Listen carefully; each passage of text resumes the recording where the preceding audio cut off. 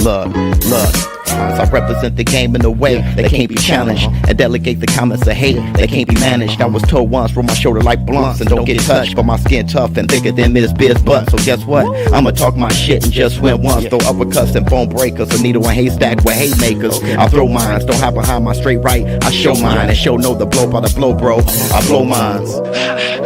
You out, sucker.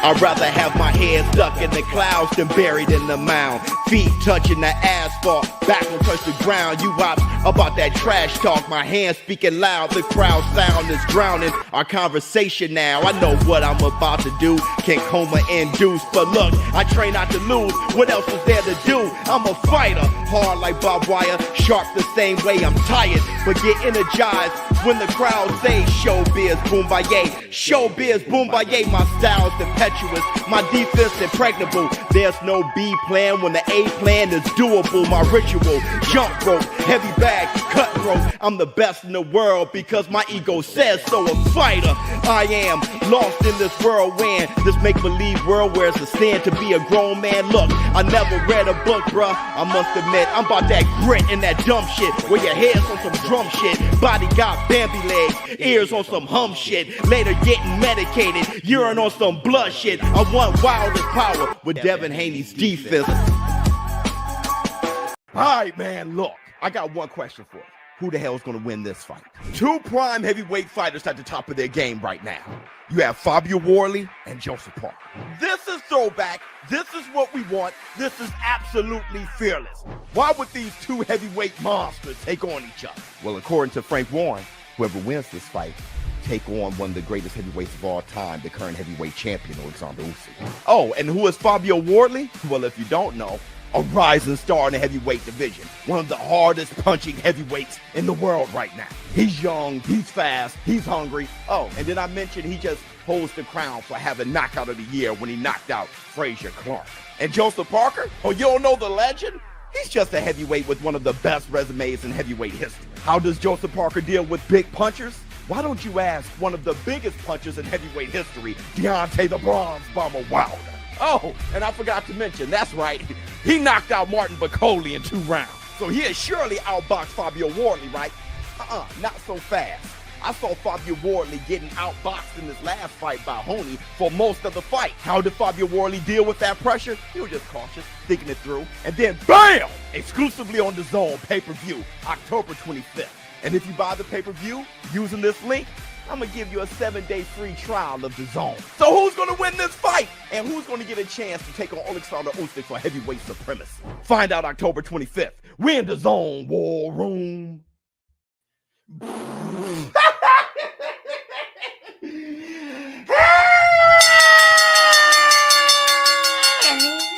Up off it. Yeah. Yeah. Yes. Yes. Yes. Up off.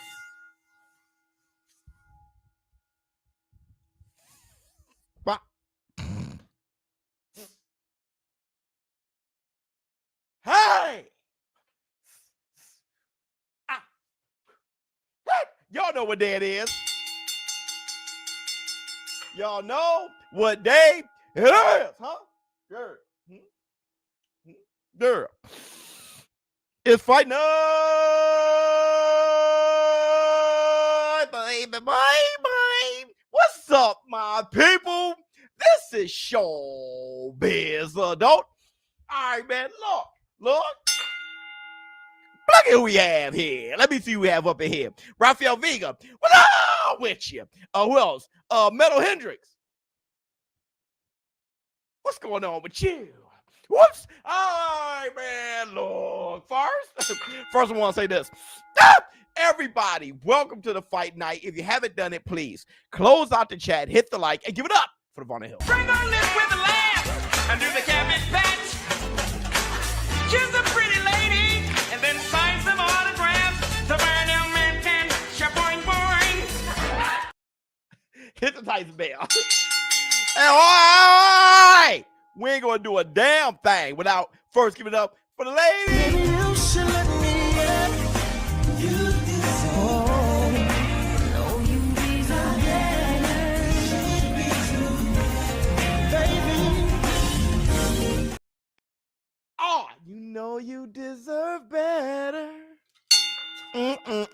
Hey, wait a minute, everybody. Wait a minute. Put it simply in here. I like surprises. I came here for prizes. Big booty and thighs is promising my guys is how I could get inside this. Stupid, I realize this, but there's so much I wanna know about you, but I don't really wanna know. That's what they say. You make it too hard for a nigga. I got you, but I got the time. Let's make it work. Hit the Tyson bell. Hey, yeah. Uncle Herschel up in here. That brother said, hell no. Hold on. We outside. Anything can happen when you're outside. You can lose a fight, see a chick, have a con with that vibe. You can ride a bike, see a nigga, and ask if he's alright. Hit the Tyson bell. And yeah, we going into fight night, and I want everybody, hit my man too. I want everybody to know, listen, man, for all the fighters out there, everybody who's fighting tonight, who's fighting right now, I'm going to need y'all to squad off.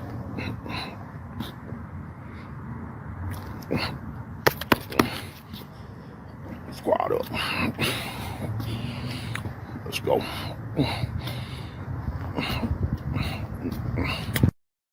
Shit. He said, he looked at your ass. Let's go, bruh. I mean, all that complaining, we ain't got that kind of time. Squad up, let's go. Let me see the number one business here. I'm outside and cancel.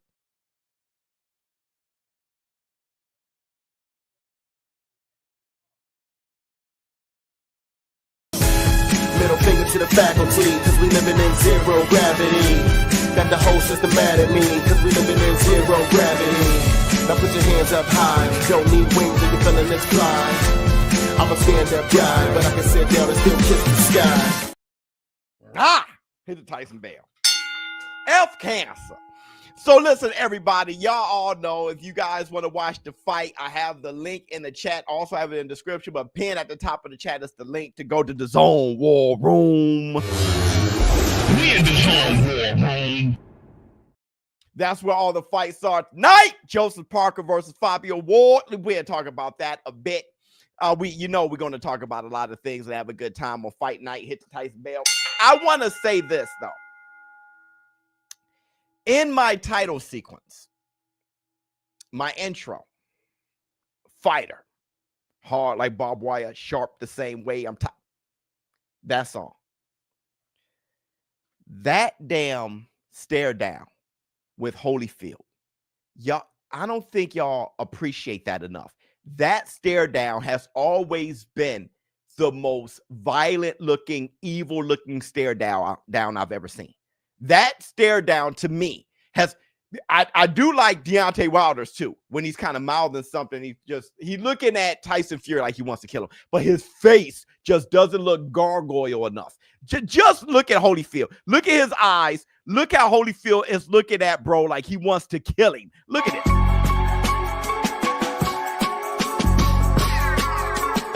I'd rather have, bruh. His mouth is partly open like he's some damn vampire. And did you see his eyes adjust? He looked at one and then just how look at his eyes adjust.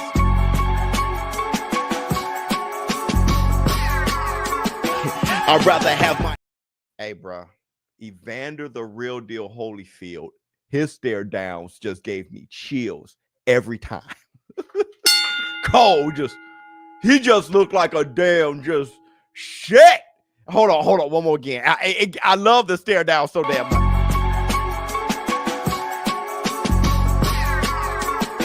I'd rather, I gotta start looking at people like that. Hey, yo, ShowBizz, I'm not gonna shake your hand. I'm just gonna look at you like. If I can take his face, put it on my face. Anytime somebody say, hey, yo, ShowBizz, what's up? And I just turn around and look. It's like, yo, never mind, kid. Now, whatever you going through, fam, never damn mind, kid. Bro was trying to look at Holyfield with a mean face. Check him. He tried to look at Holy.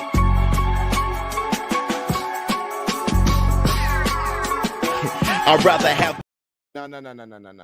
It's different. Holyfield was just different. It sickens me how many of these kids today never seen Holy. They never watched it. They looked at highlight. They don't know Holyfield when he was coming up. when Holyfield had to prove to everybody he was a real heavyweight, and not by fighting 3 or 4 or 5 heavyweights. I'm talking about reigning at heavyweight, just being small and fighting Foreman and Riddick Bowe and shit, fighting Dokes and fighting Buster Douglas. Like, the guy was just fighting huge individuals and slugging.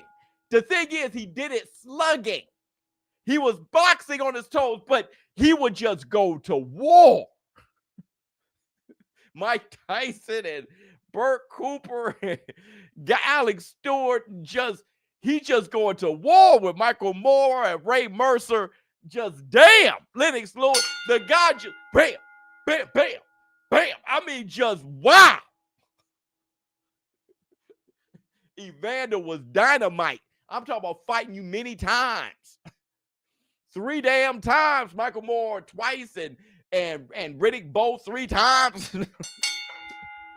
Kids never seen Holy. They never saw him. Holy had to get his respect because everybody was coming off of Mike. So they say, oh, Holy don't knock anybody out. I mean, he ain't no Mike Tyson. It was hard to adjust. Mike Tyson had Mike Tyson punch out, and he was Mike Tyson.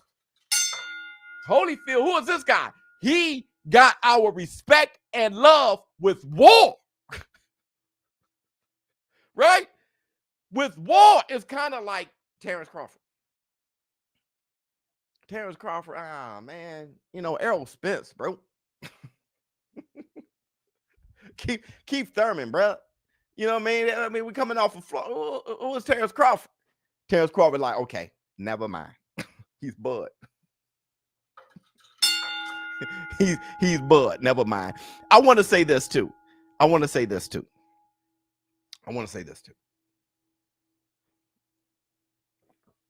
That I think is being undervalued and underappreciated. And I'm going to pat myself on the back real quick.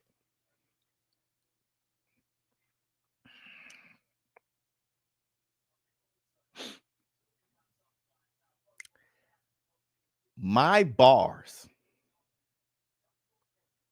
on that first intro are out of sight and people miss them.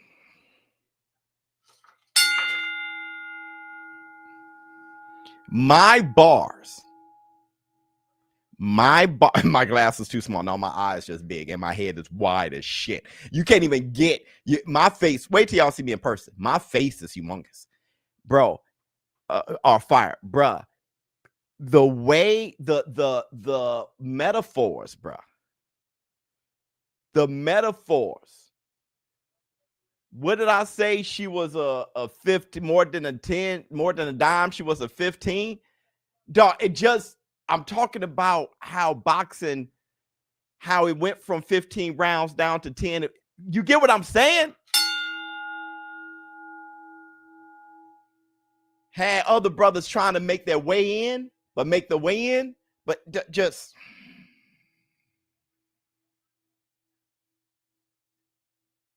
hold on.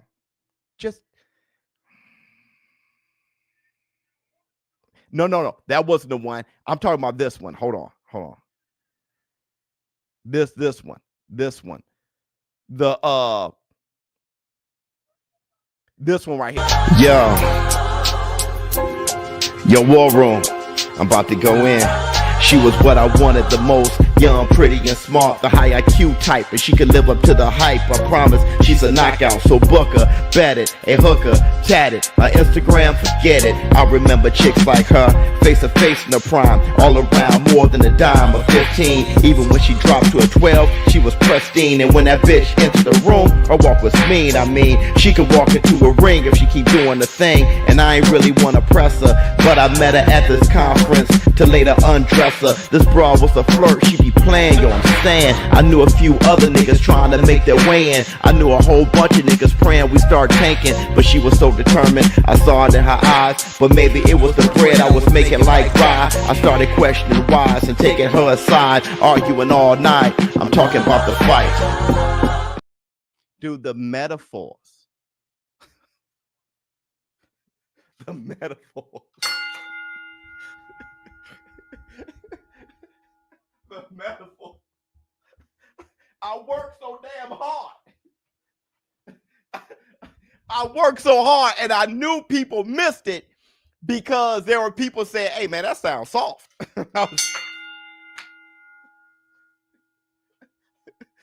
The bars. This bag.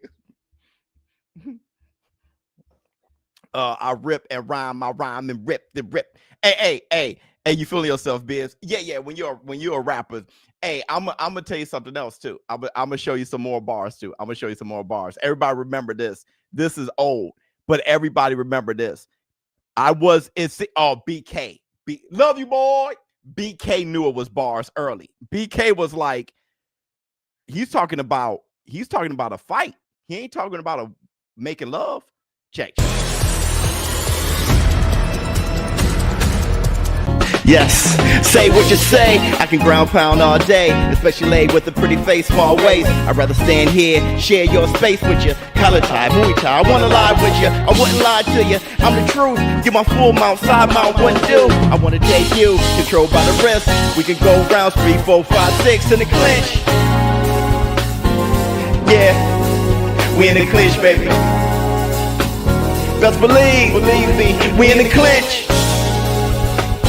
You and I, we in the clinch, baby. Say what you say. It's like I'm making love to a chick, but I'm also in a UFC fight. It was like a sexy, but hold on, wait a second. I'm better than Will Smith. Maybe not. Let me see. Yeah, the bar. I'm saying it was overhead, bro. You want to talk about putting some effort in. Everybody like, he just whatever, rat-a-tat-tat. He ain't talking about nothing. Biz is better than Will Smith. Okay. At least Biz is an asshole. Like, it's funny. Okay. Let's talk. Tomorrow's trick or treat. You got any of your kids going trick or treat? Or y'all like, this is a pagan holiday, my brother. There is no, the celebration of horror and demon and torture. Hit the Tyson bell. Or do y'all celebrate Halloween? Anybody got damn kids? Or you going? You going to a party tomorrow night? Like, what you on? Let me see. You always putting some heat on the fight theme. Tim, thank you, brother. It's always like a quadruple. What do you call that? Entendre. Let me see. Is anybody watching prelims? Yeah, it's on right now. It's on right now. Check it out. Let me see. Next week, Biz. Next week. You've lost too many people. Oh, that's sad. Wait a minute. You do Halloween in November? How much is pay-per-view? Check it out.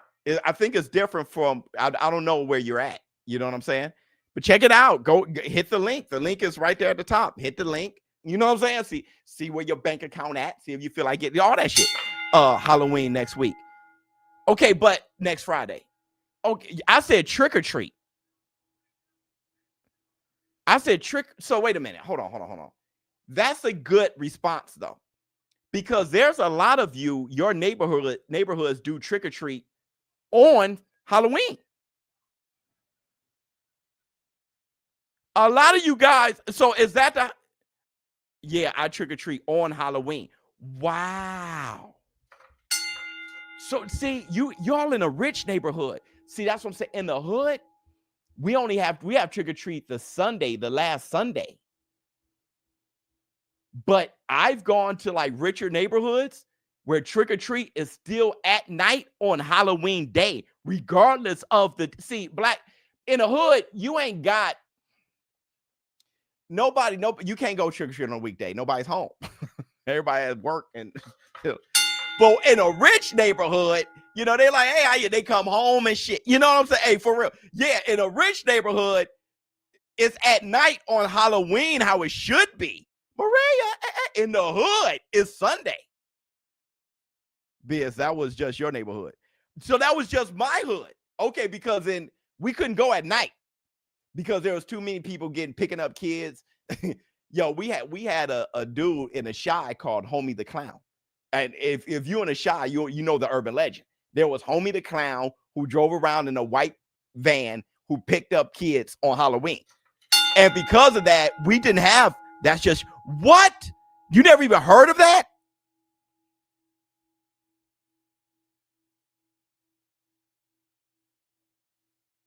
Wait a second. Yeah, we had Homie the Clown. Homie don't play that. Yeah, hey, no. So wait a second. Only my, so even in the hood, shit's different. In the shot, dog, ain't. In the shy, ain't no trick or treat that night. You lost your damn mind? Oh, the shy is bad then. Biz grew up in the Twilight Zone. I grew up in the shy. That's worse than Twilight. Hold on. Y'all mean to tell me? I heard of that. Okay. So y'all mean to tell me that everywhere else, trick or treat is on Halloween night. Only in the shy, the night isn't allowed. We have to do it on the Lord's Day. What? So we have to, oh, hell no. So I remember watching the movie Halloween, like, damn, man, those rich neighborhoods, they get to go trick or treat at night. That's everywhere but the shy.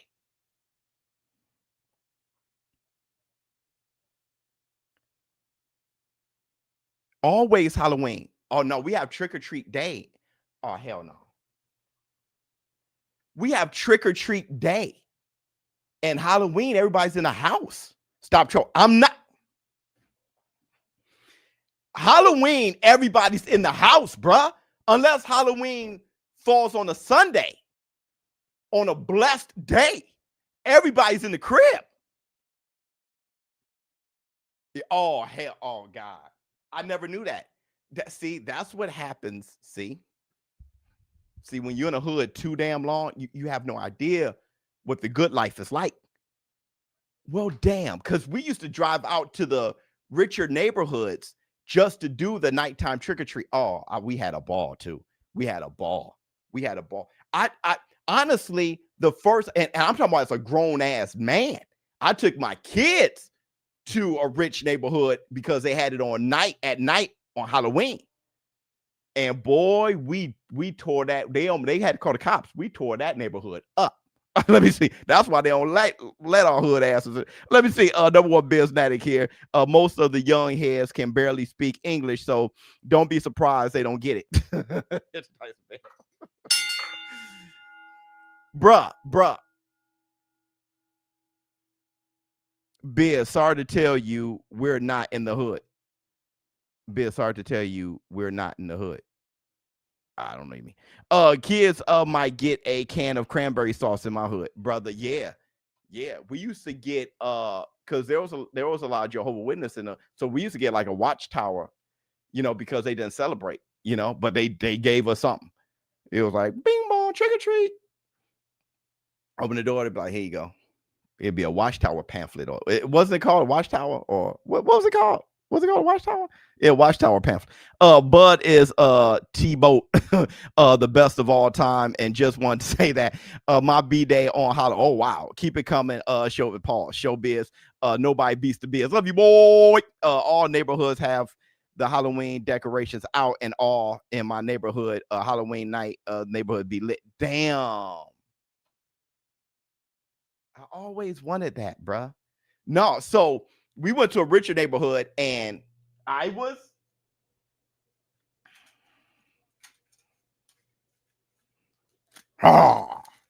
been Freddy for years. So I was Freddy. All right. The sweater. I got the sweater and everything. I got the hat. So I was Freddy Krueger, and I'm an animated great Freddy Krueger, dog. I get into character and everything. I was Freddy. Ms. Biz was Scream. My daughter, who has a little height on her, she was Michael Myers. My son, it was before Knox. So my son, he was small. He was Chucky. And then I have a nephew who's he's a big brother. He was Jason. And we would let Kal-El, my son, as Chucky, go get the candy. Like, he ring it up, but we'll all be standing like at the end of the driveway together. we were scaring everybody. We were scaring everybody. I mean, I was just running around like I was just, and they called the cops because kids didn't even want to. We were all walking down the street one time, like we were singing, like la la la la la. We were just singing, walking down the street. They were like, "Yo, this." They called the cops. We were like, "Yo, we gotta get out of here. we gotta get out of here." I was like, "We gotta get out of here." I jumped in the truck, like, "Go, go, go, go!" Like, we gotta get out of here. We gotta get out of here because that woman wasn't playing. You know what I mean? That Karen, there was a Karen outside. She just stood out there. Let us know she was on the phone. Yes. Yep. The kids can't even have fun. All the kids are scared to go trick or treat. My daughter is crying in the house. I was like, go, go, go, go. My son had a half a bag of candy. He was just dropping. I'm like, come on, Chucky, get a car. Get your ass. He was a track star at the time, right? He was part of the track team. He was like 9 years old. We could run fast and win. He would go, boy. Where your form at? We out here bad. We out here bad. I remember my nephew had the Jason mask. He took it off. It was on top of his head. And he's way bigger than my son. You know what I mean? But my son was burning his ass. Like little feet. My big nephew was run, boy. Get your ass in the car.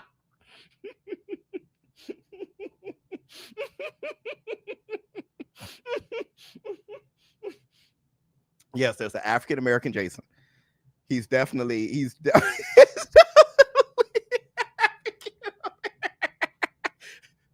Well, put the mask back on.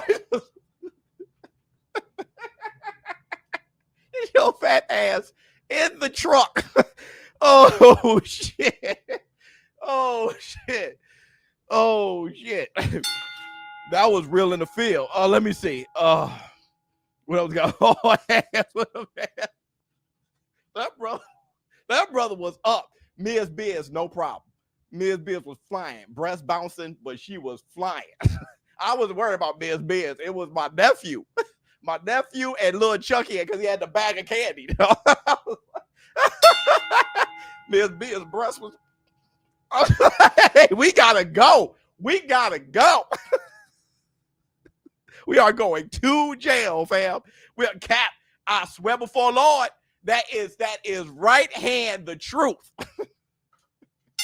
Right hand. And the reason why I said Ms. Biz's breast was bouncing, because in her Scream outfit, it was so tight, you know. The Scream outfit was so tight, and she's heavy breasted. So it's just like, you know, she got that, you know, Hispanic. So she got that low drip, the hips be a little bigger, that low drip. So she went like, girl, if you don't run, you don't get your ass. My daughter was up. She played basketball. She was in front of all of us. I had no problem with her, bro. Oh my God. Pick or fake Cap. How about you're not important enough for me to give a shit? Let me see. Run, don't drop the can. Oh, definitely don't drop the can. Don't drop the. You know what's a candy that is good, but people don't really bring it up? Is it called Sweet Tarts or Smarts? I only see it on Halloween. Like when I go through my kid, because you know, as a father, you just, hey, let me see what you got, boy. Let's see how much work you put. Let's see how much work you put in. You go up in there, you start stealing candy and shit. Are they called sweet Smarties? Like they like the sour Smarties. Hey, when the two-tone, it's like a pink and a blue or something like that. When I see that little shit, I'm like, oh shit, yo, those always fire. Smarties, yeah, they're just powdered sugar. Yeah, them delicious. I love those. Let me see. Black Jason down about it was very true. Very true. He ain't cut his hair or nothing. Everything was beaded down, and his kitchen was beaded. That brother was up. Sweet. Oh, okay. Sweet Tarts. Which one is it? Smarties or Sweet Tarts, man? They the same damn thing. Yeah, the Tums. It's all the same thing. Because a Tum is delicious. A Tum is delicious. I eat a whole bottle of Tums if it wasn't medicated. Hey. Let me see. Consistency of booger sugar. Hey, I'm gonna tell you something else. Nerds. Those little boxes of nerds will give you a tummy ache. Listen, I would empty all the nerds. Pause. That's pause. Matter of fact, let me not say it like that. I would every nerd in the bag. Let me figure out how to say this shit because everything is diabolical, right? But I open that box. That's not bad. I open that box up and like a shot. I take to the head like a shot. Grab another box, pop, like a shot. Tell you, I'll just be sitting there like, hey, what you tasting? I'm buying. You want a shot? You want a shot of nerds for everybody? Those nerds fire. Oh, let me see. Smarts instead of nerds is hilarious. Man, all of them can get that work. All of them. Oh, that carrot shit is terrible. Yeah, nerds a booster. If you get some nerds, you'll go back trick or treat. But what's funny is my daughter. I think she got like OCD, OCTC. What do you call it? OCD. Anyway, I've been looking at wrestling, so I think the tribal chief is like in my head. But either way, we're the same. So my daughter would trick or treat until her legs came, and she would have like 3 full garbage bags of candy. Because with us, we get big. I don't give them a trick or treat bucket. We get the garbage bag. OCD, yeah. So yeah, she'll have like we'll go load up the truck, and she'll go right back out. Like my daughter was a monster. My son, he'll go to 3 homes and be like, I'm straight. Now we done put you, my middle son, Canelo, we spent 2 hours putting your costume together. And he's done. He'll go to 3 houses and be like, all right, that's enough for me. My Knox in the box, the first time we took him, he ended up crying. Because he was too tired. He was running around so much, he got tired, he started crying. Nowadays, I think he just want to hand out the candy. I don't think Knox in the box is really, he ain't really, but we going. No. You going trick or treat. Even if you don't feel like it, you going trick or treat, bro. That's the black 2 sugar. Let me see. King size pillowcase. Yes, Lord. Spy Kids glasses on. I ain't lying to you. If she on the spectrum, I'm still trying to. Who is on the spectrum? Who you got, Biz? I put money on Joseph Parker yesterday. Wait, hold on. That's a plug.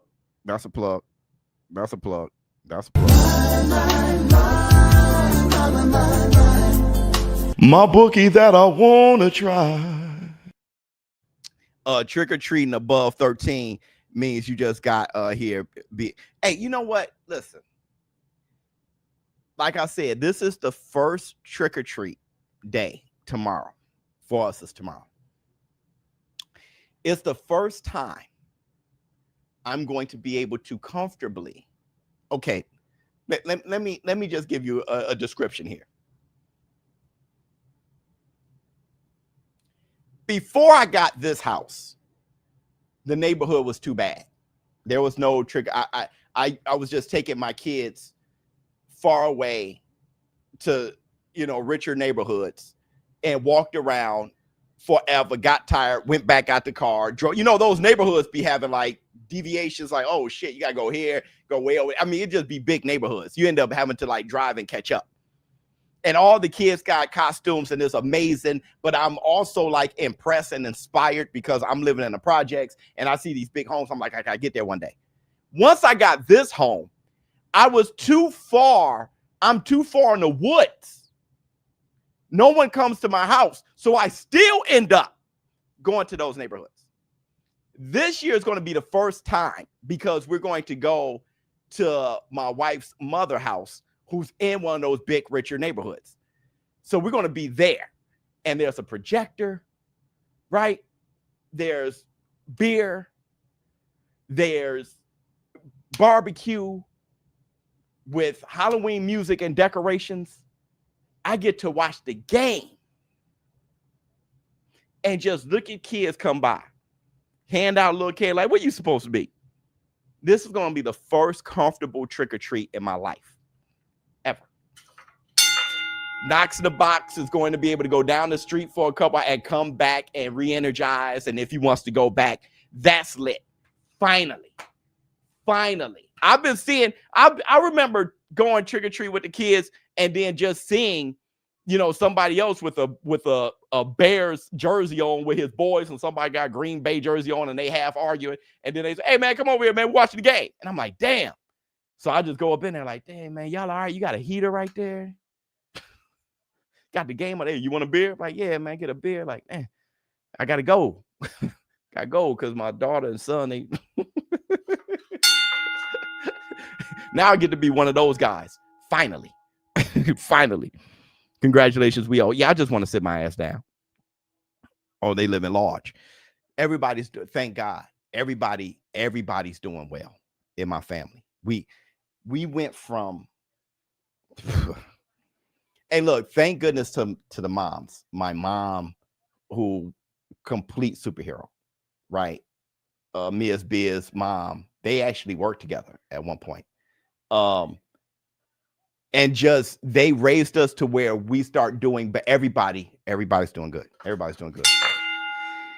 We got out the hood. Let me see. What's good? ON and other ONs with our hair. Okay, I got you. ONs. Y'all work out today.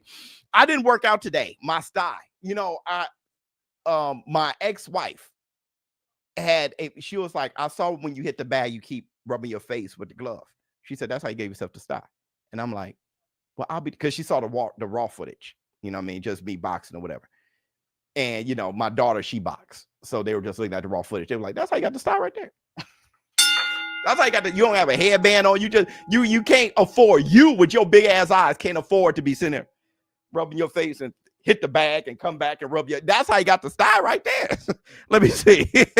Got some in this morning before work. Oh, that's dope. What time? Exactly. Yeah, Tim Butler. That's exactly how it happened. Oh, I asked this question. Oh, real quick. Before we talk about more Halloween shit, we have to talk about Joseph Parker and Wardley. Okay.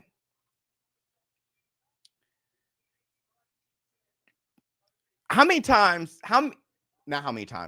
losses does Joseph Parker have? That makes sense. How many losses does Joseph Parker have? I unload trucks for work. Yeah, that's enough.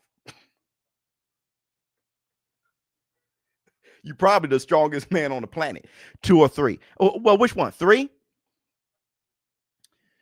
Name them. And my man tried to flip in the ring, almost bust his ass, was dorky. Name them. Name the ops. 3. Thank you so much. Dubois. Where you get Dubois? Wait a second. Oh, here we go right here. Joshua, White, and Joyce. Okay.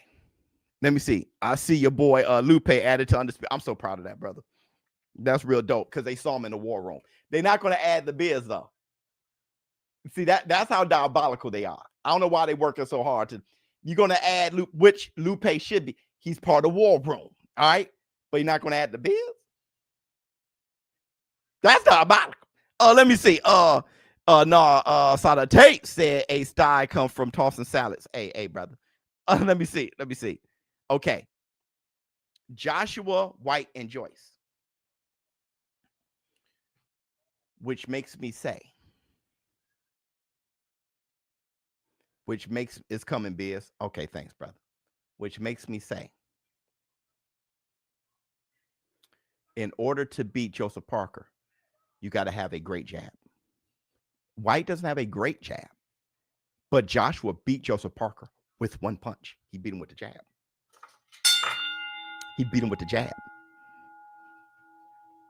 Say I'm lying. Joe Joyce beat down Joseph Parker with the jab. If Fabio is winging and dinging, binging and banging, and doesn't have a great jab, this fight is over. This fight is, in my opinion, but who knows? Fights are so unpredictable. Fabio can throw a winging shot from hell and knock Joseph Parker out. Probably. Okay, that can happen. But I'm just saying, what's most likely is if he doesn't have a great jab. No, you saying I'm lying. LOL. Here's the thing. Here's the thing about Charles Baker. You don't want to talk about that fantasy football league, do you? Good analysis. Tim Butler. If you look at Joseph Parker, look at Deontay Wilder, look at Big Bang, look at what dropped Joseph Parker against Big Bang Zhang? Straight shots. If you winging a big heavyweight shot, he's probably gonna whip your ass. Ask Ruiz. If you're throwing big hooks, Joseph will probably whip your ass because he's gonna be like this. Bam, bam. Listen, not for nothing. A straight punch menace is Bacoli. If Bacoli was preparing for Joseph, who knows, bro? Who knows? If you throwing your punches straight, Joseph's gonna have a problem. He's gonna have a problem. If you do it on a high level, he's gonna have a problem. And that's the Black Two Sugars. Are you calling the fights on the zone? No, I'm calling it here. But the fights are on the zone. Joyce knocked him out with jab and excellence. Yep. Fabio Wardley, he wings his shots. But if you're throwing his straight, there may be a problem here. Agate Kabayal is Agate. Let me tell you something. Agate Kabayal and Atama Moses, those two will be hell for Joseph Parker. And I'm going to go here. When people were saying that Alexander Usyk was one of the best heavyweights ever, and I said, I'm not sure if he's done more in the heavyweight division. If he's done that much more than Joseph Parker, everybody cussed me out like I was a piece of shit. And I was just like, never mind then. Get bullied into, I back off. Because I know he's undisputed.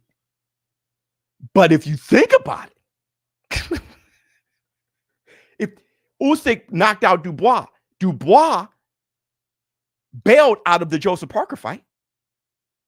Their fight was sealed. They were going to fight in 2 days.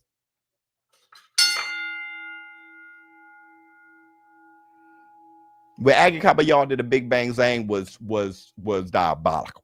And that's the Black Two Sugars. Parker lost to AJ, Joyce, and White. We already established that. You're late. We said that a while. Where you been? But what I'm saying is he lost to AJ, Joyce, and White. I understand. Tyson Fury's biggest win is Wilder. Joseph Parker beat Wilder. He beat Wilder too. That's Tyson Fury's big thing.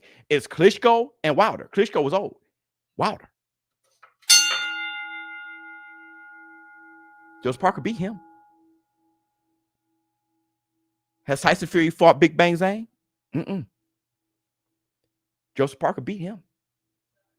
AJ was knocked out by Andy Ruiz. Joseph Parker beat him.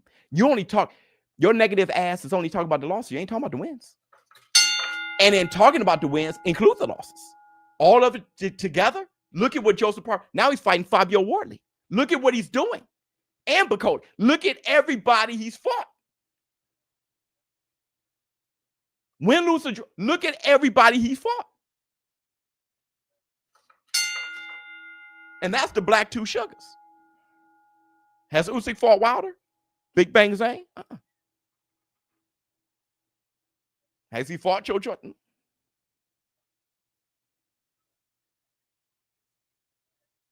I'm not saying, and Joseph Parker, if he beats Fabio Wardley, he'll be fighting Usyk. Do you understand what that means? If Joseph Parker beats Fabio tonight, he's fighting Usyk next. Do you know what that means? That means he fought all of them. Because he beat Dillian White too. You talking about he lost it. He beat Dillian White too.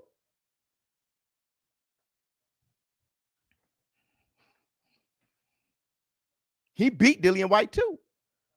Fury beat Wilder when Wilder was on top. Yep, and Usyk beat Fury when Fury was no longer on top.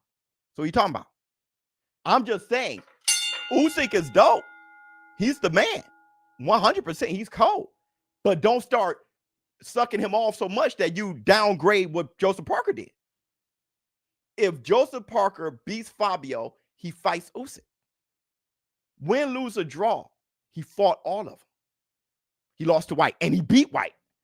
Yeah, is your cup half full or half empty? He lost to White, and he beat White. Wait, hold on. Did he beat White twice? Why you bull jiving? Forget all that favorite Michael Myers movie. Oh yeah, we'll talk. We got a lot to talk about.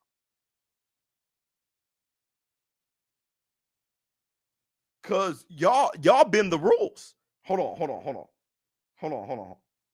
Let me look at Joseph Parker.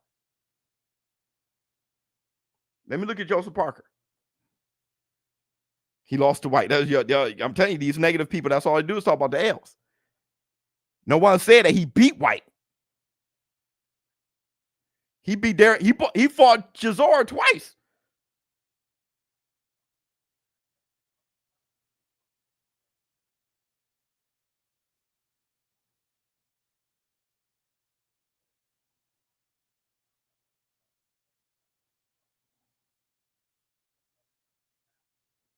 Wait, hold on.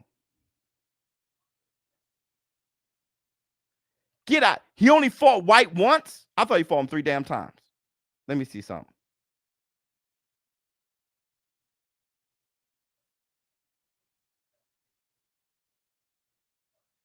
One, two, three. My bad. He only lost to him. He never beat him. Well, with that said, look, how about this? White beat Parker. Yeah, Parker never beat him. Fine. Well, how about this? That's a big one. How about this? Usyk big win. Usyk big win is AJ. One of his big wins, damn it, bitch, yeah. One of Usyk big wins is AJ. AJ lost to Andy Ruiz, and he beat Andy Ruiz. Joseph Parker beat Andy Ruiz. All I'm saying is, if Joseph Parker get past Fabio Wardley at only 33, if he gets past Fabio Wardley and fight Usyk, he's fought them all, including Derek Chisora. 2 knockdowns. Yeah, I remember that fight with Dillian White was a slugfest. Yeah, I remember that. I just thought they fought. There was so much ass whooping that fight that I thought it happened twice at least. That was one fight. All that ass whooping was one fight. That was Black 2 Sugar.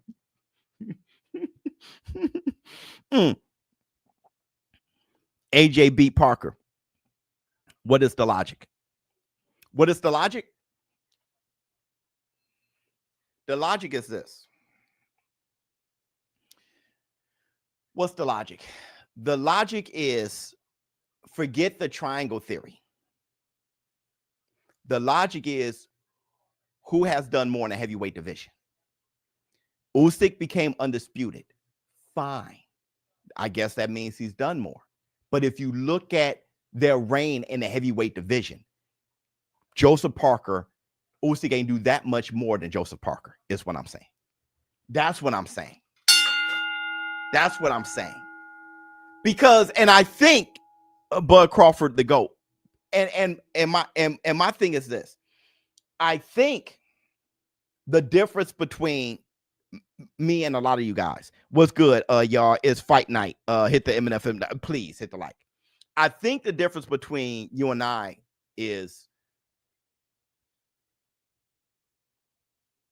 I give credit to the fights you take and the fights you win. Y'all only give credit to the fights you win. And that's the difference. I think that's the difference. I get it. Oh, you do? Okay.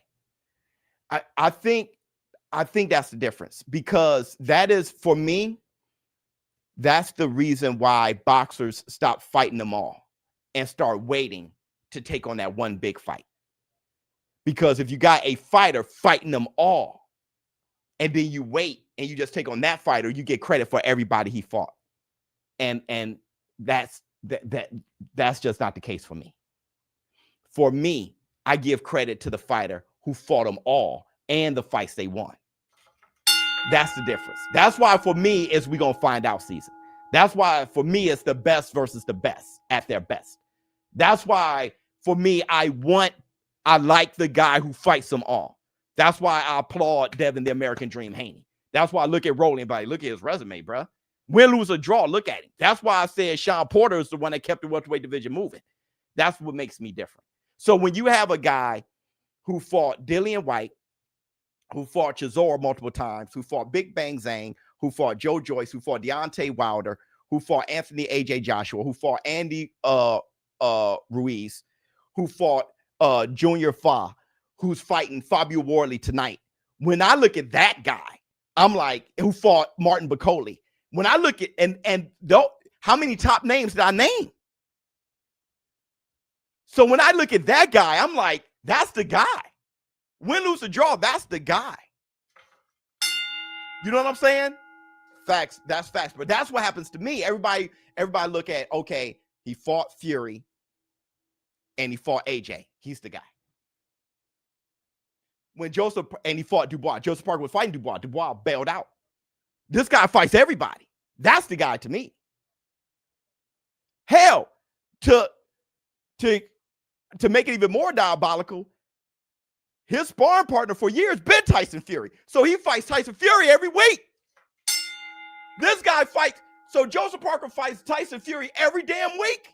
So, and then if he beats Fabio Wardley, he fights Usyk next. I'm like, he fought the guy who fought everybody is the guy for me. Like, that was my thing with Porter. While everybody ducked Crawford, Porter didn't. So then you're like, okay, this guy Porter, who else did he fight? He fought Errol Spence. Damn, who else he fought? He fought Ugas. He fought Keith Thurman. Oh, so this guy fought Terrence Crawford, Errol Spence, and Keith Thurman? Yeah, and Kell Brook. Yeah. This guy also fought Adrian Broner. Well, get out of here. Yeah, he fought Paulie Malignaggi too. Are you shitting me? He fought Danny Garcia. So this guy fought Danny Garcia, Keith Thurman, Ugas, Errol Spence, Terrence Crawford. He's the guy. He's the guy. He fought Adrian Broner too. He's the guy. He lost most of them. But did he? Did he? Because he did beat Ugas and Danny Swift Garcia. He got some good wins. He did beat AB. Like, that's the guy. For me, that's the guy. Let me see.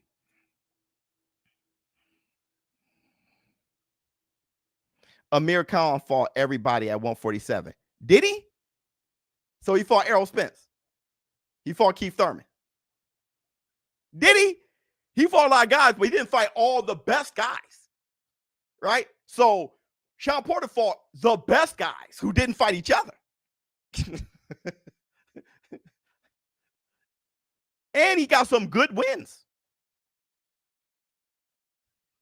Yeah, he did not fight everyone listen, bro. That you see how I got exposed by saying he fought White twice, but he didn't. You know, we got to keep it real here. Let's fact check. Okay, wrong. Boom, wrong. Let's try to make a different point.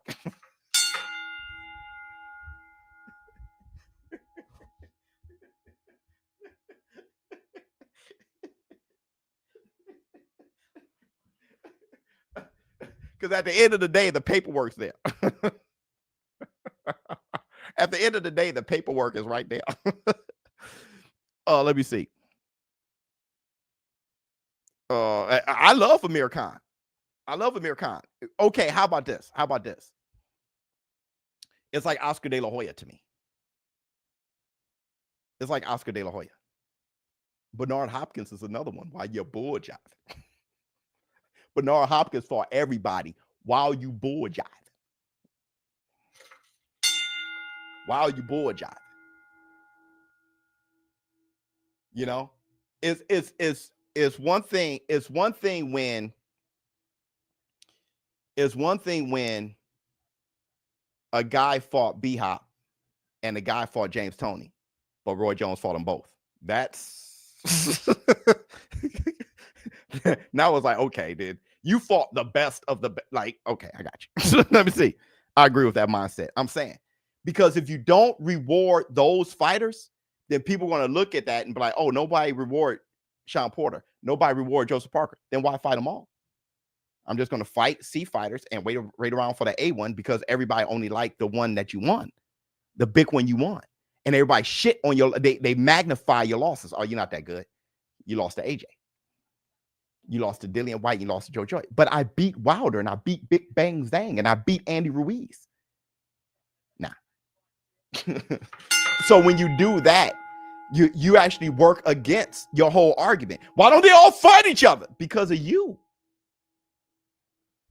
So for me, hey, Joseph Parker, that's why I have the fighters list. It's like Joseph Parker, bro. Devin Haney, regardless of what y'all want to say, Devin Haney, bro. You start looking at Rolly's resume and be like, hey, whatever you want to say, Rolly fought Tank and Ryan, and he beat Ryan. Whatever, and he fought Pitbull, and whatever you could. I think is just the people are amazed with Usyk that they think no one come close to him. Yeah. When people see their first sign of greatness, let me tell you what happens.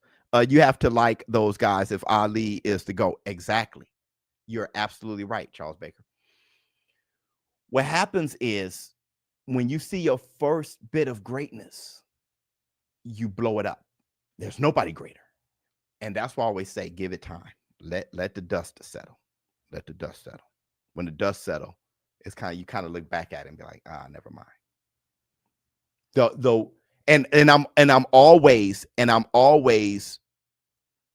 I'm always very careful with that. So that's why when somebody does the Bud Crawford, it's like, now that ain't never been done. So if it ain't never been done, then I'm good, bro. That ain't never been done.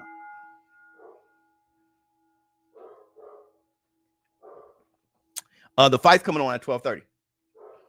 We'll start calling the main card. This is just the prelims. Okay.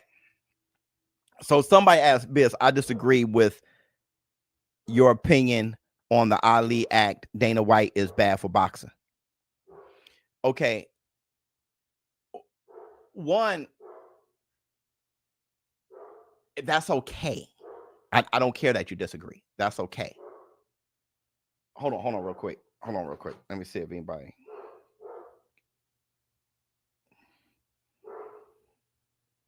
I heard a doorbell ring. Hold on.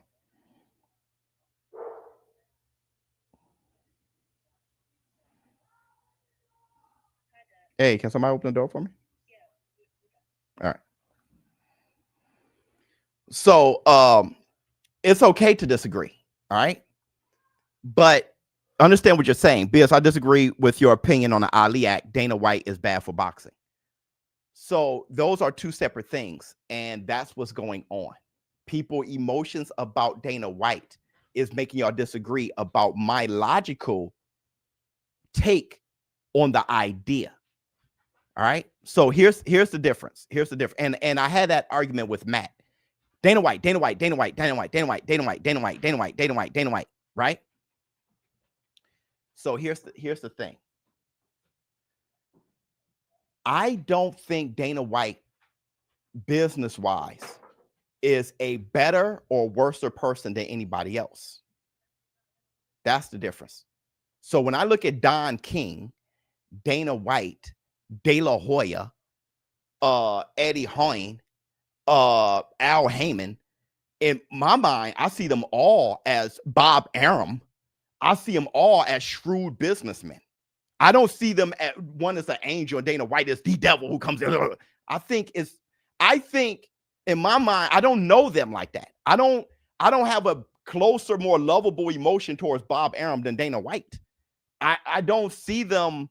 I don't know them like that. So when y'all say I disagree with your Ali Act situation because I have a personal feeling towards Dana White, that's when there's the disconnect. And y'all keep doing that and then saying I'm capping.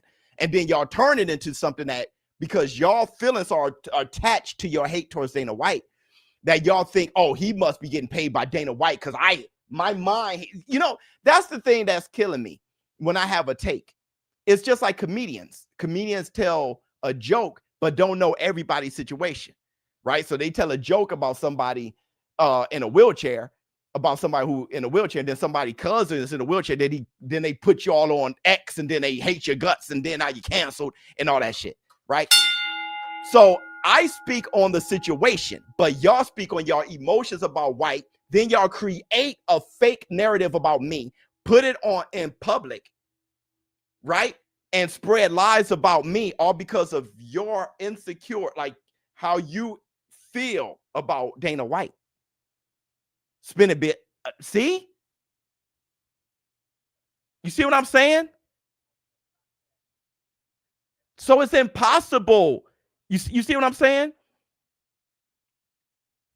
Like I'm telling you, it's like talking to a bad ex-girlfriend. You could be telling the truth. You just meant this, and because I personally feel that you mean this, and so you just meant this in my feelings. And you're like, bro, I went and got gas. No, you just went to see that girl because that girl worked there. And you don't like that girl. I got gas. No, you went, you think you got, and you think you, that's guys now. I know why I'm saying what I'm saying. So I'm talking about the boxing league and the Ali Act. And it's like, no, you're not saying what I want to hear about hating Dana White. It's Dana White biz, so everything Dana White does is wrong. I don't even, whatever Dana, I have to see if it's going to be wrong or not. He did an awesome job with UFC. So I got to see if it's wrong or not. I don't know. I want to see it. I'm not saying it's going to work. I want to see it.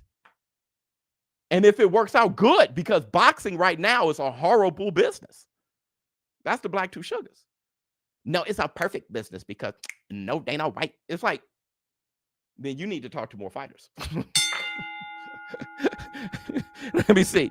As a fighter myself, Dana's Boxing League is a great opportunity. It's another chance to get noticed. I've yet to see a fighter who doesn't like it. I know, but here's my thing, brother. This is when you know it's wrong.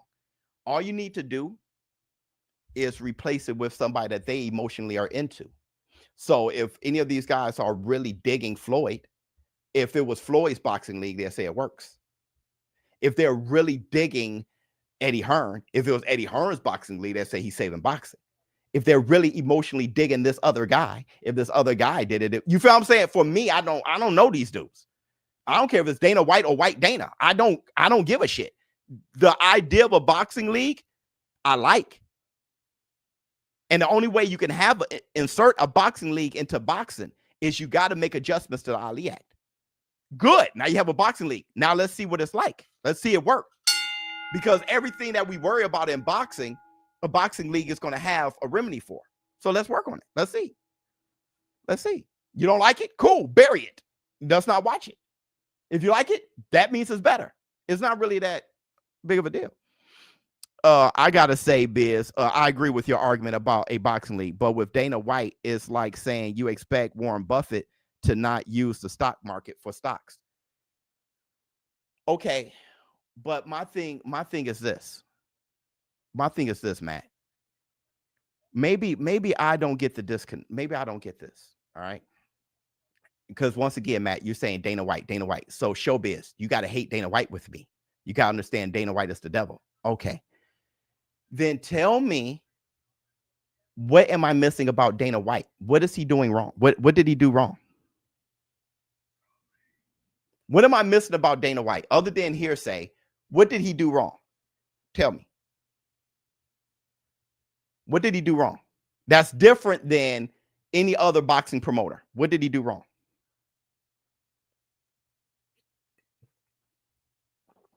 Please tell me. Maybe Matt is because he seems to be Dana White connoisseur. So holla at me. What did Dana White do wrong?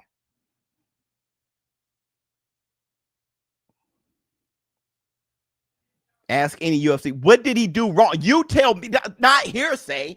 Regulator, you feel me? What did he do wrong? I need to know what he did. This is why I always wanted you to have a phone call to explain our argument. Well, I'm never gonna have that. What did he do wrong? Just type. What did he do?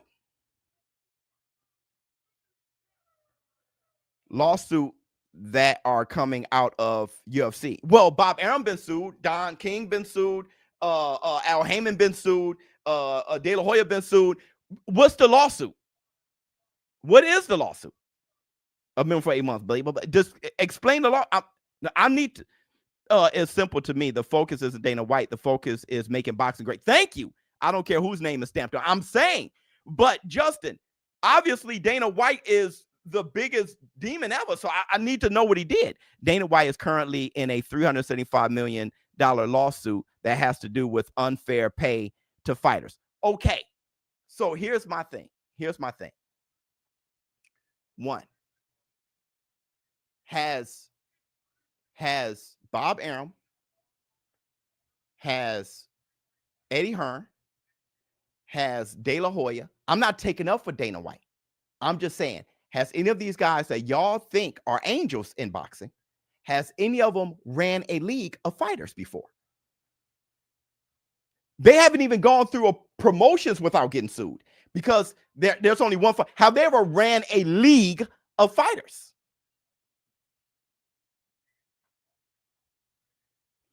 Number two, because I've seen the commissioner of the NFL get sued. So number two, if y'all talking about lawsuits, it happens all the time. But number two, Dana White ain't paying.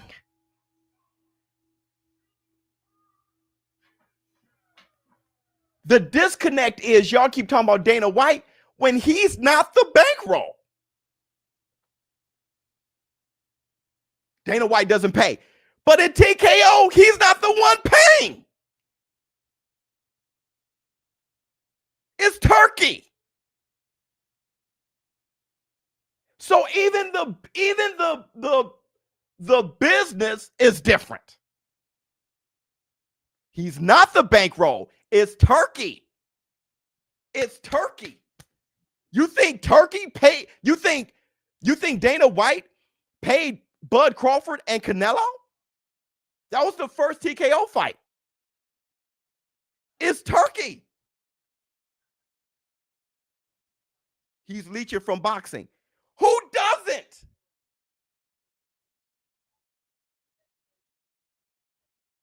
He's trying to get paid by being big in boxing. That's every businessman ever. If you're running a business, what market can I get into to get the bag? I already did well in combat sports and UFC. I always love boxing. Let me do that. Al Haymond was doing music. Now he's doing boxing. Is Matchroom leeching off of darts? Y'all use trigger words, but that's every businessman in every situation ever. Let me see. All businessmen are shrewd. They're not angels. The UFC belongs to the Dana White has never paid a penny for combat sports aspect, period. He is as so then how is he not paying people if he doesn't pay. Now you just ruined your own argument. So it's not even him.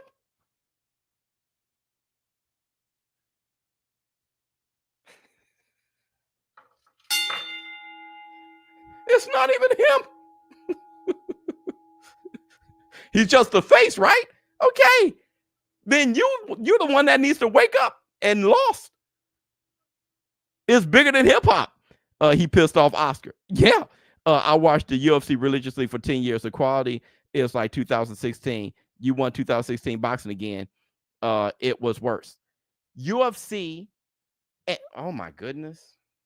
Brother, Matt, you know your argument sounds crazy because he broke writing BS checks. Okay, brother. Then Matt, I don't know.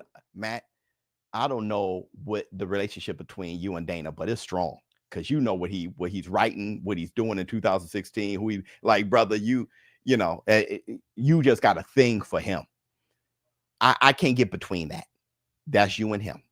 I'm talking about a boxing league. I can give a damn who is ran by, bro.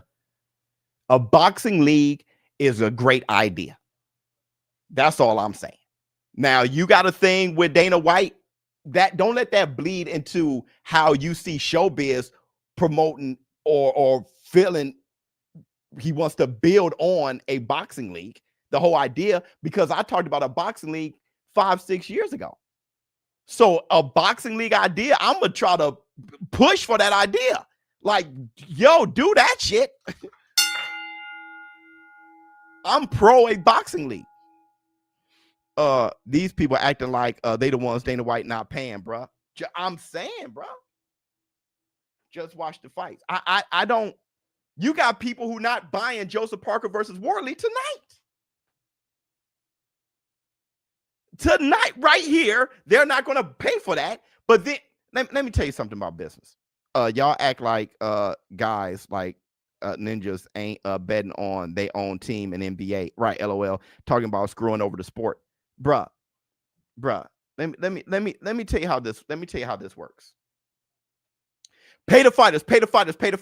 You got to buy the fight. I don't think y'all know how business works. Man, they ain't paying the fight, man. I ain't for it then. You pay the fighters. You cannot run a successful business with customers stealing. Talking about what they're not going to buy. That's why it's the boxing revolution. If you're for something and we're trying to build it, that's why I'm always pushing. Doing live commentary. Hey, the link to the fight is here. Buy it. No, I want boxing to grow. But you grow it. People don't take self-responsibility. It's you who grow. You grow it. So you spend all day talking about what you're not going to buy. But the DAZN can exist. Nothing can. There's a reason why this fight is pay-per-view, because they need help paying for it. You don't get versus Wardley without the funding. Hey, why isn't it free? Because as of right now, we can't afford it. You get it? That's how business works.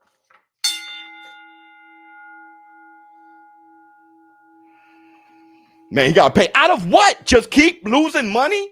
Money is finite, not infinite. So you need people supporting. He's going to kill boxing. Boxing is already dying. Something has to happen, bro. And that's the black two sugars. No, I agree with you. I was giving you a reason why people saying that he's a leech. Oh, I feel you. Won't buy the fight, but will pay for an illegal stream. Shake my. That's what I'm saying. And then scream at Dana White when you're the biggest thief. It's like it's an inferiority complex when you want the right savior to not only give you what you want, but you take from them. And then when they up the price, it's like, see, that's why I don't pay for it. They got to. Bro. And then it's like, ShowBizz is doing this wrong. And no. I'm trying to build the sport. Everybody else talking about what they ain't doing. Bro, hold on. I'm on my soapbox. He didn't get out of the Costa-Duty car! That's the Black Two Sugars, bro. All people want to complain about is what they want, and what they hate. Gotta change that, bro. Let me see. ShowBizz, chill, bro. You speaking too much facts at once, bro. Brother. The thing is, people, hold on. Let me see what Justin Hill has to say. I looked it up right after the live yesterday. Bradley titled the short black no sugars like somebody. Oh, the short was called Black No. Somebody said yesterday that, oh, really? I have no problem with Tim Bradley. That's actually my brother. Like I like him. I don't know him, but I like him. Anyway, but it's probably a wink towards the war room. Like, yeah, he's a fighter, bro, by nature. So anyway, what was I gonna say? What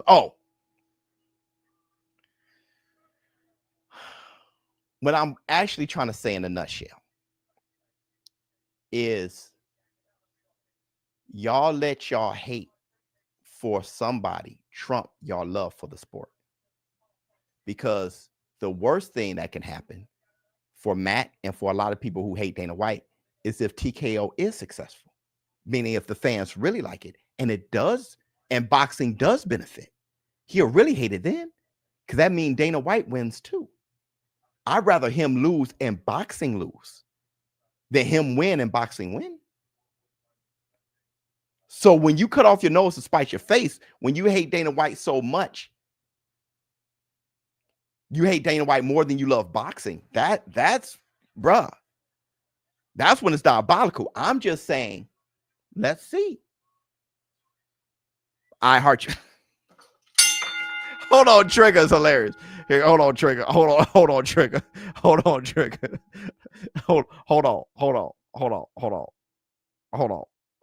Here it is. Something great. Bang, trigger Tai Chi. But trade day only meant easy pay day. I hear and see what you said, brother. You hey, listen, but Trey, they're wrong. You ain't shit. That was hilarious. Hold on, it's time to go to the fights.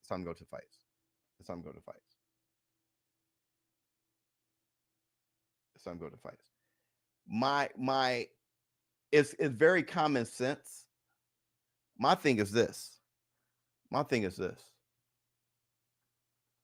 It's a very common sense argument. Let's see. Bars. And if it's bad, it will fail. If it's good, I'm happy we gave it a chance. I don't understand. I don't get it. I don't get it. Y'all problem ain't the Ali Act. Y'all problem is Dana White got a lawsuit in UFC, and that means that boxing is going to, UFC is a fantastic sport. Thank goodness for it. And at the end of the day, that's the Black Two Sugars. At the end of the day, UFC beat boxing in popularity, and that's the Black Two Sugars.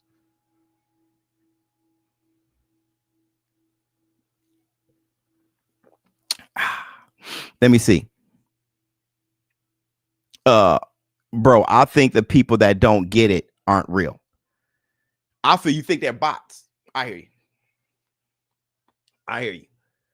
I just think people get emotionally attached to figures and not the idea of something. They get emotionally attached to a person, right? So if you don't like LeBron James' face, you will hate the fact, let's say he's done great things for students and scholarships and all kinds of, you'll say him and bringing Barny on is a bad idea. Father and son, that's amazing. But no, that's a bad idea. That's shitty. I just don't like his face. That's the difference. Like I'm able to not just be attached to a guy.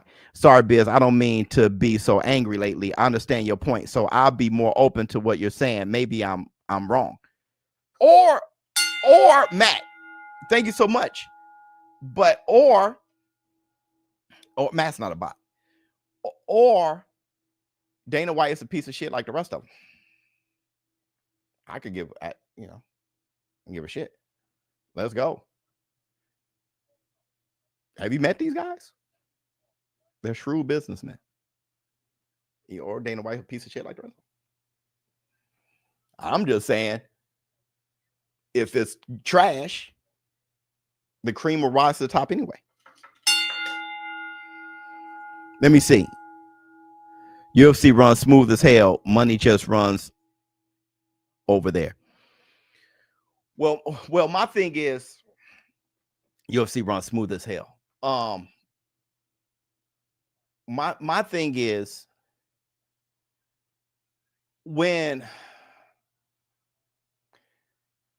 how can I say this?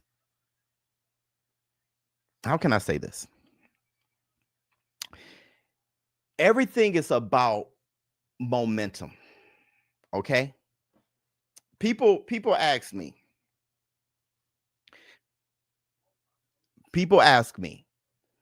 yo, Biz, or they tell me, Biz, ignore the comments. Stop responding to these haters. No, I must prove them wrong, because if I let them just go and some lie gains momentum, I can't get my way out of it. If you start some bull jive, and lean into it, the people really tried to lean into ShowBizz doesn't like being black. So they try to lean into that bull jive. But I am proving them wrong. Bam, bam, bam, bam, bam, bam, bam, bam. And then the war room is like, yo, Biz got a point. And now the war room's fighting and it's like boom, boom, boom, boom, boom. And we stop that narrative. If you let that go. So what I'm trying to say is Dana White gets sued like everybody else.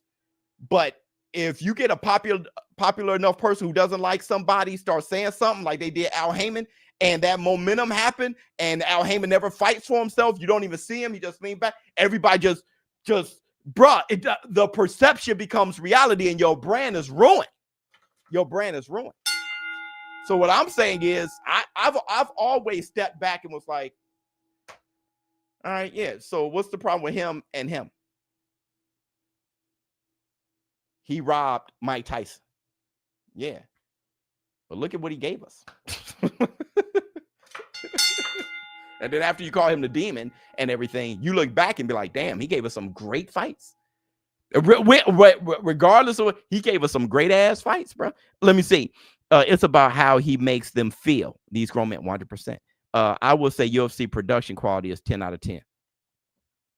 Matt, let me tell you something, Matt. And I like that you said that, because I agree. Let me tell you something, Matt.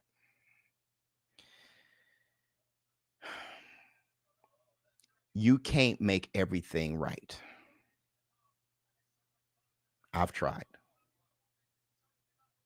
Do you know how many times I've gotten ShowBizz? You need to do this. ShowBizz ain't doing that. ShowBizz. And then when I'm doing this, but I'm doing this. Now I ain't gonna highlight that. You got Bud Crawford versus Canelo wrong. But I just gave a man $30,000. Ha! You lost 10 on a bet. It's just, bruh, you just can't do everything right. While everybody sit there and wait for you to do something that they don't like. He did right, but he did that wrong. He beat Wilder, Big Bang Zang, and Andy Robb, but he lost to Joe Joyce, White, and AJ. You know what I'm saying? So, especially when, as a businessman, you're going to get sued. I mean, it is what it is. As a businessman, you're juggling so many things, and everybody waiting for you to drop one of those balls. Pause. If the ball's big enough and make a loud enough noise, just try being a businessman. and run a large business. You'll see what's up. Let me see. Ring raps. Hitting 02 now, bro. Catch you soon. Love you, boy. That's dope. When did fans start caring about boxing politics? I don't know, because honestly, that was never really my thing. You know what I'm saying? That's a good point, bruh. Stop saying pause. You're a grown man. Well, we started it. That's my era. Pause that's my era. So you're saying you're a grown man. I mean, it's like we started hip hop. Hey, stop listening to rap. You're a grown man. Pause is hip hop. Like, that's just my era. So you just stop saying it. I can say whatever I want because I'm a grown man. Let me see. When did fans start caring about boxing politics? Here's the thing, Charles Baker. Everything I say, that's a good point, because everything I say goes to us watching the fights we want. A lot of times people talk about other people's money and they talk about behind the scenes, and that doesn't matter to me. I only care about Fabio Wardley versus Joseph Parker and David Benavidez versus Yard and Devin Haney versus Brian Norman. I care about the fights we're getting. I care about who has the better left hook, who can take advantage of this guy's footwork, who has the higher IQ, who has the best resume. And if anything can happen to allow for that to happen more often, then let's do it. And I can give a damn who the puppet master is or how long the strings are. I just want to see Wilder versus Joseph Parker, Usyk versus Moses. Because none of that other stuff affects me. Somebody got sued, somebody lost their business, you're out. Okay, get out. Who's next? Because I'm just trying to see. I just want a good fight. And that's where a lot of people lose me, because I'm arguing this and they keep thinking about this, right? So I'm like, bro, I can give a shit. But but in order for this to happen, you must be getting paid by Turkey. It's like, but I'm not, Cap. I haven't gotten a check from Turkey. But Turkey is the billfold for this fight you want. I just want that fight. I can give it but then they say, hey, you spinning it, Biz. It's like, it's the weirdest thing in the world to me. It's the weirdest. What time is the fight? They're starting in a minute. It's like in 2 minutes. The fights start. Undercard isn't great. But you know what, guy? We don't know that yet. We don't know that yet. The names doesn't seem to be like anything that, we're salivating over. I agree. But we don't know if the undercard is great. we got to see the fights. We got to see the fights. Who is your money on, Biz? I put my money on Joseph Parker by knockout. However, Haymond did honor the Ali Act. No, he didn't. He got sued over the. See, this is this.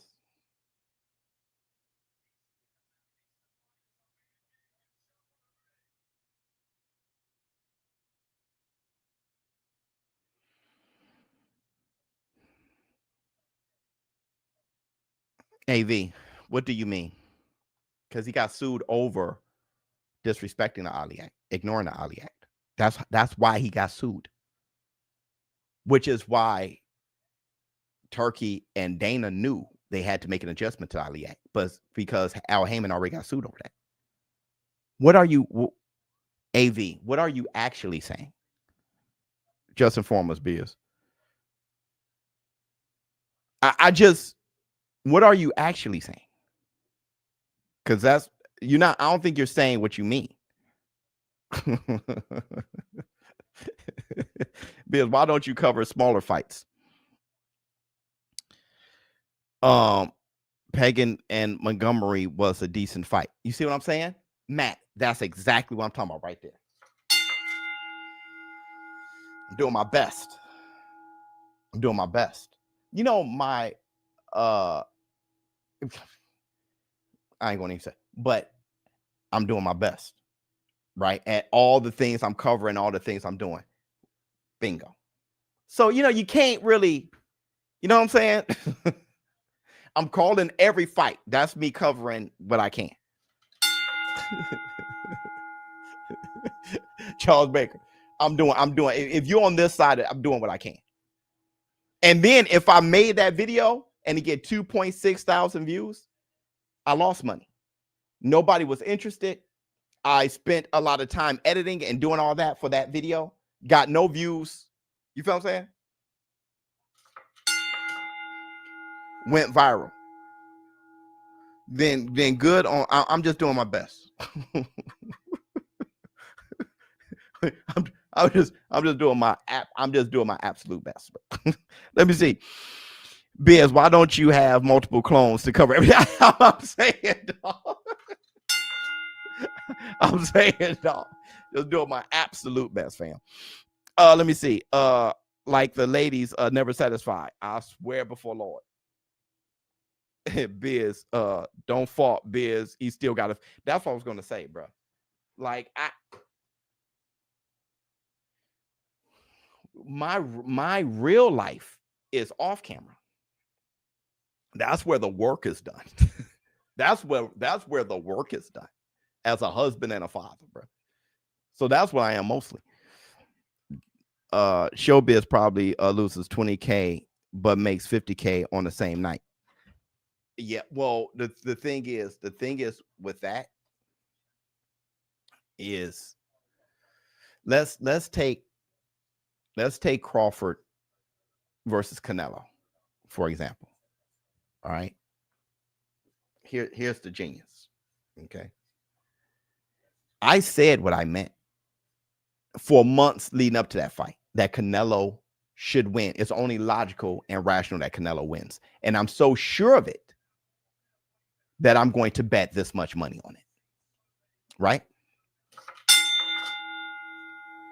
But I also know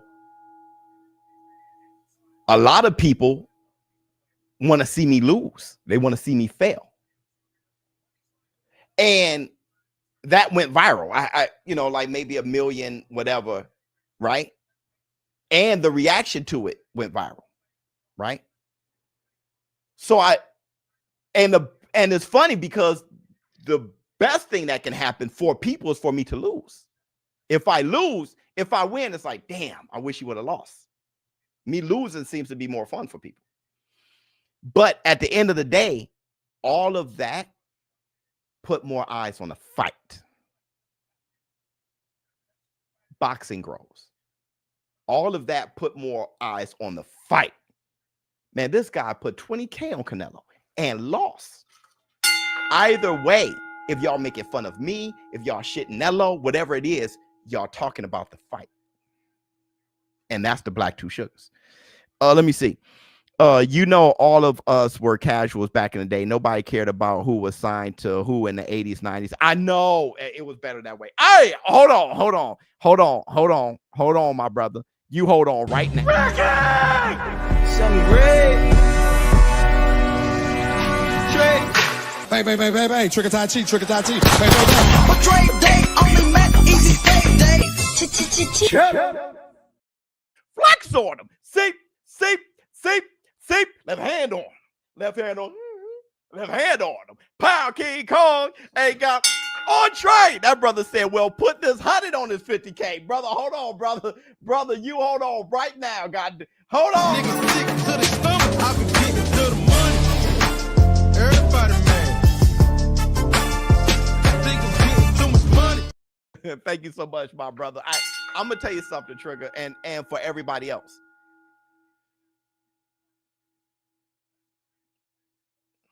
People don't realize this, and they don't value it, and they don't believe it. But the truth of the matter is, I get a excited, childish, kiddish, bubble gut joy in my stomach on fight night. I do this because that magic is in my stomach. And when that magic leaves, I'm not going to do it anymore. People think ShowBizz only I would not be this consistent if it was just for the money. It would be too much of a job. I do it because I love this shit. I love boxing. I love making y'all happy. I love entertaining y'all. My favorite conversations is talking about Halloween and shit.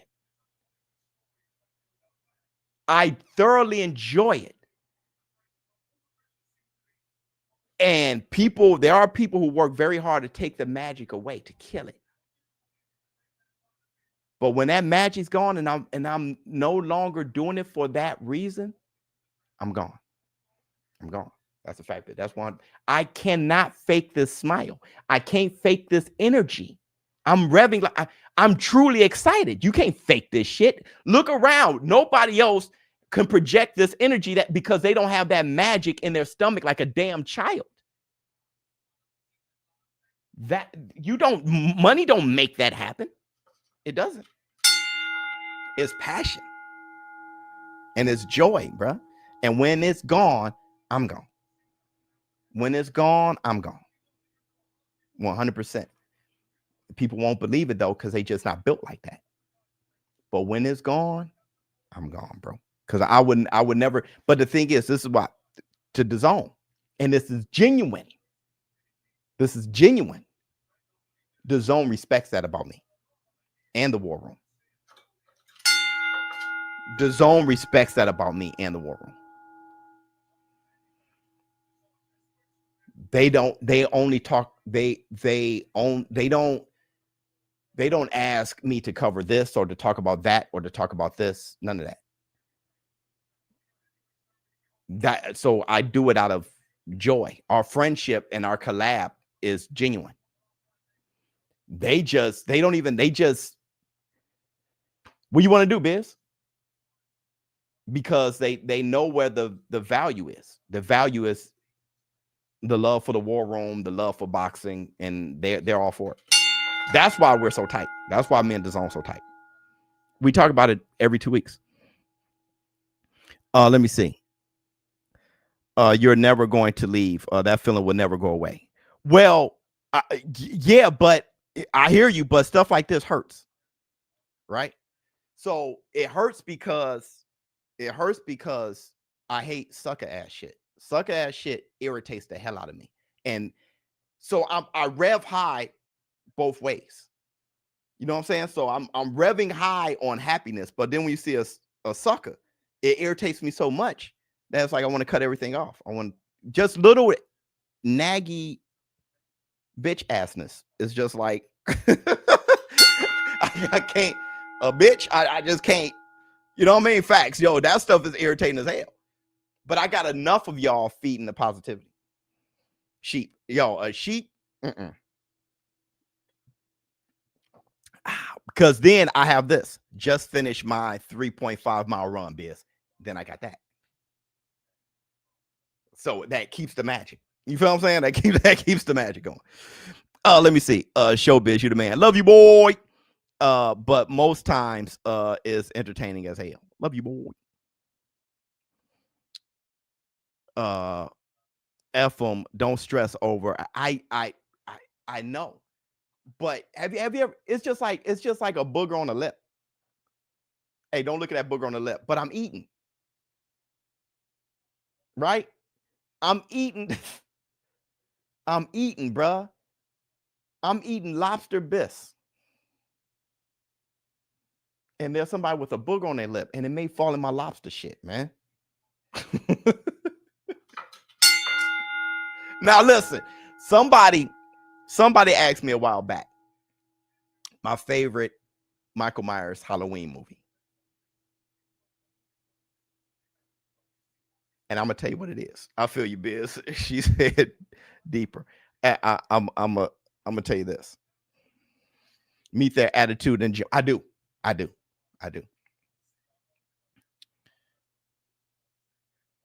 I think it's the first remake of Halloween. I know. I got you. I got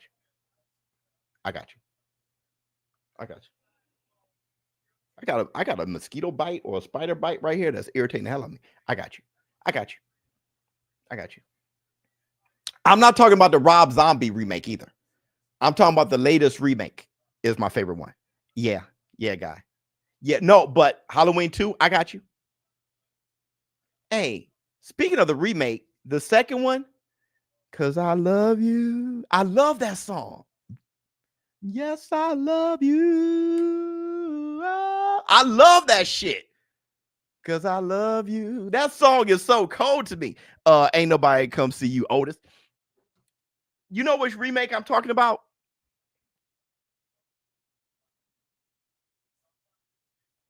Halloween. It came out, let me see, because it got really bad. Halloween Dies or Halloween, whatever the last one was, Halloween Ends sucked. Let me see. It's supposed to be the real number. It's supposed to be 2018. Let me see. Yeah, that one. It's supposed to be the true follow-up to the first Halloween. That one. That one. That's my favorite. That's my favorite Halloween. It's supposed to be the true Halloween 2.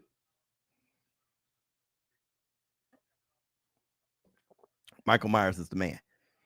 You know what? Listen, Justin, I'm gonna tell you. We were talking, my family were talking about two things I want to share with you guys. The one thing we were talking about was who is the best designed mask killer? When you said Michael Myers the man, it's because I thought about Michael Myers. It was who is the best designed, like including Freddy, because I think Freddy has the best weapon. He has the coolest looking weapon out of all killers. But who's the best design? Freddy Krueger. Okay. Oh, what is your favorite fight this year so far? Canelo Crawford. Oh,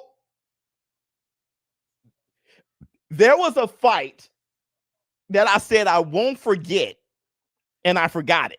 And I told you guys, don't forget this fight. We just got fight of the year.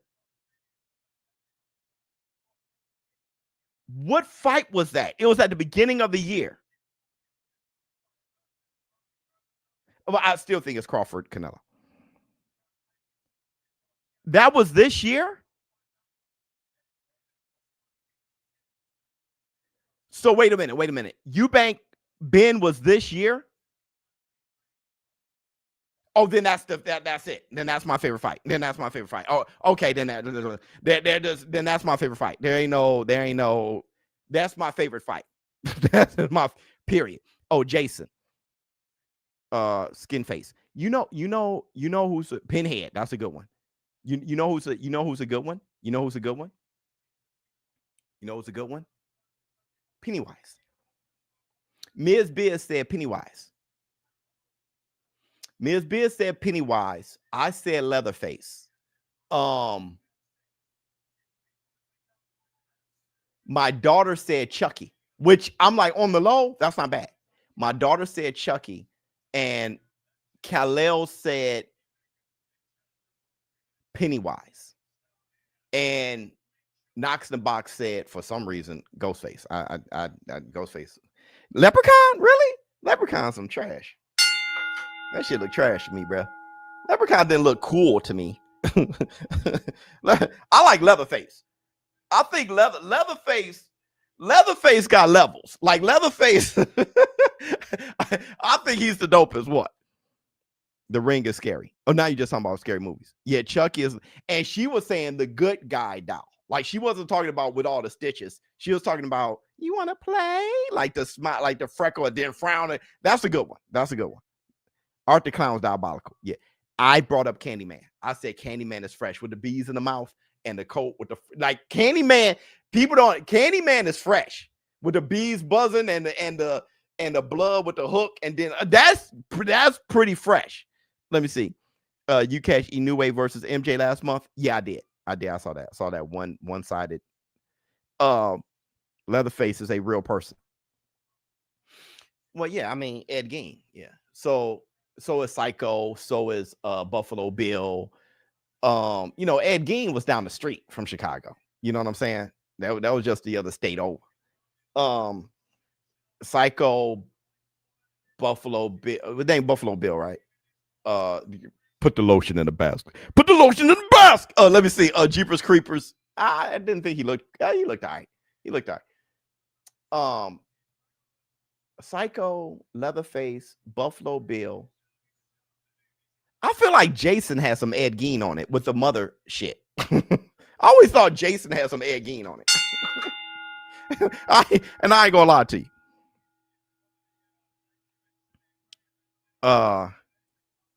Candyman scary as hell. Okay, so here's the second thing.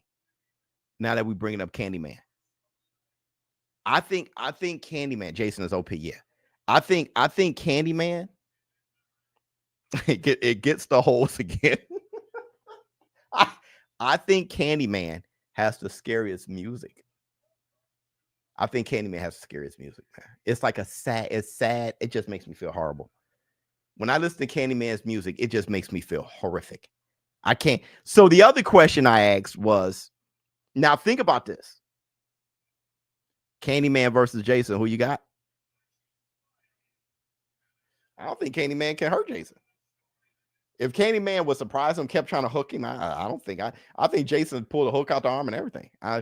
Now, Jason's just OP, bro. He really is. And he's not even my favorite. I don't really. Freddy's my guy. The other question I had was, now I haven't been able to phrase this question all the way right, but everybody gets it. Babyface killer from Hills Run Red. What is that? Leatherface was on one of the weirdest series. Leatherface is my shit. What movie? Let me word this right. What scary movie can you not watch alone? Now, hold on. There's an extra element to it. Which scary movie can you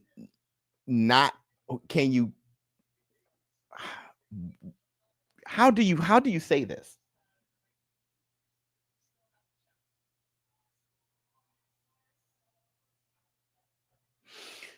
Which horror film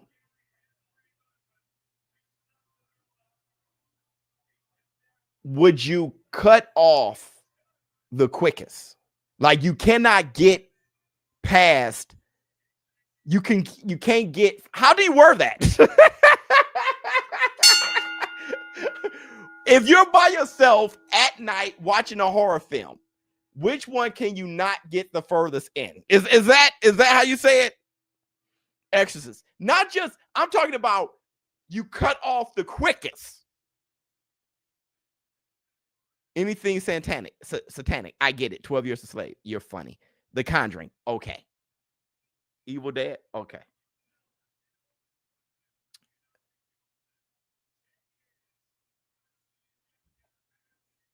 My kids was my daughter and son, Khalil, and my daughter. They were like Hereditary, period. They said they cutting that off immediately. I watch them all. By yourself, I can't do that anymore. I used to as a kid. Beloved, A.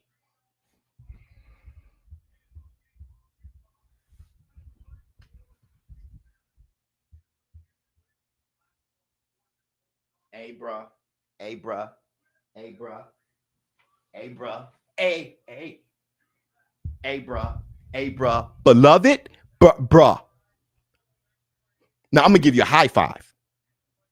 I haven't given a high five since I only see high fives when people bowl. All right, with the gut and they bowl and they're, not really athletic. I'm going to give you a high five when I stopped bringing up Beloved. I seem to be one of very few who thinks Beloved is terrifying. I can't even watch Beloved. I can't even watch Beloved. I can't watch it. That's why when my man said 12 Years a Slave, I was like, yo, I can't do Slave. I can't, brother. Then when you mix Slave with the paranormal, I'm done. Slave paranormal is over with. I can't do it. Let me tell you something. The Ring, once the tape starts playing, for me it's Insidious 2. I can't get past the title sequence. Freddy versus Candyman. I mean, I'm rooting for Candyman because that's in the shop, bro. I'm gonna root for Candyman. Let me see. People Under the Stairs. And People Under the Stairs was funny as shit. And Portuguese is, yeah. I forgot how that music is. That shit's terrible. Listen, bruh. Listen.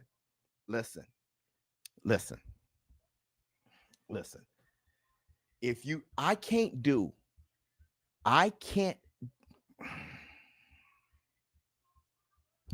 Number one, when they reminisce and talk about back in the day, talk about the slavery days and shit, like, it scares the shit out of me. Every time in that movie, they were like, "Where were you?" I was running, and then I heard. I can't. That gives me the chills. And Beloved is wrapped around the pain. Slavery is the most evil thing. It's more evil than any horror movie. If you read up on I read Frederick Douglass's book and he just talks about slavery. It is the most evil thing you'll ever read in your life.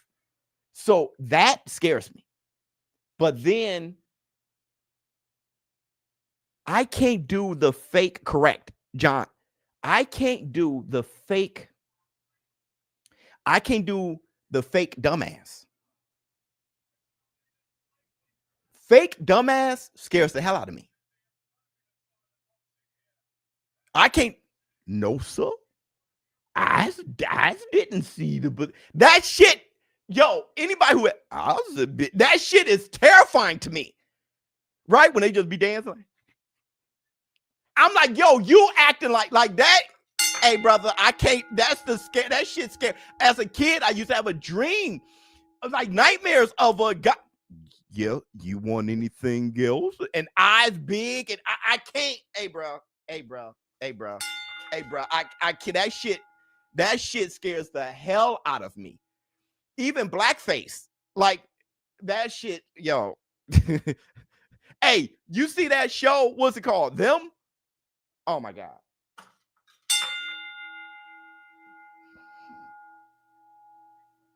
Them is terrifying, bro.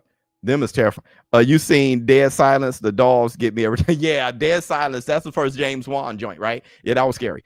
Veronica 2017. Yeah, that. Yeah, James Wan is a beast.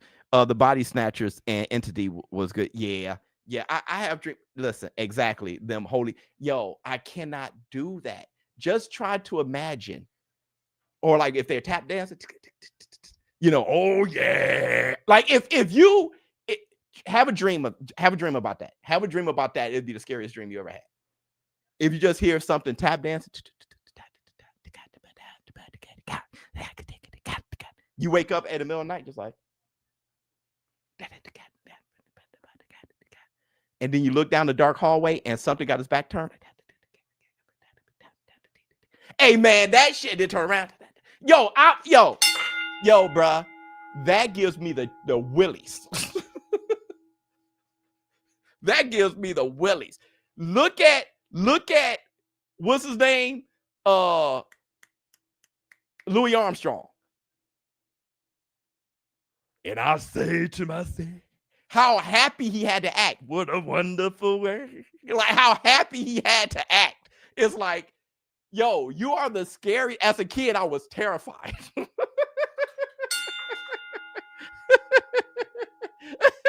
He had to act happy as shit. Yo, that is. So when you throw that with Beloved, I'm done. I'm done.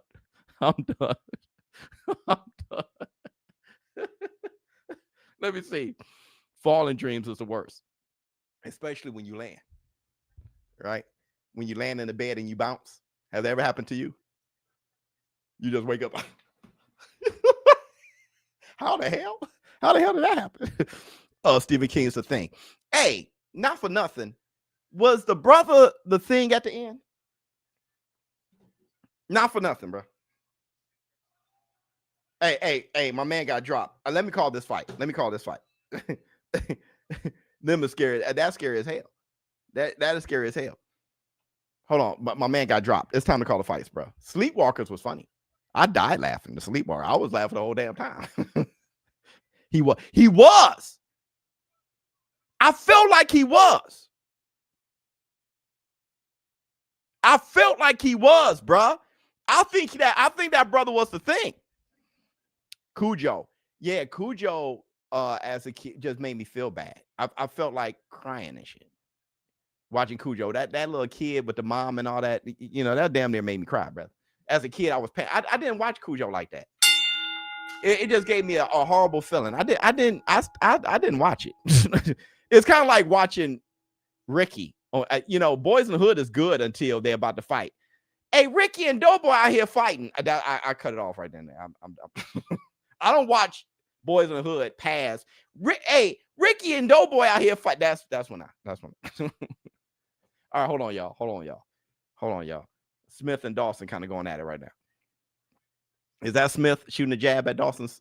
Because I think Smith dropped Dawson. Because Dawson looks about 8 feet. Is that Dawson? Is he the? I don't know these guys. This is only the second round, and Dawson got dropped. Who got dropped? Yeah, it should start getting fast. 2 minutes, 25 seconds in the second round.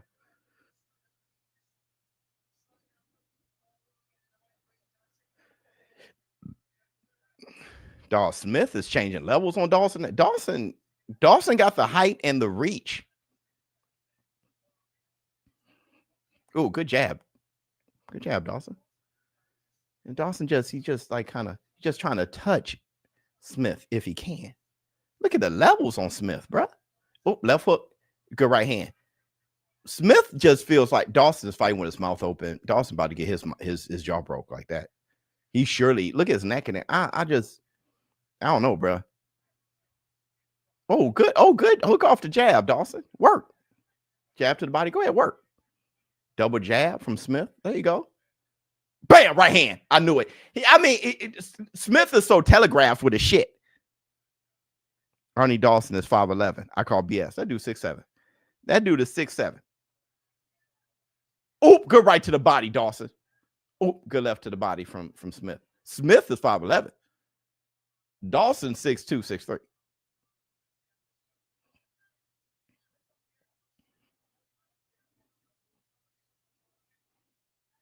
1 minute, 5 seconds in the second round.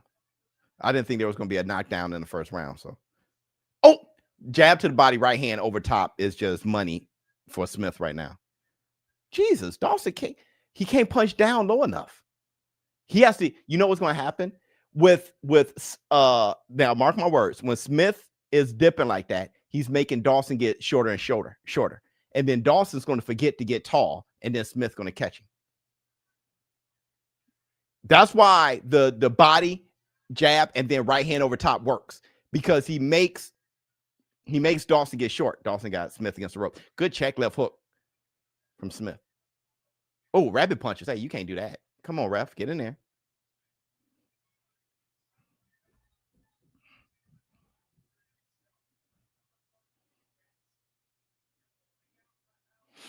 You know, Dawson is pretty busy. He's pretty busy behind that stick and everything. He's pretty busy. But he's not busy effective. He's pretty busy, though. What round, Biz, and what time so I can cue my fight to match your commentary? We're going into the third right now. We're going to the third. Let me see. I'm worried about Devin fighting this Chris Norman Jr. lion. Who is Chris Norman? Devin could get stopped again. Yeah, Brian Norman. I don't know whose story this is. I don't know if this Brian Norman Jr. story or if this is Devin Haney's story. If this is the Brian Norman story, you know, man, my first thought was that Brian Norman was going to beat the shit out of Devin. I'm starting to change that a little bit. But my first thought, the math of it, Brian Norman knocks him out violently. He knocks him out violently. Devin hasn't, he hasn't seen that. He saw it with Ryan Garcia, but he get to write it off. Brian Norman's different than Ryan even. Brian is a slightly better boxer, and Brian's feet are faster, not his hands though. Good uppercuts, jab. 2 minutes, 26 seconds in the third. Oh, good combination from Dawson. Let's work. Nice parry, Smith. Smith level changing is just beautiful. There's about 2 people in the crowd though. Good left hook, straight right hand. There are 2 people in the crowd, and that's diabolical. There are literally 2 people. Good hook and then jab.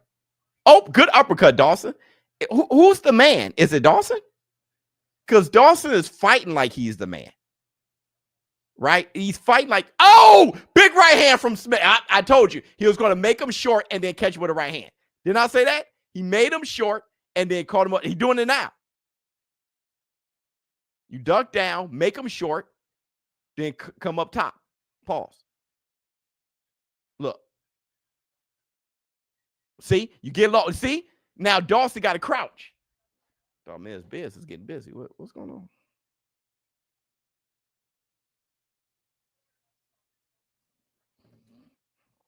One minute, 15 seconds in the third. He got low, made Dawson get low, and then caught him with overhand right. He could do that all night. He could do that all night. Oh, good body shot. There you go. Swing, Dawson. Dawson is mirroring him. Good right to the body from Smith. Bam! Right hand just missed. Hey, that's how you swim without getting wet, Dawson. 55 seconds left in the third. Good right hand from, right to the body from Dawson. Dawson is busy, just not effective. There you go. Good uppercut. Work, Dawson. Oh. That was a good right hand from Smith. Kind of punched around the guard a little bit. Oh, Lord. Look at that. Bam! Jab low, right over top.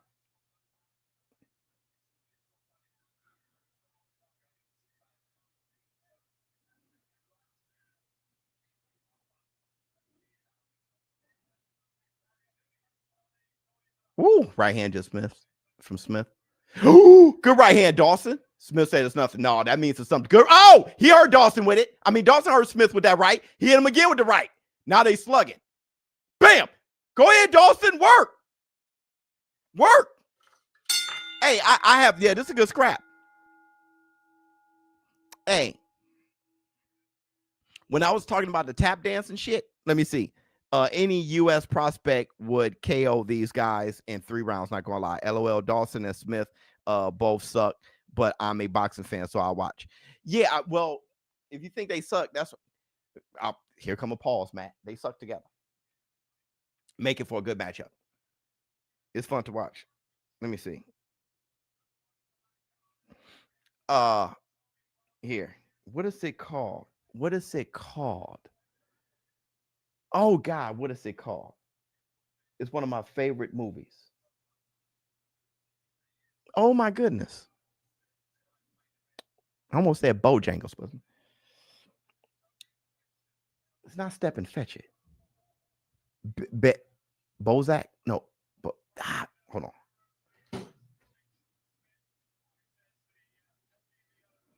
This the 4th round, 2 minutes, 50 seconds.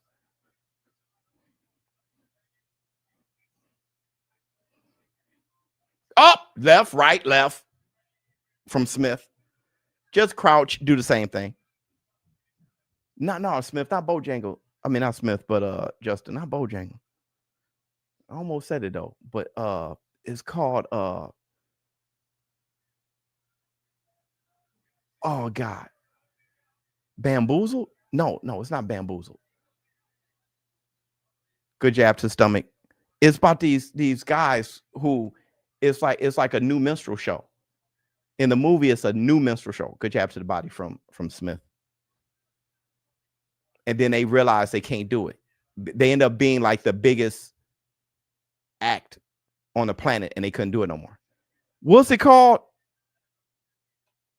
Just realized you cut off the booty. Yeah, Philo, I cut off the booty.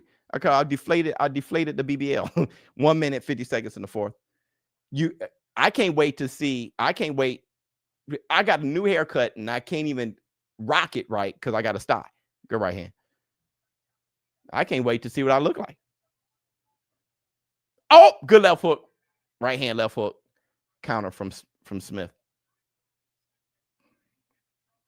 It is bamboozled. It is bamboozled. Okay. I thought it could have been 1 minute, 20 seconds in the fourth. Good right hand. I really love the movie too. And speaking of them, the blackface character is one of the freshest characters I've ever seen in a horror movie. So there's I don't know what it is. I'm drawn to it and terrified. Oh, left to the body, right. He can't stop it. Dawson can't stop the jab to the midsection and right over top. But bam, again, it's money. Because he jabbed, he makes him short, and then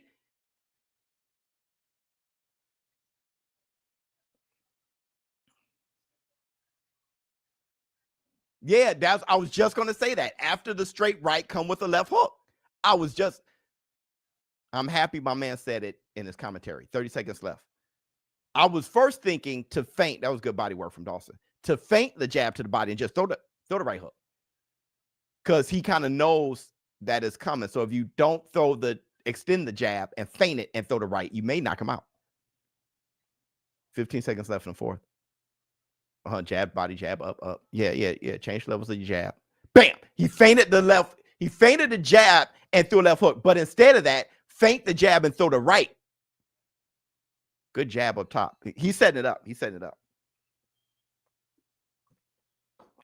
Oh, Justin say he's terrified of blackface. It's a scary. Ever since I was a kid, it ruined me. Let me see.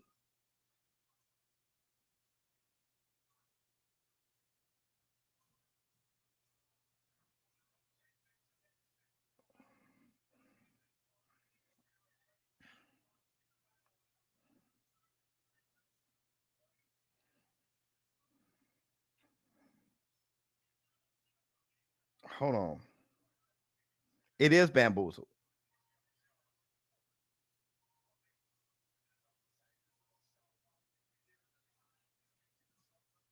Dude, this shit.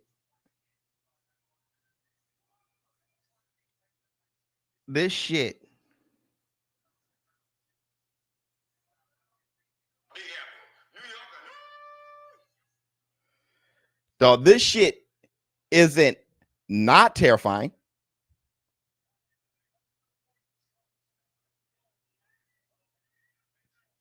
Dude, that shit, if that's a ghost, look at his face with the eyes. And, that shit scares the shit out of me, bro.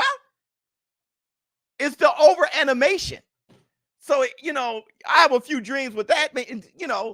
You got Beloved. I'm out of there. Bro. I am out of there. That is the scariest ghost you can come up with. 2 minutes, 20 seconds left in the fifth. Be as fast as I'm saying, bro. That's scarier than any damn horror film. Oh, good right hand. As a kid, I'm sitting here like I'm terrified. Good right hand. They both exchanged lefts. Hey, this is a nice little scrap. Ichabod Crane is Dawson is working a little bit.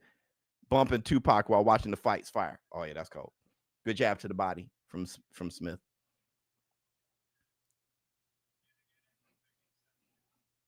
Smith, if okay, it's easier said than done. So what Dawson is doing, see, this is what happens. When you're tall and you lean straight back, leaning straight back is a bad idea unless you're super tall, right? And then I have to cover the distance and punch you. Even if I get to your chin, you know what I'm saying? There's a lot of steam taken away from it. See, now he's starting to lean straight back. So the right hand going across the body, and it's just too much ground to cover. So I can see why now Smith is throwing a left hook instead. Oh, there go the right hand. He did it. Jab to the body right up top.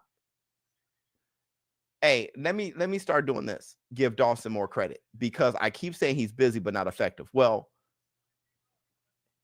I can't give Smith credit for one good flush right hand. Look at Dawson. Dawson throwing some shit. Like, look at him. It's just the flushness of, and it's not always flush from Smith, but when he does, it's like his punches are a little bit more flush when he lands them. But you can't ignore the fact that Dawson is mixing it up with some good combinations. Right hand just missed the body from Dawson. Good jab. 20 seconds left in the fifth. Oh, big right hand from Smith. See, a flush shot like that. See, I'm really big on punishment and damage. So that's why a lot of times we can, the war room, we can all kind of like not score around the same. Because if I feel that you damage the other fighter, whoever damages the other fighter more, for me, wins the round. Because for me, it's still a fight, right? So, hey, Biz, what if Devin has a fight against Norman Jr. like he did against Regis? What does that mean for his legacy? It's great for his legacy. I can't really measure it as far as I know exactly. I can't pinpoint the scale. I don't even know what we're scaling it against. I just know it's great for his legacy. Oh, yeah. Oh, yeah. It's one of those things where, people, it's all about how the fans react to you. So people can overreact to something like that. If Devin, and it's a big accomplishment, but they can overreact. They could then say Devin beats everybody. Like, let's say he beats Brian Norman. People would mess around and say he beats Shakur, he beats Teofimo. Now they got Devin against everybody. Like, he beats everybody if he does something like that. They mess around and say, hey, I want to see Devin versus Boots right now. Like, they would immediately, you get what I'm saying? So the way that would, how that would move the fan base would be incredible. Good right hand, especially with how Bill will be talking. 2 minutes, 38 seconds in the sixth. And I'm talking about if he really beats him. It was different with Loma because 70% of people forgot. But after that fight, over 70% of people thought that they had a poll, and over 70% of people thought it was a robbery. They thought Loma won. So that's different. If he, good right hand. Let's say he knocks out Brian Norman, bruh. The reaction to that and I would get it. I would totally get it. Good body work from Dawson. Good right hand from Dawson. Good body work, Dawson.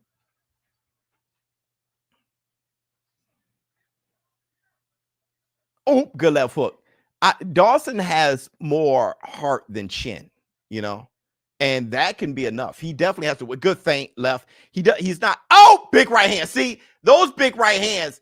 He's wobbling, but his heart is keeping him on his feet. And you know what? His endurance too. His leg seems to be in shape. 1 minute, 35 seconds in the sixth. Because if you take away the jab to the body, overhand right, or just straight right, really, it's just at an angle to where it looks like overhand. If you take that combination away from Smith, Dawson is probably winning every round. But just that is enough to make people say, holy shit. See? Jab to body right. I mean, he's doing it all night. If he can throw a third punch, right? There you go, left hook. The left hook will land from Smith.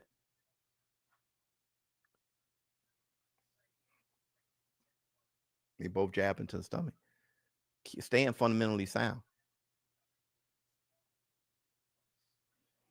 I just don't know why he doesn't finish. Oh, good left hook. He could go jab, body, right upstairs. Boom, the left hook, the right hand. Just finish. Let's see what's up. See what's up. Good double jab from Smith. I know you see, because Dawson would turn up and throw 4-punch combinations. Oh, good right hand from Dawson. Oh, left hook, right hook from Smith. I mean, I wonder why he's not really curious. But that got me knocked out in sparring. So good overhand right. Oh, good right from Dawson. He hurt Smith. See, Smith, that's what I'm saying, brother. You're bull jiving. Now Dawson got you rocked. You're bull jiving, bruh. You're bull jiving. Good right hand. He hurt Smith again. Now you're bull jiving, bruh. You never, good left hook. You never finished. You're bull jiving. You catch it, bam, right? Finish. Bam, bam, bam. Finish, bro. Turn. Let's just see. Let's see. You keep doing that, you're letting him get his head back, and you're keeping him in the fight.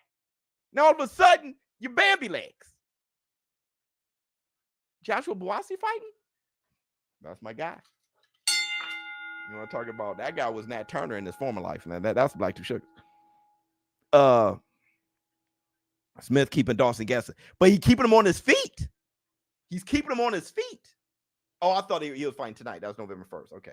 Dude, November is diabolical. Because I think you have like Tank and Jake on a Friday and then Conor Ben Eubanks 2 on a Saturday.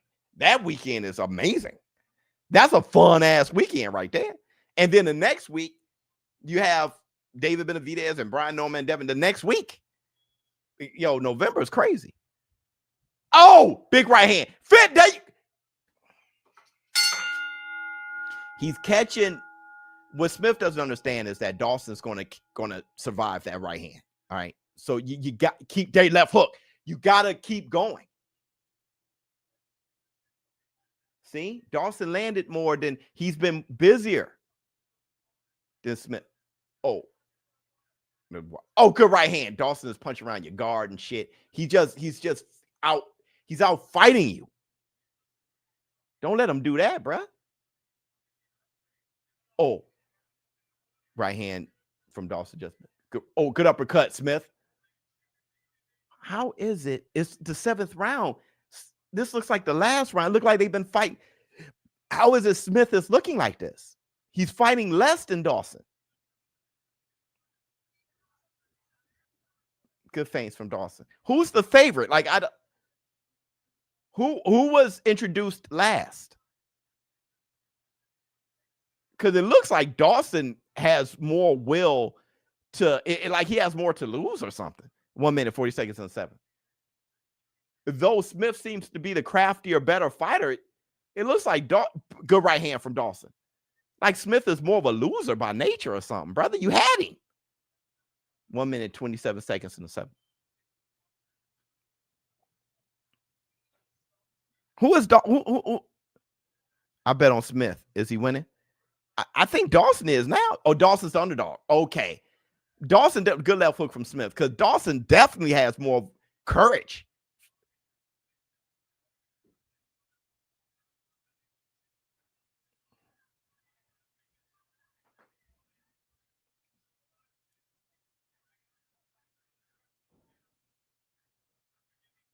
They were swinging and fainting, but nobody was landing. Nobody was landing. 48 seconds left in the 7th. Good left hook from Smith. 1-1-2 from Dawson. Hey, how you doing? Y'all may have to get some dog food. What are you doing here? You about to leave? Oh, good body shots from Smith. Where's your brothers? One is making music and the other is playing WWE. He's still playing WWE? 18 seconds left in 7. Oh, big right hand from Smith.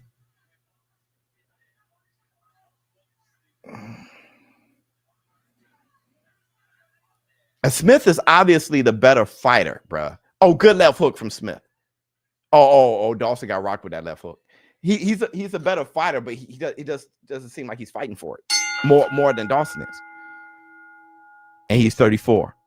Dawson's 8-0. Okay, then that's what it is. He doesn't know defeat, and so is Smith undefeated?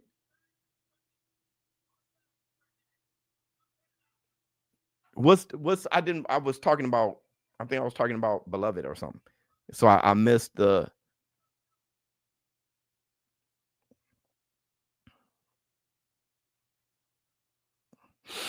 Biz. I know we don't assume until confirmed, but I think we should really push this Ryan versus Barrios fight. I think it's a domino effect fight.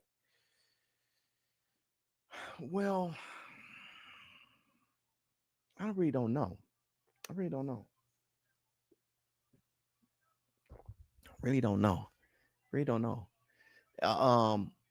That's a good idea because what if Ryan beats Barrios and Norman beats Devin or Devin? I mean, it could be a unification like that. That's not a bad idea. You know, just for like when you said domino effect. 2 minutes, 40 seconds in the 8th. We should really push for the fight. Oh, good right hand, but it's blocked by Smith. Double jab to the body from Smith. The dog's starting to scratch again. Huh? 2 minutes, 20 seconds in the 8th. Double jab to the body from Smith. Oh, that right hand, boy. This is a very odd fight to score. I haven't been scoring it, but it's just good right hand from Dawson. It's funny because Dawson's best punches come when Smith is when he just has his guard up. That was the first time I saw him counter clean in a minute. Bam! Right hand from Smith. Smith, he got him against the ropes. Work. 1 minute, 40 seconds in the 8th. See? You let Dawson back you up off the... Man. Oh! Good check left hook from Smith. Go ahead, Smith. Get jiggy with it, dog. You were bull jiving. Almost got knocked out earlier. Oh! Good right hand from Smith. There you go. Load up that right. I wish you could throw a 3 after that. Like, if you knew that it was possible, I think you would. 1 minute, 10 seconds in the 8th. Boy, if you throw a left hook, you'll be surprised. You don't just have to throw a left hook first or just throw a 1-2. You'll be surprised, bruh. 1, 2, 3.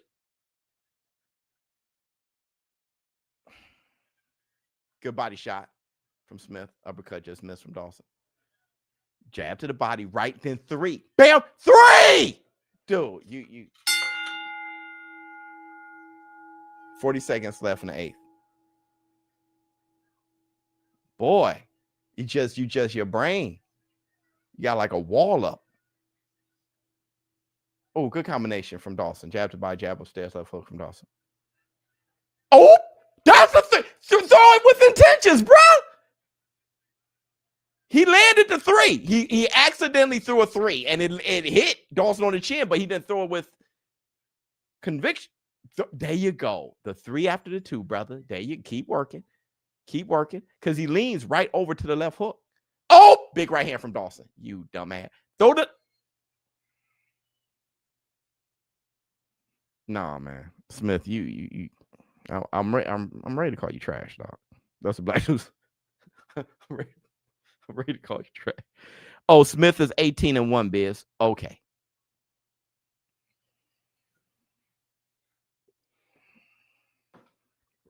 This is who's winning the fight, bruh? Someone done asleep and I don't know. Hey, who's winning the fight? Who do you have winning the fight? I should have been scoring the fight.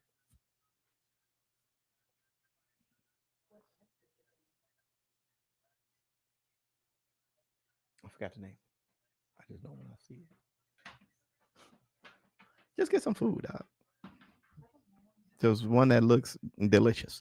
I swear to God, UK boxers, this guy Matt hates. Needs to work on head movement. I never see it, and they get peppered with jabs. Move your head. I know. Oh, wait. It looked like there was a knockdown, but it wasn't. 9th round.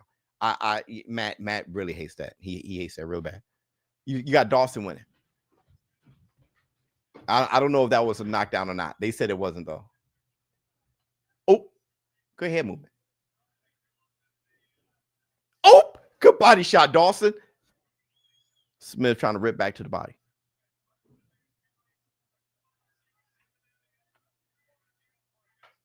One, 2. Come on, Dawson. Good body shot. Work, Dawson. Work.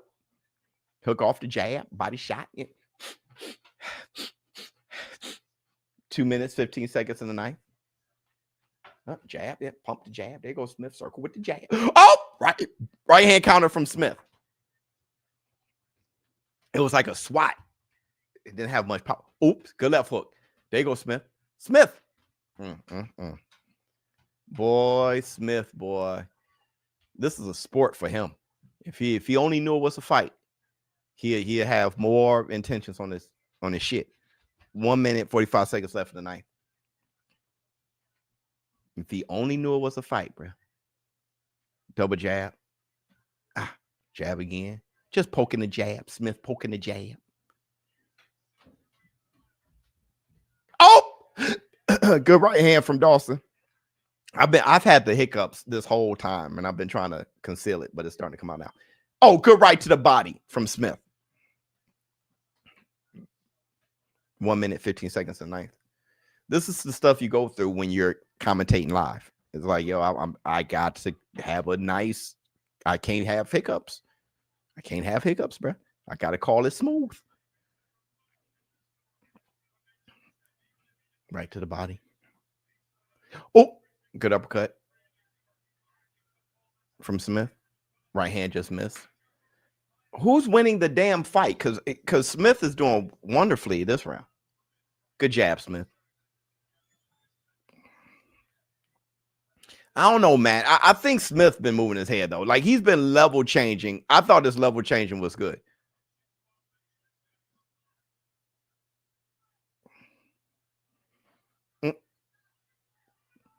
Oh! I get what Matt's saying. I get what he's saying. He doesn't move his head when the punches come. That's the thing that, you know, American fighters do very well. They see your pec flex. They look at your chest. As soon as they flex, they just been trained on that. Good. Good hooker cut from Dawson counter. Good jab to the body. He's moving his head before when the punch is not coming, but when it comes, pause. He's just, his head's on the island. I never really thought about that. I've heard Matt say it. I just never really thought about it.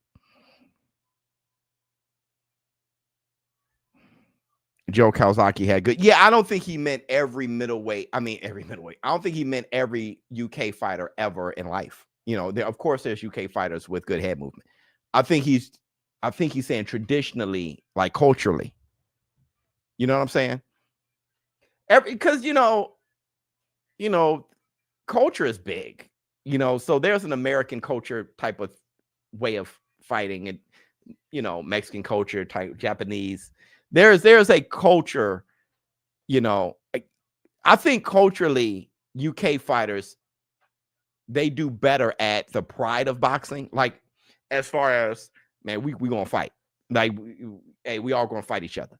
You know, you have somebody as big as AJ taking losses, and like, you know, they're different with their shit. They culturally, the way they build their fighters is, you know, you almost a sucker if you don't fight them all. They have a huge pride thing over there.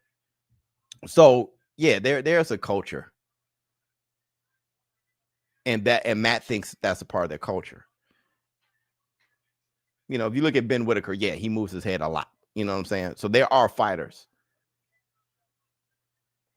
I just never really saw it that way. But Matt's been saying it. Oh, good left hook. He's been saying it for quite some time.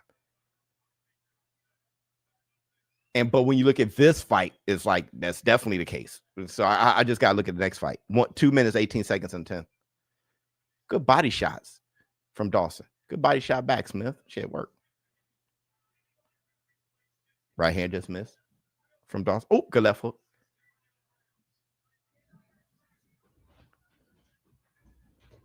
See, you see how they move it? You see how he's moving his head right there? So I would see that and be like, I don't. But what he's saying is, when the punch, they seem to be easier to hit when the punch is thrown. There's not a lot of slipping punches when the punches are thrown. They just resort to a block kind of thing. So it kind of, what he's saying, I think, is there's not a lot of windows. You know, Tank Davis created a lot of windows. Shakur, like when, I think I get what he's saying. Like, even Keyshawn Davis, it's like they create windows to leave you vulnerable. Oh, great right hand from Smith to leave you vulnerable. There's a little less of that in this fight. I got to pay attention to that. 1 minute, 5 seconds left in the 10th.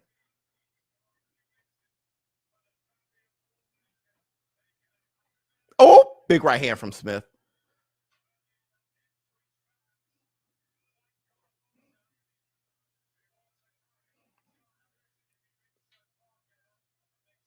Good body work from Smith. This fight here was not enough. It was not quite enough, right? They had elements. It just wasn't enough of it because someone should have been knocked out. Someone should. It doesn't even take a greater fighter. One could have knocked out the other if they had a different mentality. Just a slightly different mentality. Good combination, Smith. See, no, it's too late now. It's too late now. Oh, good right hand from Dawson. And that's what Matt's talking about. He hurt Smith with that right hand. Because when Smith while he was throwing the punches, he left his head on the island. Upper body movement, head movement is different. Exactly. Upper body movement and head movement is different.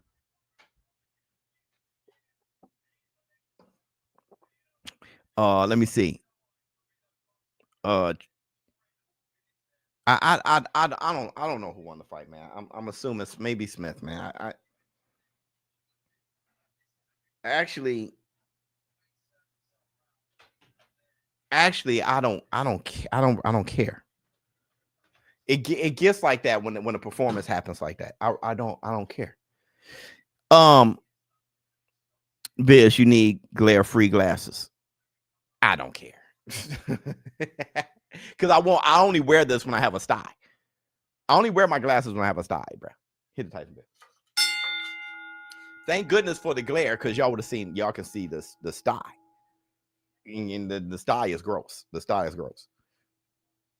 At 99% of the time I don't have my glasses on. Great undercard. Told you, Biz. Your guy is funny. Relaxed body and balance. Fabio Wardley versus Jao Bataya. Well, I'm really into Joseph Parker and Fabio Wardley. You know what I'm saying? Let's have a fight before we think about the next one. Love you, boy. The eye look diabolical. Yeah, the eyelid is diabolical. The eyelid is diabolical, man. You know, listen, here's the problem. When you have big eyes like this, genetically, you have more eyelashes. And my eyelashes come out crooked and bushy as hell. So when you have that many eyelash follicles, like I'm like Snuffleupagus. I'm Snuffleupagus by the eyelid.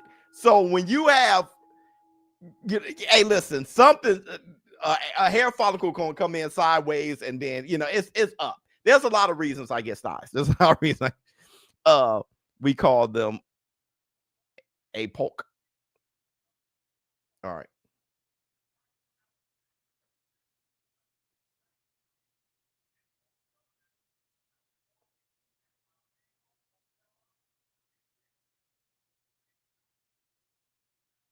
They got a whitewash, 98, 91.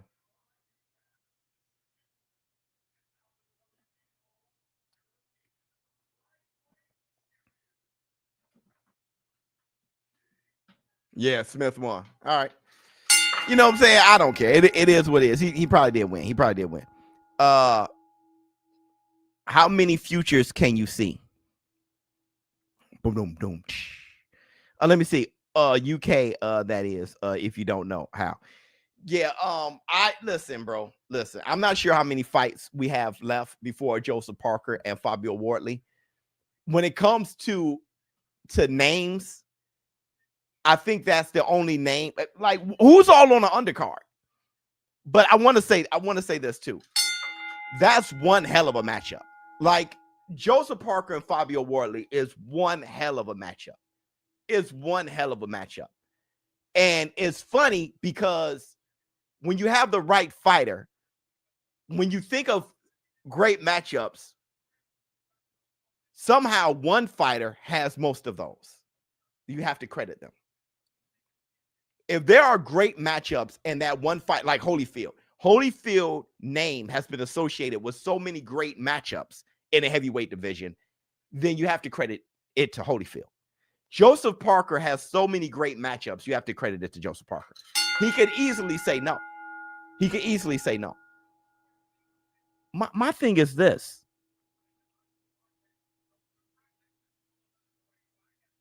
Let me think about this. Fabio was going to fight Big Baby Miller, right? Yeah, Smith won.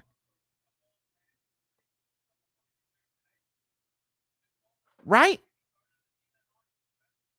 Fabio Wardley and Big Baby Miller was going to fight. This is the replacement fight. Hold on, let me think about it. Because Hooney. Yeah, this is the replace. Is this the replacement fight?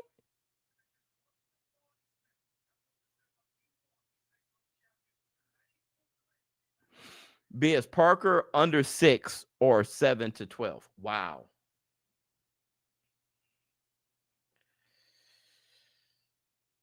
Wow.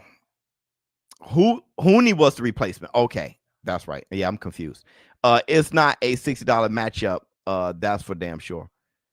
Damn. Hey man, Matt, how are you, bro? How are you, dog? For real. Matt, I hope things get better, brother. Like, I hope things get better. Hooney stepped in. Okay, Hooney was the replacement. Okay, yeah. Okay. I'm getting confused. Somebody said, okay, under 7 or over 7. Here's the thing. The question is,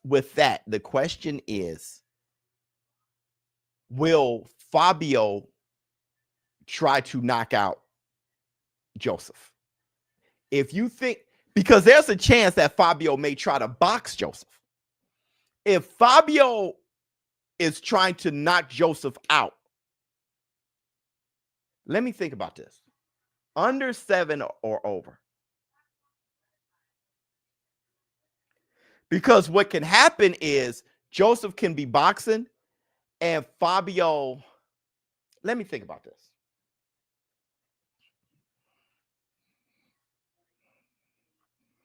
Is Fabio the same guy that fought Hooney? I'm going to say yeah. Like, as far as, is he going to fight Parker the same way he fought Hooney? I'm going to say yeah. If Hooney was Parker that fight, would Parker have knocked him out before 7?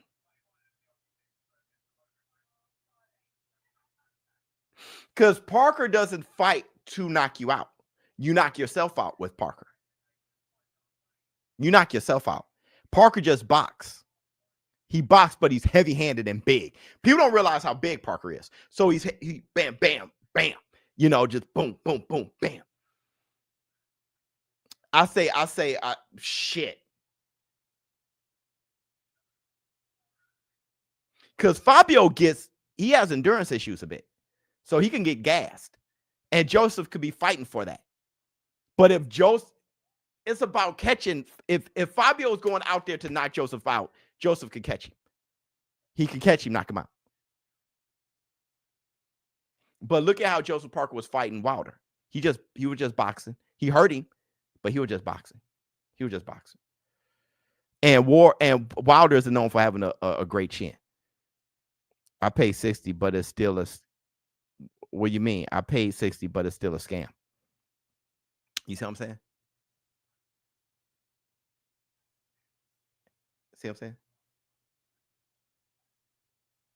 See what I'm saying, man? I hope you're all right, bro.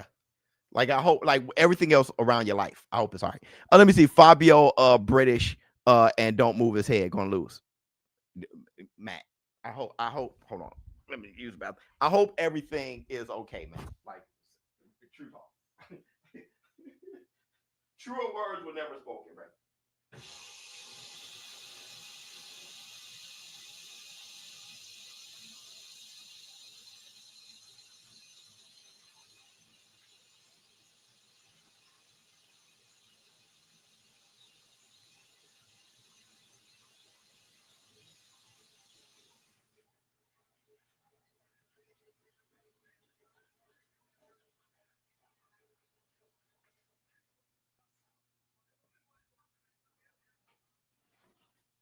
Oh my God, hit the Tyson bell. Let me see. Who do you have in this fight? I got Parker by knockout. Listen, here's the thing. Matt paid $60 for Parker versus Wardley because it was worth his 60. If it wasn't, he wouldn't have paid. And that's the Black Two Sugars. He had to see it right now. He valued it. So, that's what I'm saying. It's diabolical. Let me see. Let me see. What's wrong with criticizing the cost of this card? Whoever is paying 60, 70 for this card is a fool. You see what I'm saying?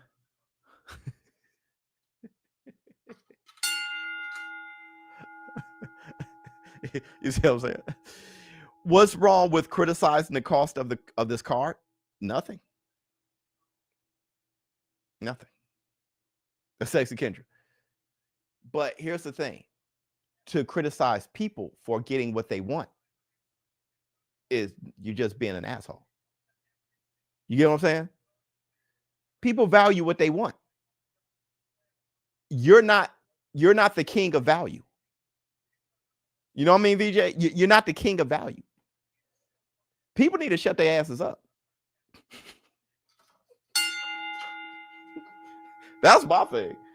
I had a friend named Micah, and Micah used to say this one thing that I thought was right. I thought it was perfect. He used to be like, "Can I do me, please?"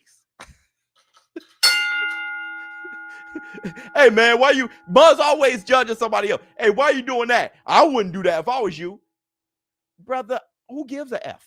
Can I do me, please?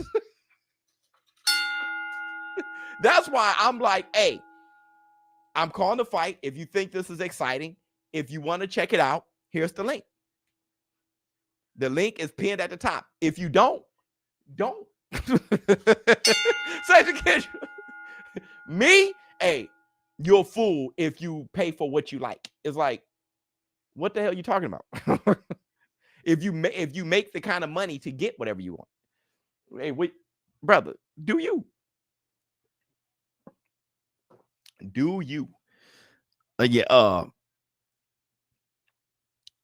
People need to worry about themselves. I swear before Lord.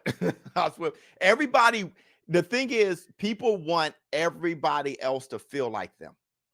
So if they're miserable, they want you to feel like them. If they're interested in a fight but can't afford it, they don't want you to enjoy it too. You're an idiot if you do. So be with me. Right? You're here because you would like to see it. You're right here listening to me call it because you would like to see it.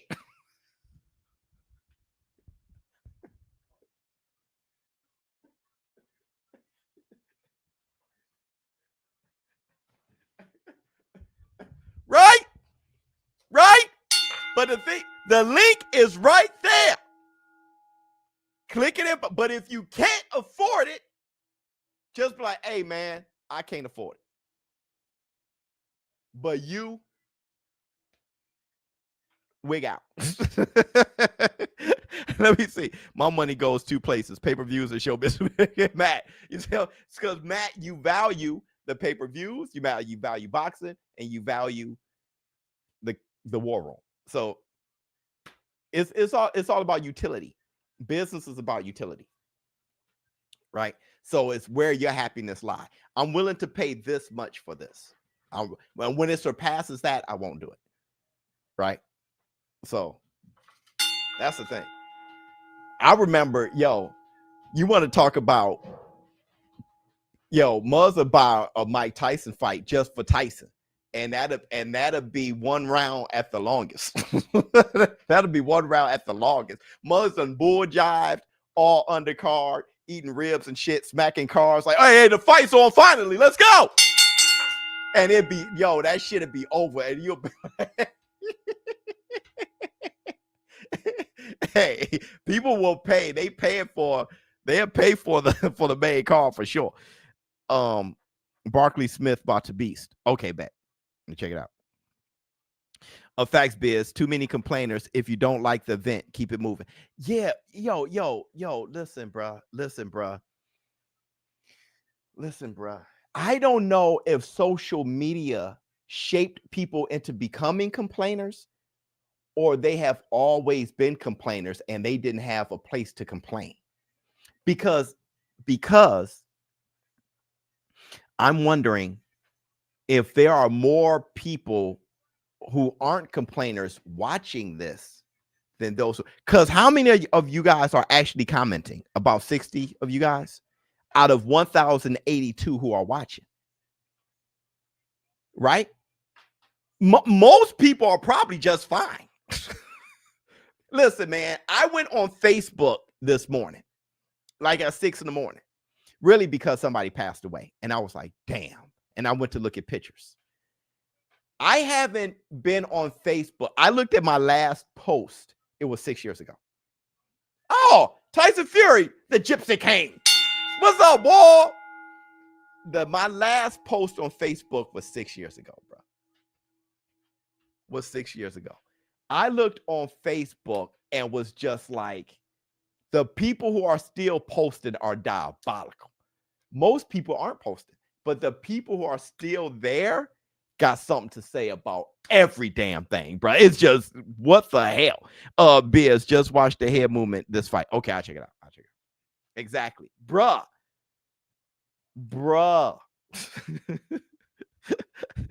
Yo, I looked at one of my videos on X.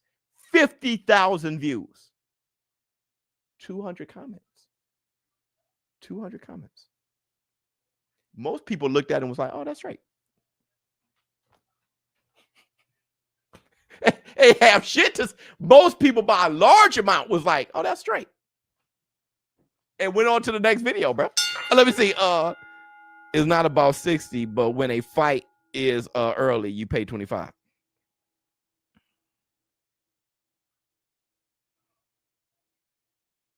I don't get it. Well, my link, there's a discount. That's why I asked you guys to use the link. There's a War Room discount. So there's a free trial, a 7-day free trial too. If you, I'm giving you guys the perks. I'm giving you guys the perks. The link's at the top. I'm giving you the perks to try shit out, and if you like it, if you don't, you know what I'm saying. But I'm giving you the perks, bro. Lupe, War Room, pack and snack in the back of the act. Hey, listen, Lupe, how the hell you make it on Undisputed? Did the War Room? How you are a fighter and it looked just like your ass? I saw her come out with a big chest and shit. I'm like, yo, that's Lupe. How did you make it on Undisputed? The War Room? How? I'm not hating. I'm just like, the War Room got that kind of impact. Lupe is, I mean, he can fight, so that helps. You know, it's not like he's not a martial artist, but you know, wait, what? Lupe Fiasco is on Undisputed throwing his. He's a character on Undisputed throwing his. Throwing his. Wow, yeah.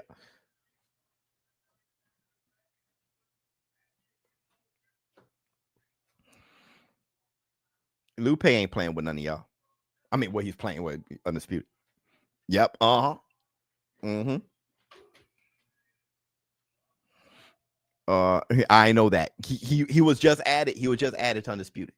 You can the War Room. You can play with the War Room one.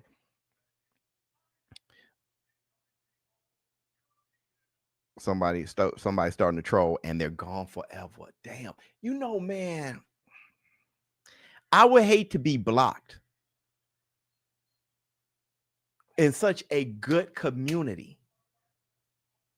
You risk never being able to comment again just to be a dick for that is rough. That I would never. I mean, come on, dog. Come on, dog. All right, everybody, here we go. You can't stand fake book. Well, I mean, all my friends on Facebook, we're all old. So to see I ain't seen their kids, and you're like, dang, you got married, bro? You know, see a receding hairline way back here. It's like, dang. Did the title track. Oh, that's right, Lupe. You put in work. dog. Quartermine. His name is Quarter. Oh, dog. I'm rooting for Quartermine. They said Barney Smith is a problem though. I'm rooting for Quartermine. His name is Quartermine. Dog. Quartermine is my guy, bro. Quartermine. Quartermine. Oh, good. Quartermine. Good right. I'm all for Quartermine, dog. Barney Smith through the left of the body. Everyone said Barney Smith to do Quartermine. Quartermine. Come on, shoot your chat. That is like quarter water and Iron Man.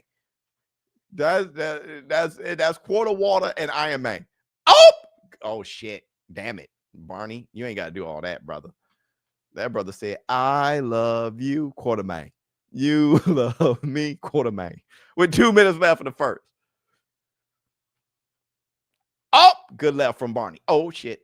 Dog, Barney's nice with it. Come on, Quartermine. Come on, dog. Your name can't be Quartermine and you lose the fight. Dude, OnlyFans is like anytime you want to masturbate, watch boxing. I give you a reminder. Like OnlyFans is out here like anytime. Oh, good left from Barney. I just don't. It's really funny. But from my understanding, OnlyFans does other things. Like it's just a social media. But you feel that is mainly one thing. A 1 minute 14 seconds. But it's not. It's totally not, bro. People put their music on there and music videos. You just feel, bro. You know, it's kind of hard, but hey, check out my new record. You check out my new snippet of my new album. Or where to find it? OnlyFans. It's like I'm straight, brother. You feel like seems like you're trying to bait me into some other shit. Hey man, check out now you go to OnlyFans, you got the shirt off, and you're like, nah, man. 40 seconds left in the first. Hey man, I'm selling these exclusive t-shirts. Yeah, where can I get them? OnlyFans. Nah, brother. You got it. A 29 second. Good left from Bart. Just doesn't seem right. If I just start saying, I got a new podcast on OnlyFans, y'all would be like, hey, ShowBizz, I'm with you. I rock with you, but I just can't follow you on OnlyFans. It just feels pause. It feels pause. Oh, good left, Barney. Oh, shit. Almost called him Barney. Come on, Barney. Good left. Let me see. His name ain't Quartermine. Is ain't it, man? Ain't it, man? Let me see. On OnlyFans playing GTA 6. Yo, GTA, fat A Scott Brown. GTA 6 may ruin my YouTube. It may ruin. It's definitely going to threaten my marriage. It's definitely going to threaten my marriage. It may ruin my YouTube. It may ruin my YouTube, bro. Cause I gotta if it's a role playing shit, like what was it called, 5M or whatever it was. If it's role playing like that, it's because I'm nice on the mic. I do too much. I would fall in love with convincing. Like I'm just nice on the mic, bro. I play too many head games. I'm going to have too much fun, dude. If you could be a bare knuckle fighter or something like that, let me. Oh my god! And then I run drugs. Also, oh my god, and then I throw fights and shit. Oh my god, bro. Oh my god. 2 minutes 50 seconds in a second. Quartermine, shoot the jab, Quartermine. Somebody said Barney was nice. He alright. His haircut seems. That shit reminds me of like, that haircut. I don't know, man. Oh, good left. He can't cut his hair like that, bro. That haircut looks a little. I don't want to say it, bro, but that shit, it doesn't. He got to get himself a more current haircut. How about that? He has to get himself a more current haircut because that shit. Oh,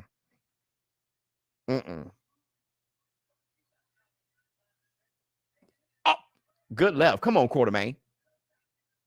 2 minutes left in a second.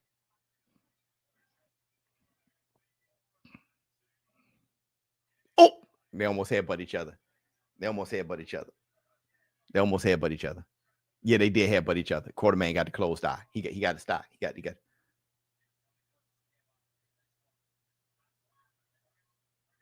You know, they. I don't know, man. What I do like about Barney is he does look a little rugged as far as he's not matching or anything. Look at his shoes and his trunks and his like nothing's really.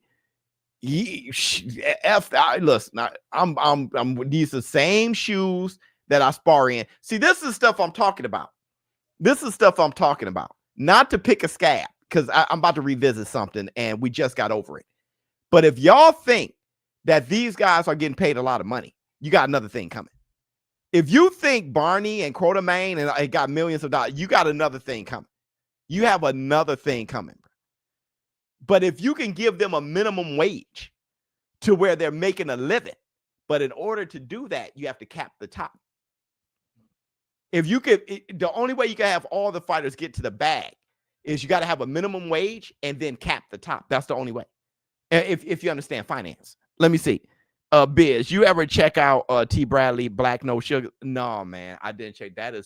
I gotta check that out, man, because everybody keep telling me about that. And that's funny as hell. It's a short. He's hilarious. Oh, good left from Barney. I just don't want to start none, so it won't be none. If Fury retired, why is he next to his promoter? Because they're friends, probably. Frank Warren isn't friends with anyone unless it's business. Oh, maybe he wants the winner of tonight. Well, he doesn't get the winner of tonight. But you know, listen, man, I don't know how to feel about Fury. Fury lies so much. That's one thing about Fury, man.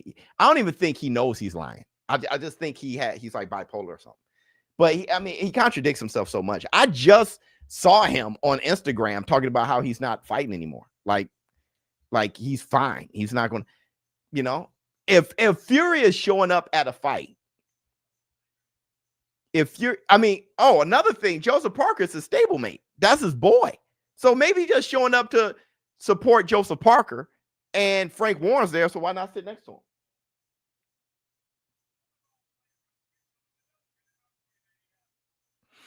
Listen, what was I going to look up? I was going to look up something. What was I saying before that? Wanted to ask you about boxing trading cards. From 2024. Should I buy the whole box for the $200-something? Hey, man, once again, bro, I can't tell you what to do with your money, dog. You know what I'm saying?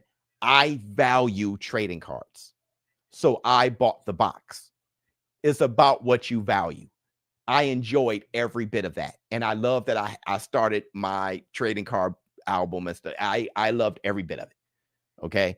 And just the surprises you get, you know, you didn't, you know, pull what you wanted to pull or whatever, but you landed something else, whatever, you know. Oh, good left to the body right upstairs.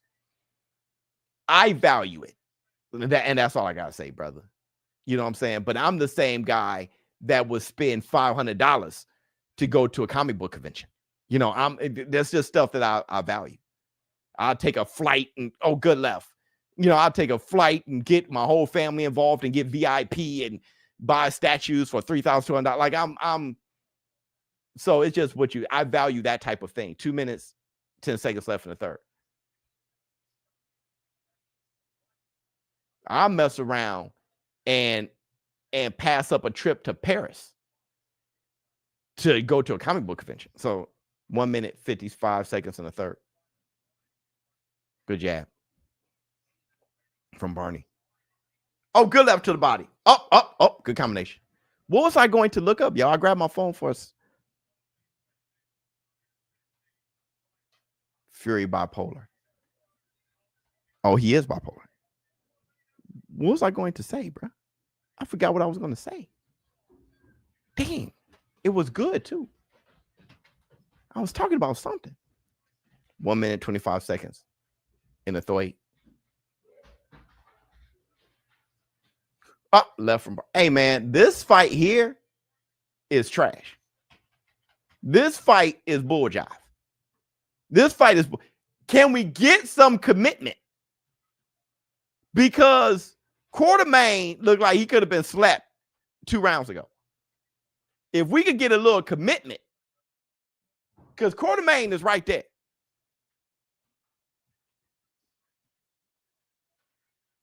Oh, good left. Oh, come on, brother. Who's fight? Brother. Quartermine and Barney Smith. And somebody said Barney Smith was a beast. And I'm looking at bro.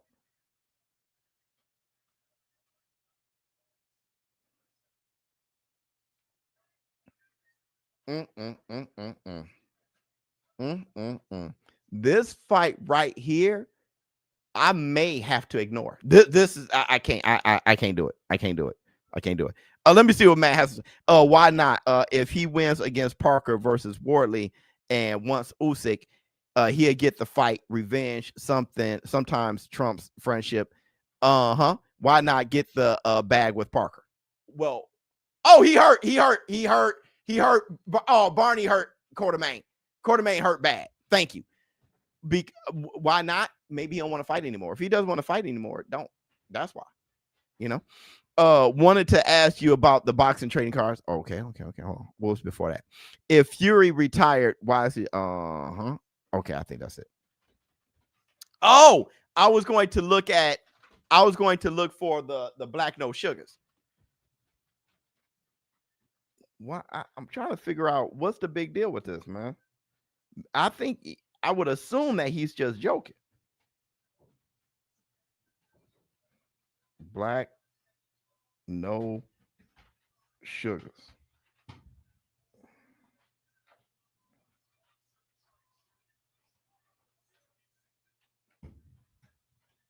Black, it's my black coffee, no sugar. Okay. Hey, real quick, if you guys can't handle the truth, you don't belong in this channel. I'm just gonna let y'all know right now. If you can't handle my truth and what I see with my eyes and doing this 32 years and climbing, then this ain't the channel for you, because I'm gonna give it to you how I see it. So if I bag up what I'm saying with information, right, and I think you're mediocre, and I say you're mediocre, that's just what it is. I'm not holding back on what I feel and what I truly believe. Ain't that what y'all asked for? Ain't that what y'all want? Y'all want the real, right? Well, I've given you the real. Ben Whitaker is not that good. Damn. I don't care about that commercial that he did with Eddie Hearns. I don't care that Eddie Hearns signed him. He's not that good. Period. Sooner or later, you're going to see. Anyways, that's my time, and I'm out. Yo, it's tough as a story. I mean, I mess with it. Let me see. He says it before he does the breakdown in his intro. Really? You know,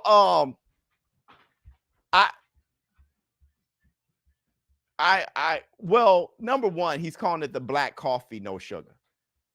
And that's slightly different because I'm the black two sugars. I know that is a deviation of the black two sugars. I do get that. I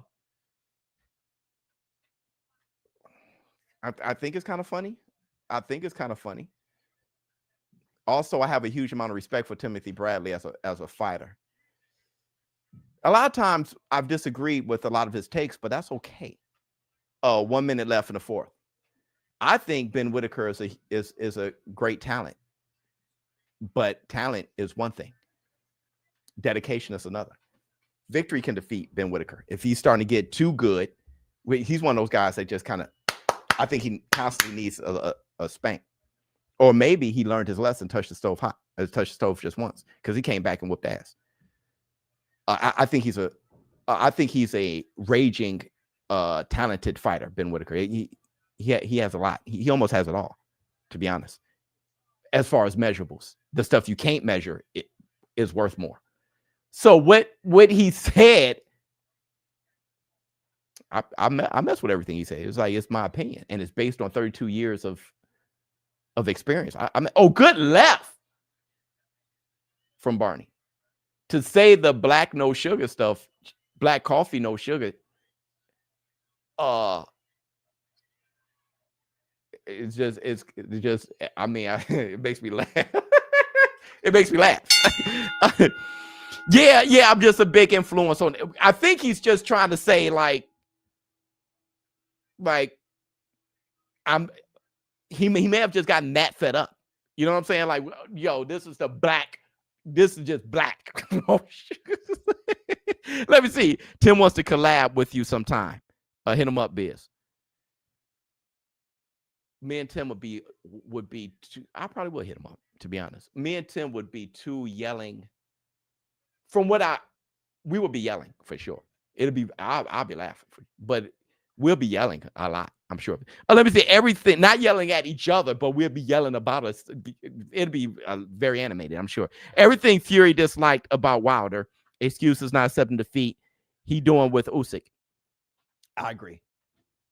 I to the point where I think exactly. I think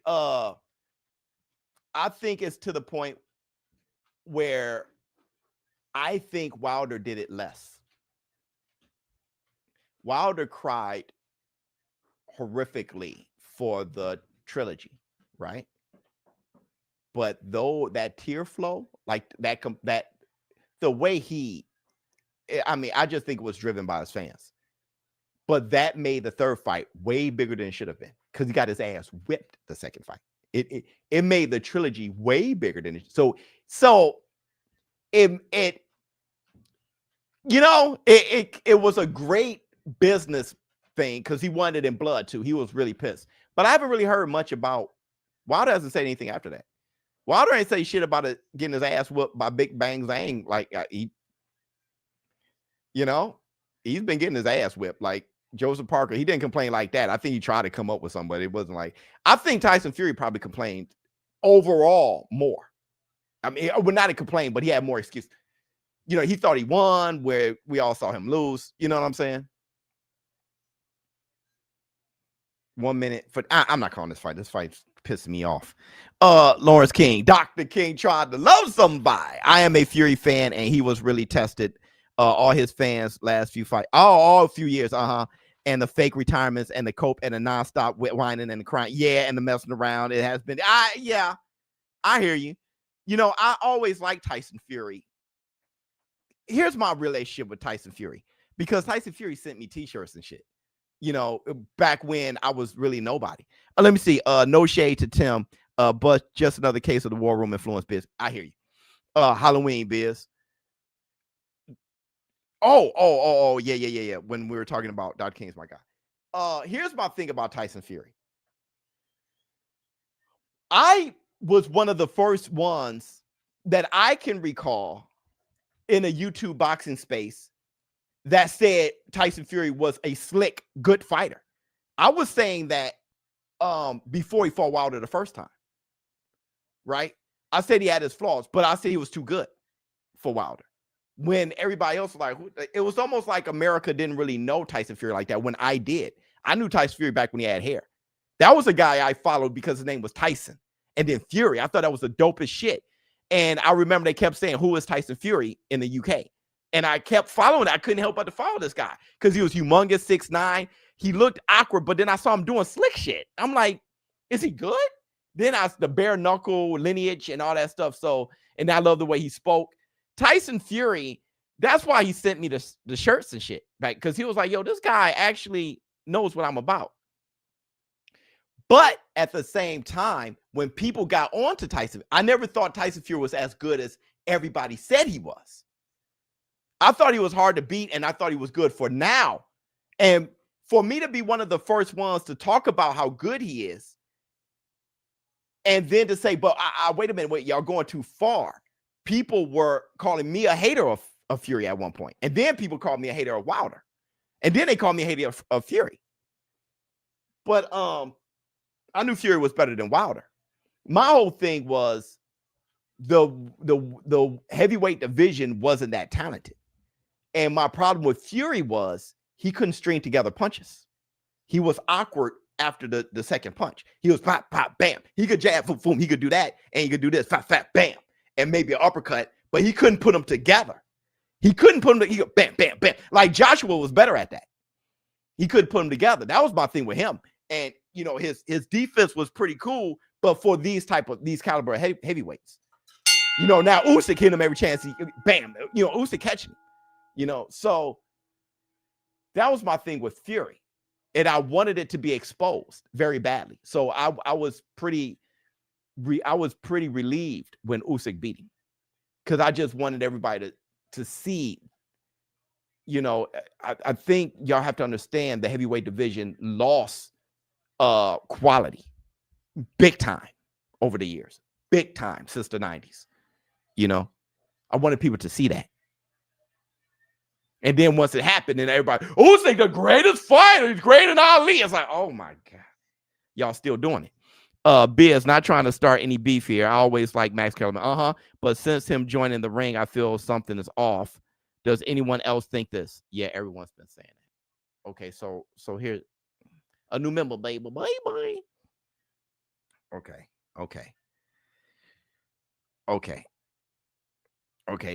Dr. King is making a good point. This fight, I can't call it a fight. I'm so addicted to boxing. I keep looking at it.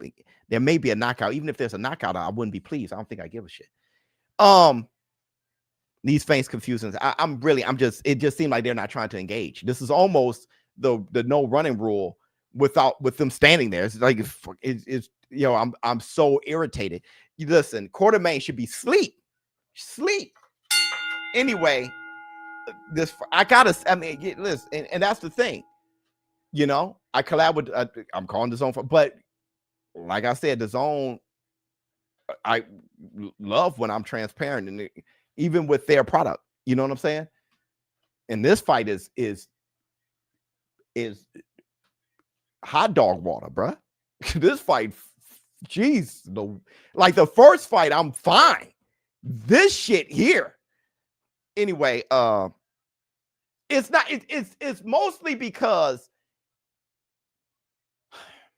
the opening is there for a Ricky Hatton, love you, boy, but a Ricky Hatton, Manny Pacquiao level knockout. Bam, knockout, bruh. It's a Ricky Hatton. I'm looking at it, and when you look at Barney and what he doesn't possess a lot, but he possessed way more than enough to take advantage of quartermine in the worst way. Jesus. Is this boxing or dance company? Matt, God. Anyway, I'm about to have a heart attack. I am literally, my blood pressure. Anyway, shit. Oh, Dr. King. My bad, brother. So, Dr. King, I get, okay. So, Max Kellerman. I get what you're saying. How I feel about Max Kellerman is, like you said, you don't want to start a beef. How I feel, okay, the stadium is filling up. How I feel about Max Kellerman is he's still brilliant. Like when I hear how he thinks, me and him think very similarly. Max Kellerman and I think very similarly. All right. But what you're saying is you feel like there's something is off.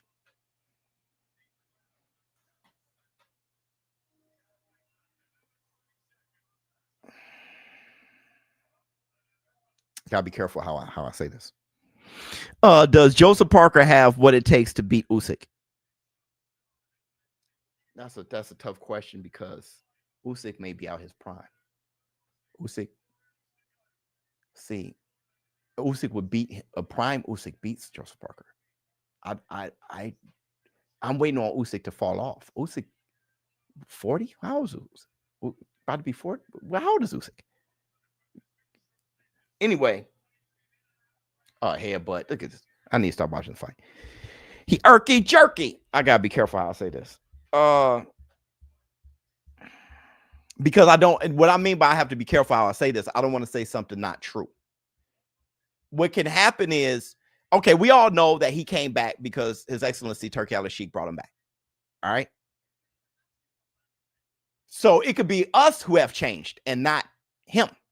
Because when you look at, you could have that perception. People do that with me. They see the DAZN badge or whatever, and then all of a sudden, if I criticize Tank, oh, that's because I've criticized Tank forever, you know. And then when I say great things about Tank, oh, PBC, you know what I'm saying. So you know, you have to be careful. So it can be our perception of him that's changed, but not really him. Another thing is it could be Max Kellerman fatigue too, because the way Max Kellerman communicates, you don't realize that you got over it until you saw him again. You see him again, and then he talk, and it's like, yo, I'm over that shit, man. You know, you kind of feel it. The way he hesitates and talk, you kind of feel like, is he selling me something? Yeah, I feel like he's selling me something, bro. When actually he's just breaking something down. I'll tell you this, King. I haven't seen a Max Kellerman breakdown since he came back to ring, since he came back in with ring. I haven't seen a breakdown that I disliked, to be honest. I don't know what he said that I've disliked, to be honest. A lot of stuff he say, he ain't even standing on anything. He just giving different perspectives.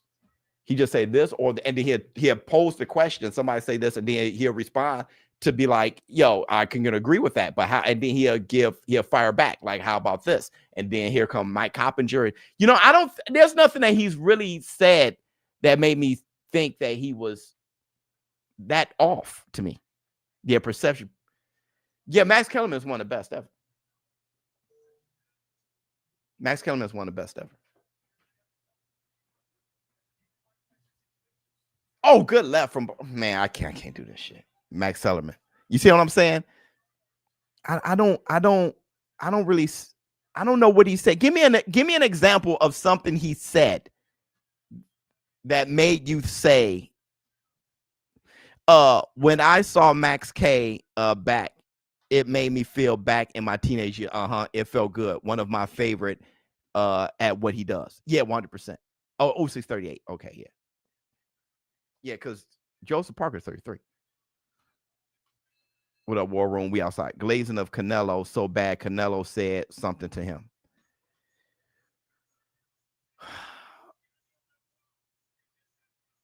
Okay, so with that,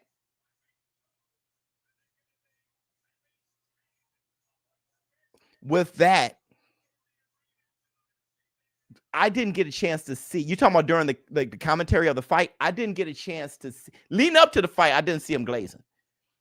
I saw him talking about how great the fight was, and people were mad about that. He was talking about how great you have the greatness of this era and the great. It didn't seem like he was. So I didn't hear I was doing my own commentary. I didn't hear his commentary of Canelo versus Crawford. So I don't know how much. I heard that he had big money on the fight, like far more than I did. So so if that was the case, he was probably like, damn it, come on, Nello. You know? Another thing is, Matt, let me tell you this. That's true. Okay, Sexy Kendra. So, see, I didn't get a chance to see his glazing. Another thing is, I have a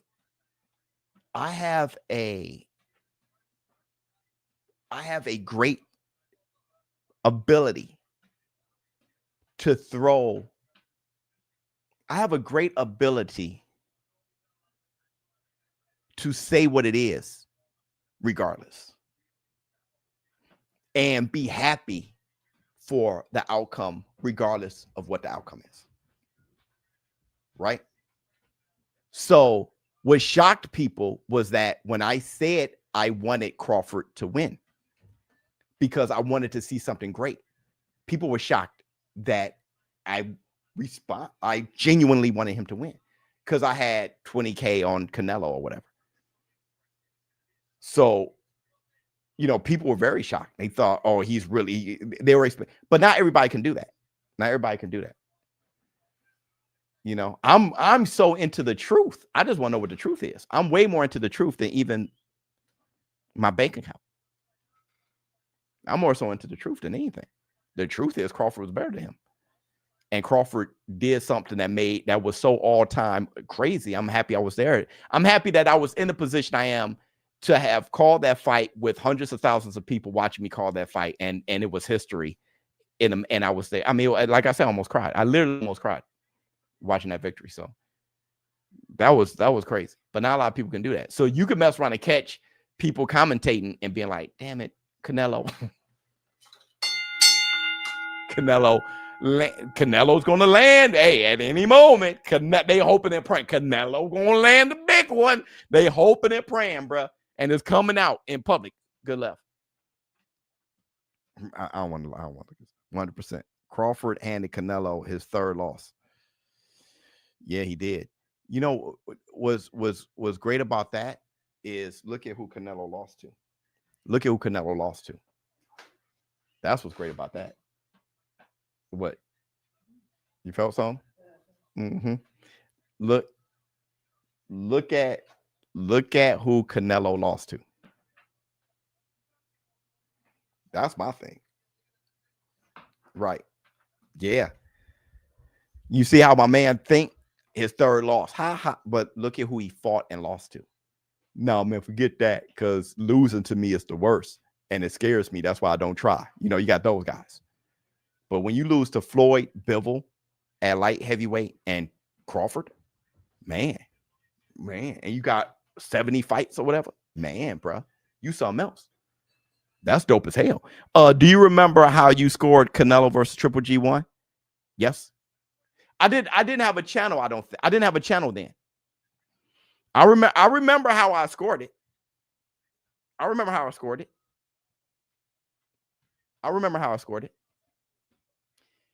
Y'all ready? I scored it a draw.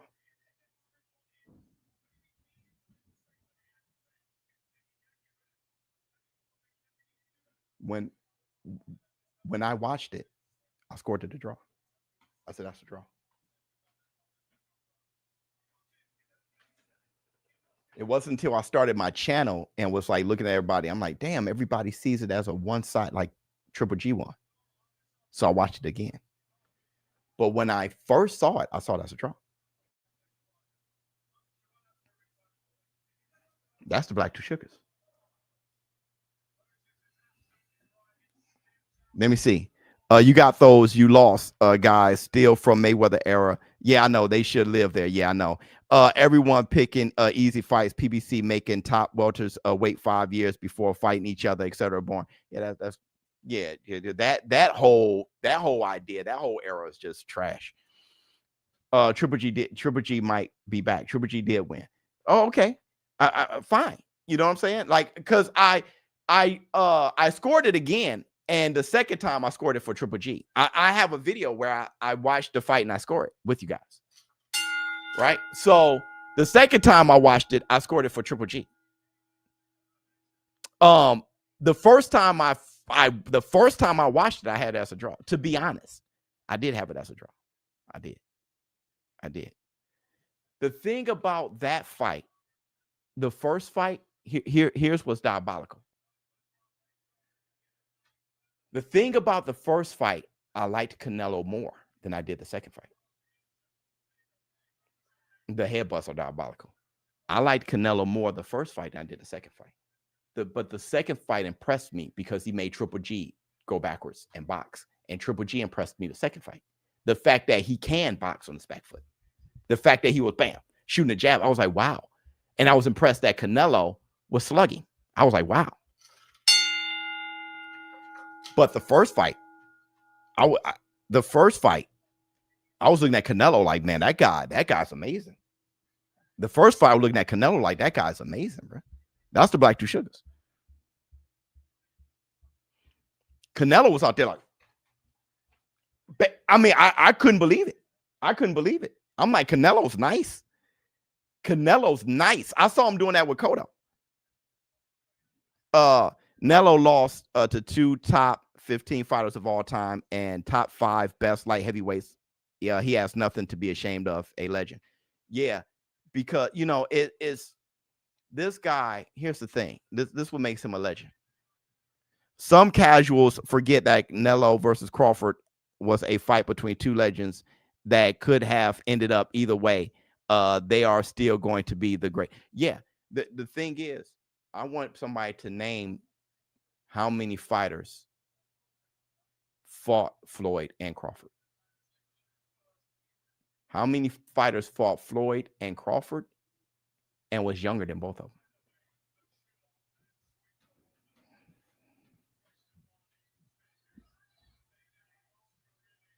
How many fighters fought Floyd and Crawford?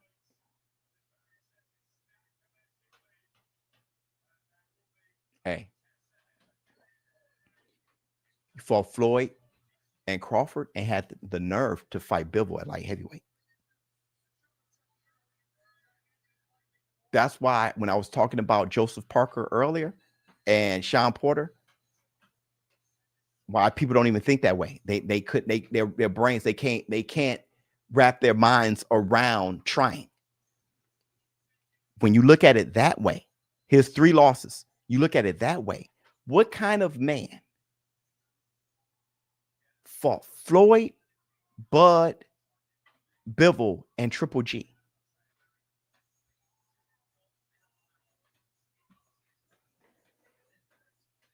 Bruh.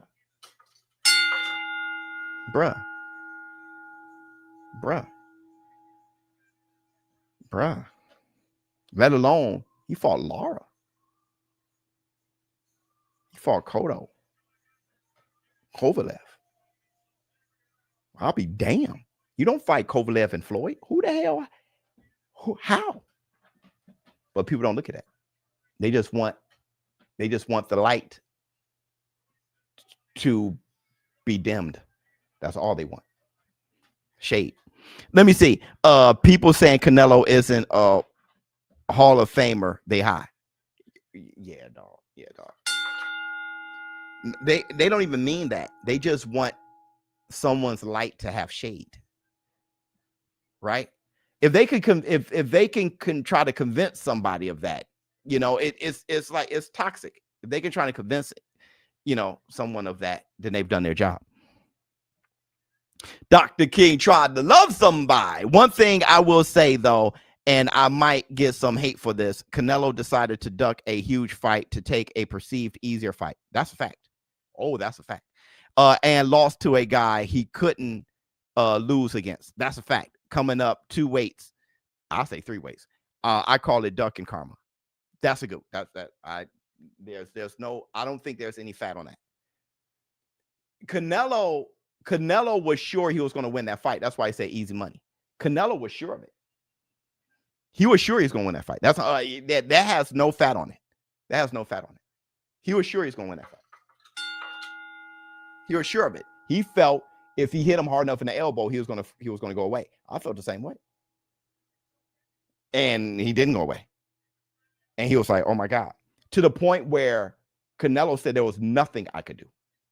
There was nothing I could do against him. Then, bruh, my God. Big facts. Canelo lost because he got away from counterpunching. Well, Crawford won because he's better. And that's the great thing about boxing. You know, when it comes to that fight, Canelo lost. Crawford won because he's better. Oh man, he finally dropped quartermine. He won because he's better.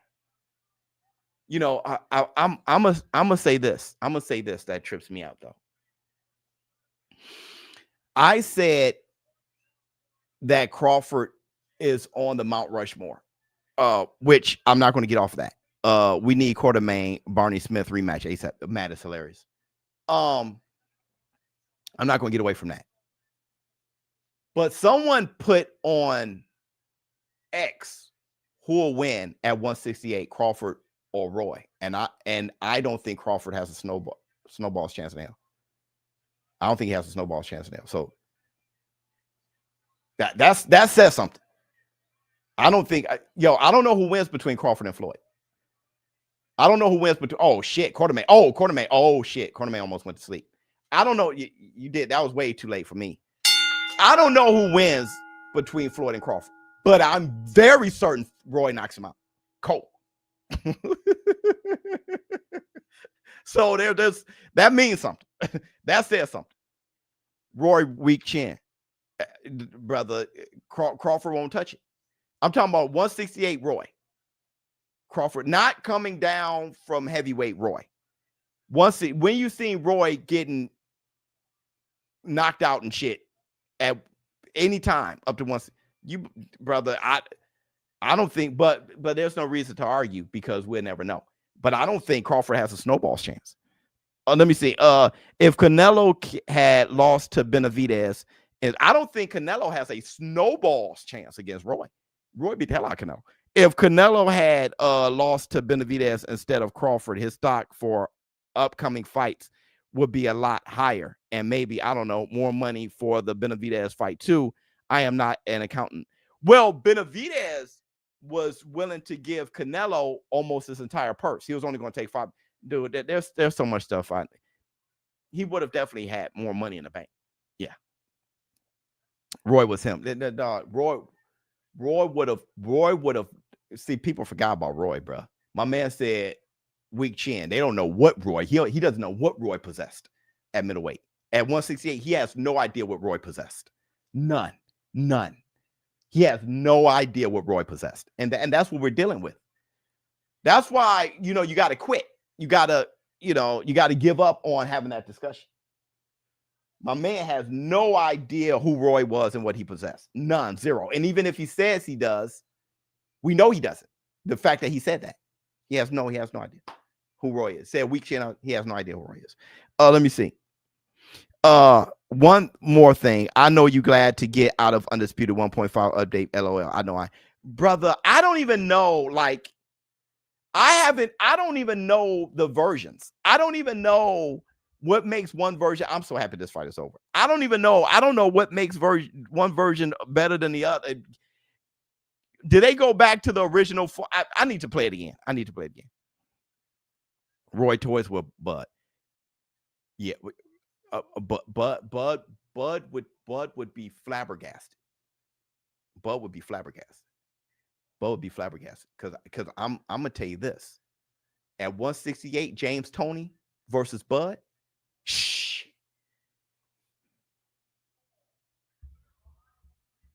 I got James Toney. And James Toney said there wasn't shit he could do with Roy. James Toney versus Bud. I got James at 168. You mad, Biz? Never. Oh, my dad. It's over. Let me see. My dad will wake up at 5 a.m. in the UK as a kid to watch Roy Jones live. Yep, that's how good he was. He even says, y'all must have forgot. Yo, bruh. You got, yo, Dr. King, you got Bud over 168 James Toney? All right. Because what James Toney would do to Canelo is murder. What James Toney would do to Canelo is murder. Yes, I got Bud. Okay. Roy was a great athlete with horrible fundamentals.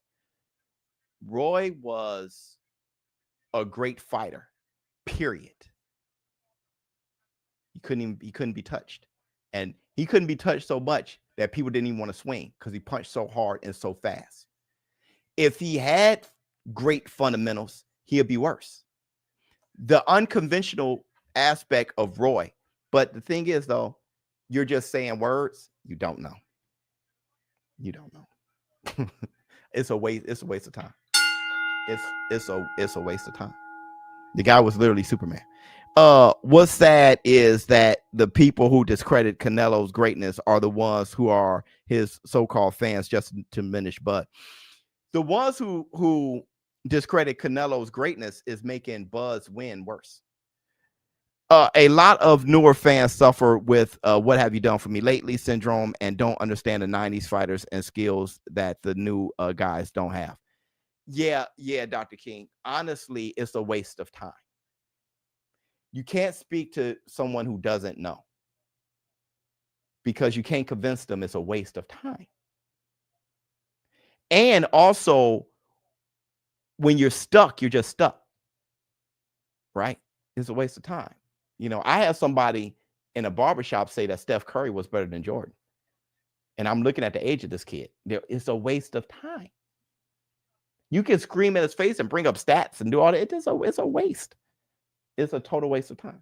My man who said him right here, look.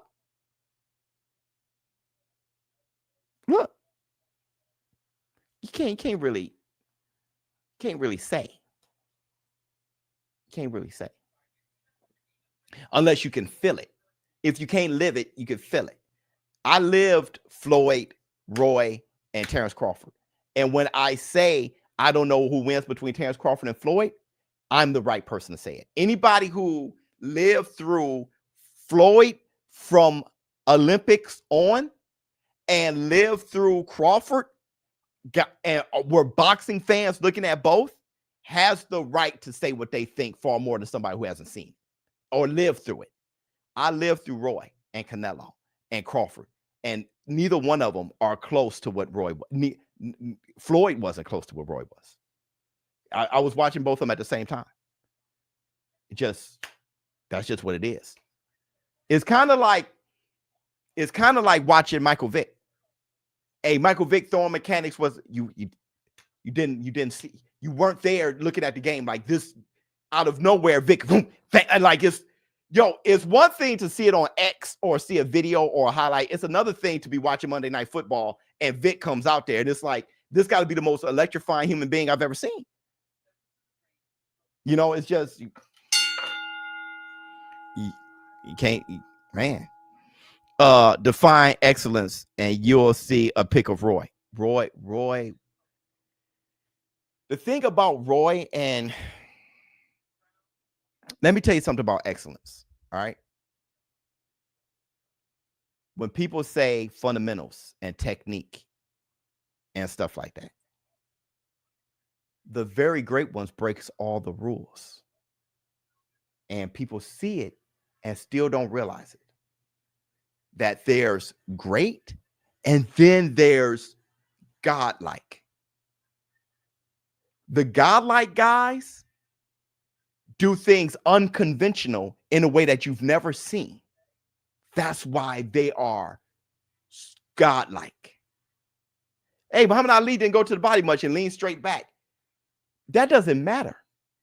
He didn't fight the rules because he's different. You get what I'm saying? It's like any artist. He's not doing this. He's doing this because he's amazing. He's amazing. Silva's like, boop, boop. He's effing. You're not supposed to do that. He breaks the rules. That's the godlike level. That's like, there's great, and then there's like, what the shit? Just Sugar Ray Robinson trading with Jake LaMotta. Oh, that's no fundamentals. Bruh. Next level, useless shit. Bam, boom, bam, bam, bam. Trading. He just fought him 2 weeks ago. Trading. Bam, bam, bam. Knock him out. Stops him. They have to wave it off. That's different. Michael Vick. What does he do? Running with, holding the ball like this. Stop. You see Saquon Barkley do a juke, jump over somebody backwards. It's like, what the? You're supposed to run at pad level and do the very best are abstract. Prince playing the guitar in a way, Jimi Hendrix playing the guitar in a way that is not supposed to be done. You playing it up here, making it scream. No, you're supposed to do this. That's why he's great. Roy, what you doing? Bam. Roy, what you doing? Bam. Boom. That's why he's great. His jab was a hook. He's not fundamental. Exactly. John Coltrane, why are you playing it? You're not supposed to go. But I'm great.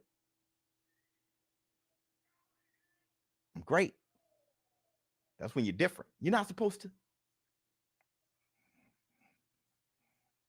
People don't realize, bro. Roy studied roosters. That's what I'm saying. He's looking at a damn rooster, bro. That's why everybody else who does it the right way don't know what to do with Roy. They don't know what to do with Roy. You're supposed to jab first, Roy. Not be back there looking away and go, bam. And oh, shit. You were way over there. I'm not ready for you to punch and be here. What the? Rolling 4. Hit facts. Facts. Facts. Anabolic steroids, Roy Jones. Snack Bud. Victor Conte Bud. Call it what you want. The king of cheating, Victor Conte Bud. Oh, let's not say that. Being a hypocrite. being a hypocrite, right? Well, they don't open up that bag. Just what you see. Just what you see. Let me see. Beer skipping right over super chats. Oh, which ones? Oh, here we go.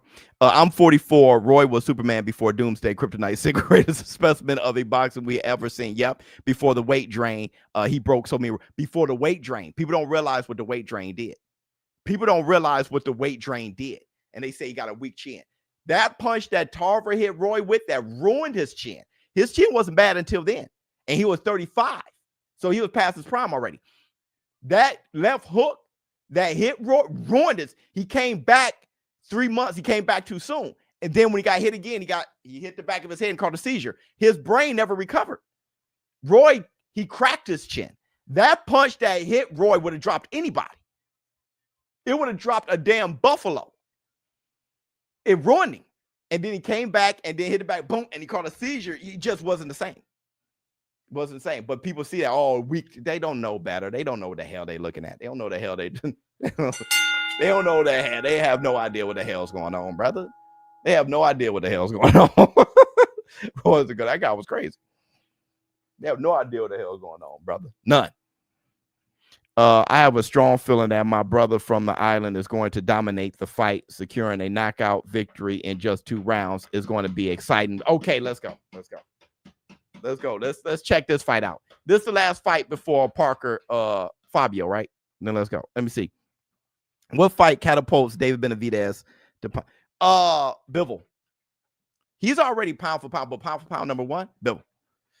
Roy or Ali? Take your pick. Yeah, man, that Roy is a fast fight. Yeah, total body. Yeah. The fastest single punch I ever seen came from Ryan Garcia, though, in my opinion. That's the fastest single punch I've ever seen. His arm literally disappeared. You know, I'm talking about on today's. I can understand if it's 1970s and then but today's footage, his arm disappeared. That was the fastest one punch I've ever seen. But I think Roy's ultimately the fastest fighter ever.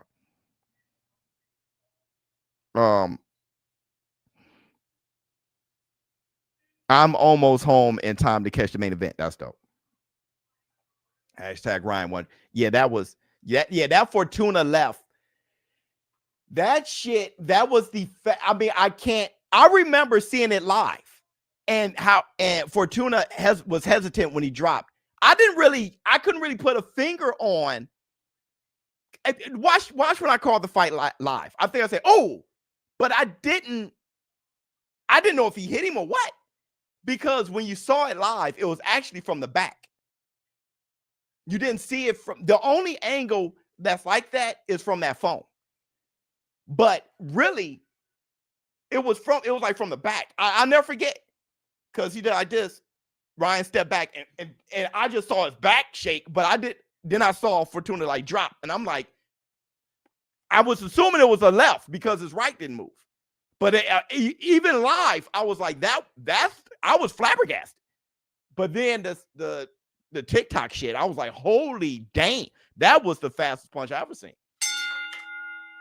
It looked like Tim, because he stopped and then he fell. And I'm like, damn.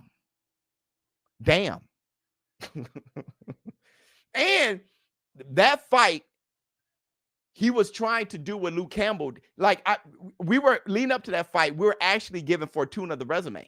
I mean, the recipe on how to knock out Ryan.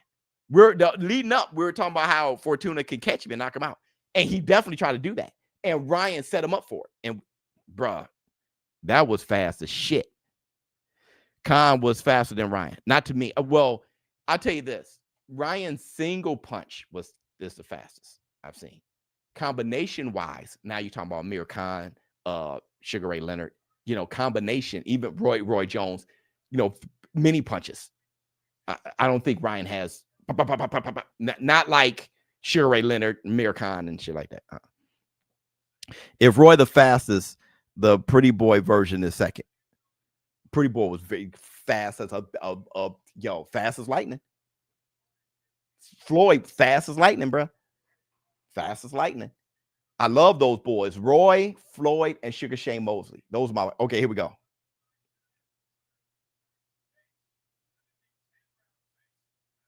So wait a minute. Who's Woodal and who's Taylor?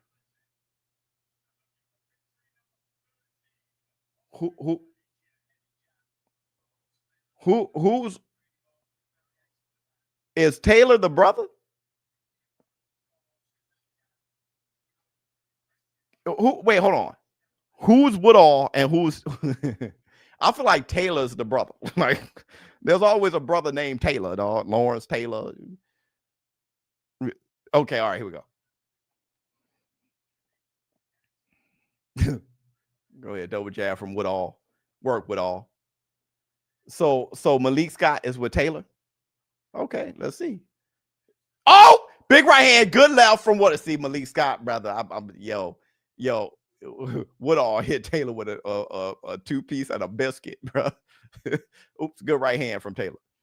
That brother got hit with a two. Oh, good left to the body, Taylor. Yeah, you got to put it together because Woodal.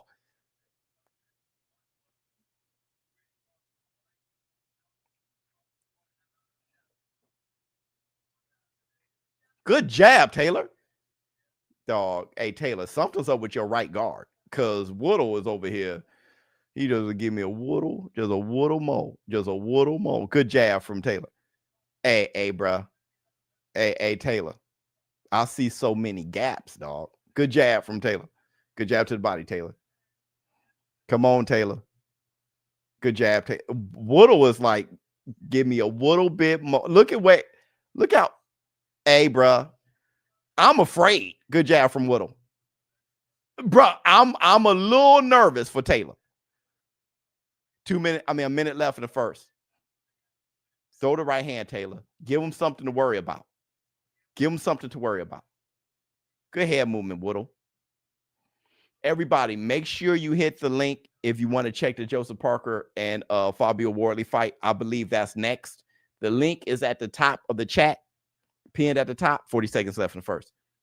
Counter right hand miss by Woodal. Good jab from Woodal. Good jab back from Taylor.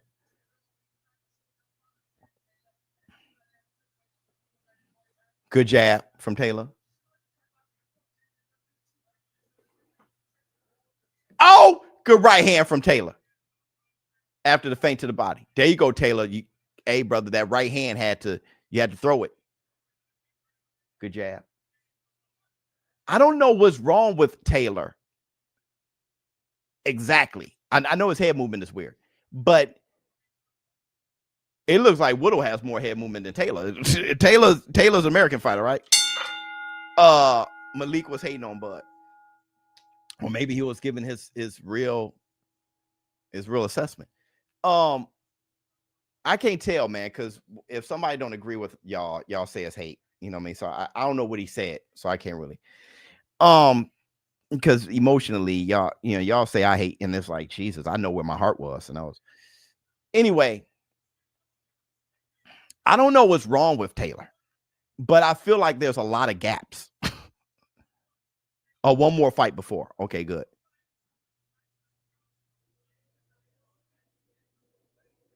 A little bit of this, a little bit of that.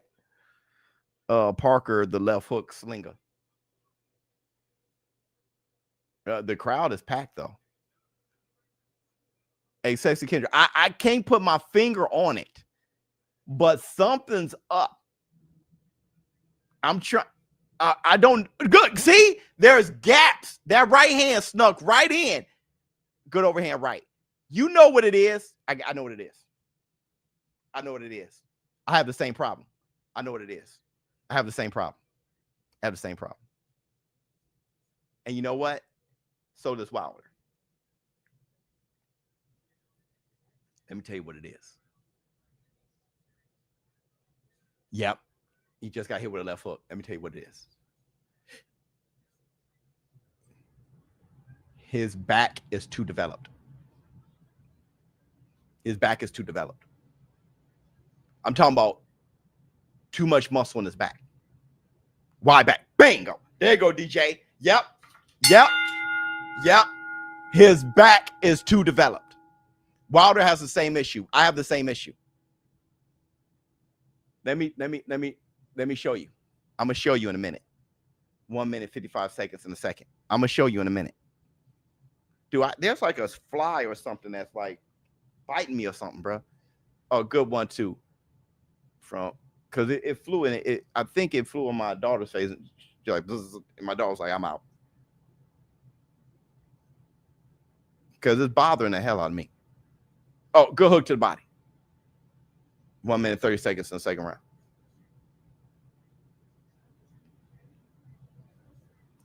I think Woodal is better.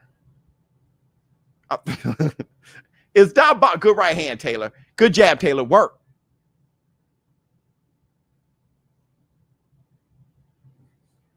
You know what else? Look at Taylor's front foot, right? His front foot is right, but his waist seems wrong. His shoulders are squared up. It looked like he should be sideways, but he's not actually sideways. Look. He's squared up. Good right hand. Good right hand again. 44 seconds. A.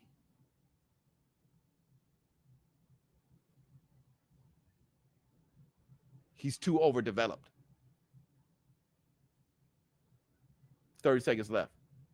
He can block, but not all the time. He got Woodal's face on some purple shit, so he can swat. 20 seconds left in the second.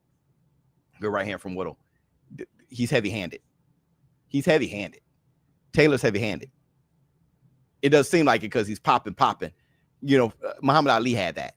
The jab was actually just, it wasn't a pepper. It looked like a pepper, but it was weighted. Hey. Look. Hold on.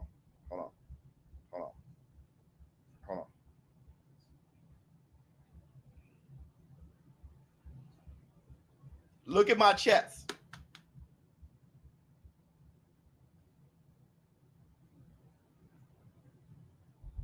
That's my ass.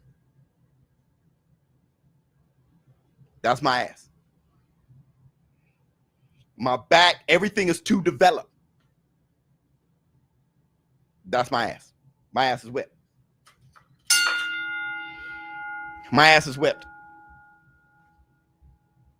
I can't even make my elbows touch. I'm trying to make my elbows touch, bro. Sophia, my ass is whipped. Look. I can't make my elbow. I'm my ass whipped. Uppercut. Bam. I'm my ass whipped. I'm like, what's wrong? Why does he have gaps? Pause. Look at his back. His ass whipped. Elmo Williams has the same thing. Good left hook. Deontay Wilder has it bad. He has it bad. If you look at Wilder, look at his guard and everything, his back, his lats, and everything. Look, everything is too developed. Ass whip. Good jab to the body.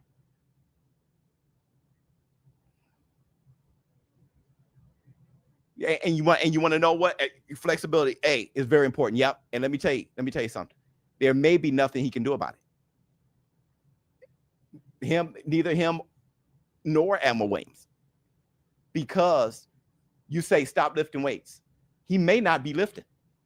genetics is a mofo. His body does that. Good, right to the body. Have you taken a look at Tim Bradley? Tim Bradley was just working out, bro. Remember Tim Bradley when he was boxing? Oh my God. Tim Bradley was shredded. Holy shit. That brother looked like a calf. His whole body looked like a cut up calf muscle. His whole body was one sharp, well-defined ab.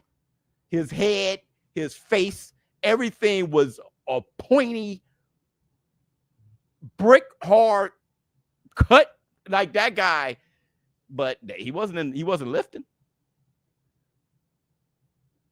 He was doing what everybody else does. 1 minute, 10 seconds. Oh, good right hand, Taylor. Work. Oops. Right hand just see, here's the problem. Here's the problem with Woodal. The problem is Taylor punched too hard.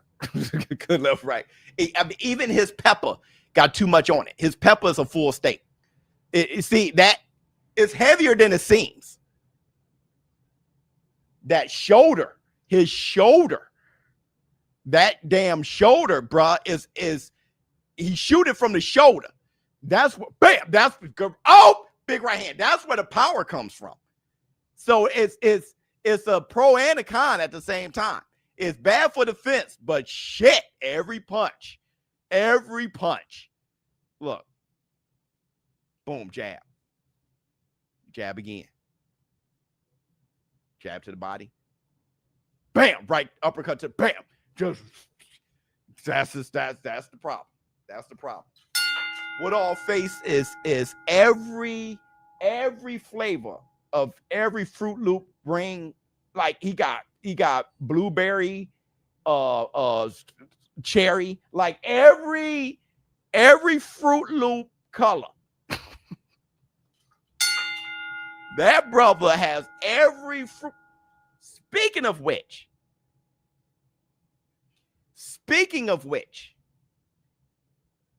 those Fruit Loop colors changed. Bro tripping in the chat. What is he doing? Those Fruit Loop colors change.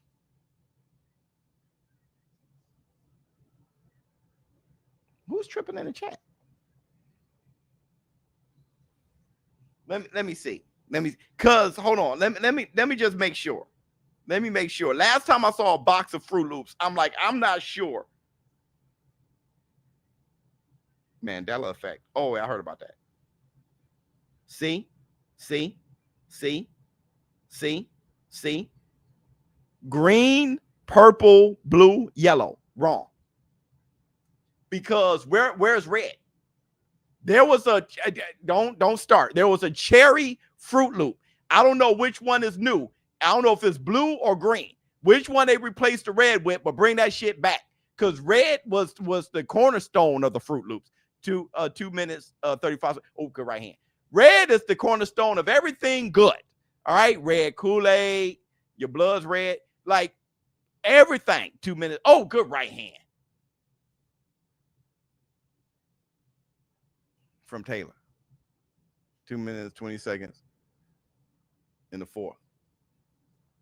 I saw a box of Fruit Loops and said, no, this bull jive. This bull jive. Where's red, bro? I couldn't even buy it.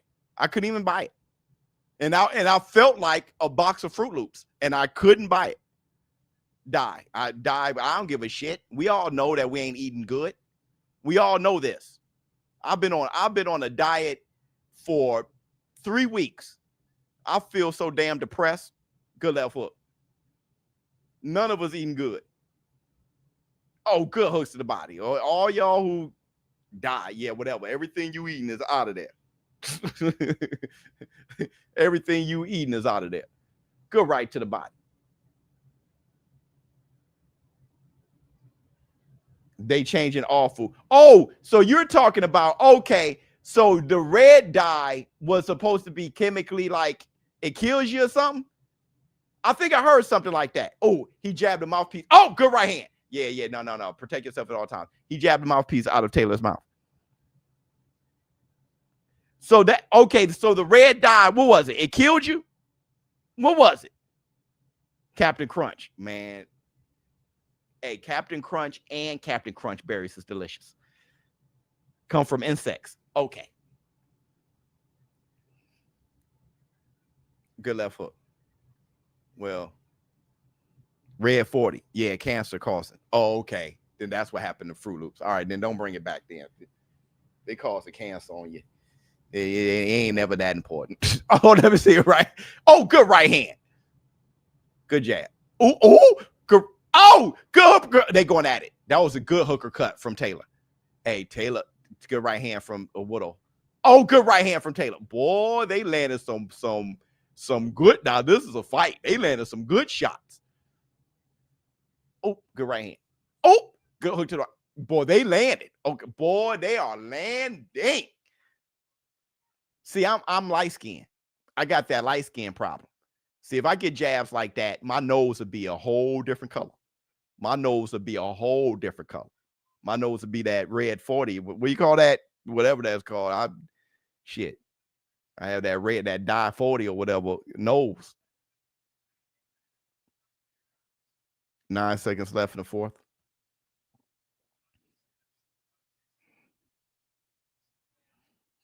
Man, I don't mind Woodal, man. I don't mind him. I don't mind him at all. That's why it's illegal in majority of the world. Okay, then that's what it is. Yeah, I'll be on my Rudolph shit. You can't be fit and married. It doesn't mix. You're hilarious. Let me tell y'all something. Let me tell you something. That's an excuse. Everybody, don't quit. Don't quit. Don't quit, man. Don't quit. Get in shape. Get in shape. Just focus. Just stay focused. Stay dialed in. And get in shape, bro. Get in shape. Be fine. Sexy Kendra. Listen, don't act like you're fine. Be really fine. Be fine. Be fine. As fine as you can. Work. Work. Don't settle and be like, we okay, because you're not okay. Now, okay. Turn your woman on, bro. Keep it rocking. Keep it rocking. Keep it rocking, bro. Be in the gym. Turn your woman on, dog. 2 minutes or 45 seconds in the fifth. I'm telling you. Y'all just sitting back, blowing farts around each other. Like, don't. Good combination. Oh, good up. Oh, good left. Oh, man, they throwing some heat, bro. Good jab. Listen, that's the ShowBizz advice right there. That's the ShowBizz advice. Stop wishing. Hey, ladies. Be bad. There's no excuse now. There's too much shit out there. Be baddies. Be baddies. Oh, good uppercut. Be baddies. If Lizzo could, hey, baddie your shit up. Good combination. Ending it with a jab from Taylor. Hey, they throwing some heat. Hey, when people say, hey, that's surface level and that's not important. No, it is. That's important. Oh, good jab from Woodal. Kind of threw Taylor off. Let me tell you what's important. The book is important and the cover. The cover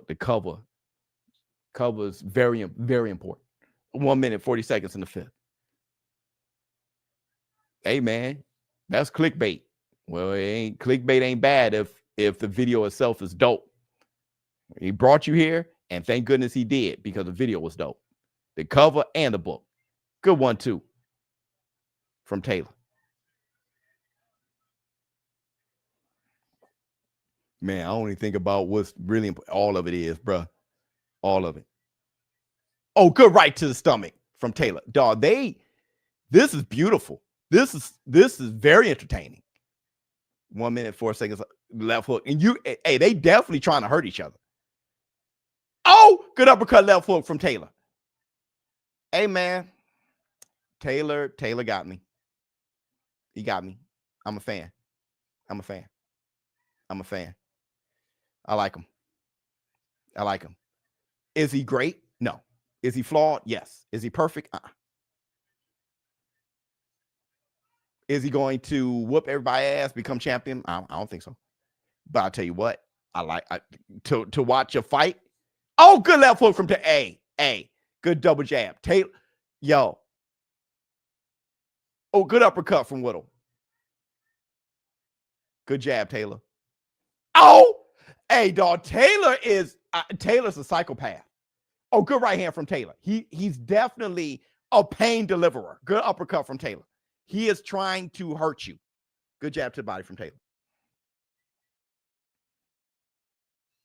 Hey.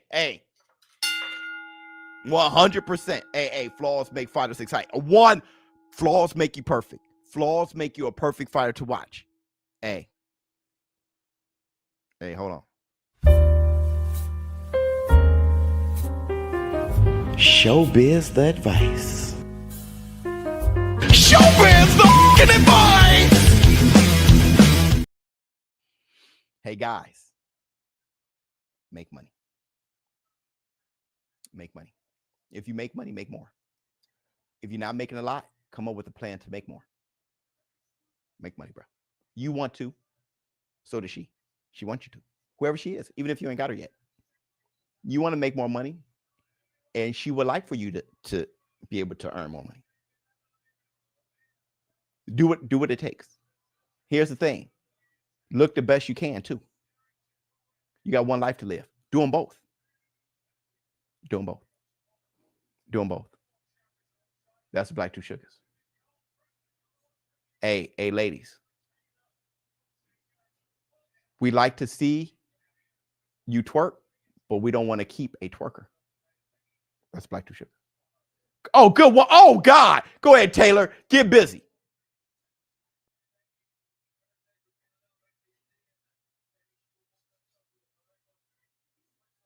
Oh, good left to the bottom. Oh, good 1-2 from Taylor. Good combination. Oh, good left. Oh, good right hand from Taylor.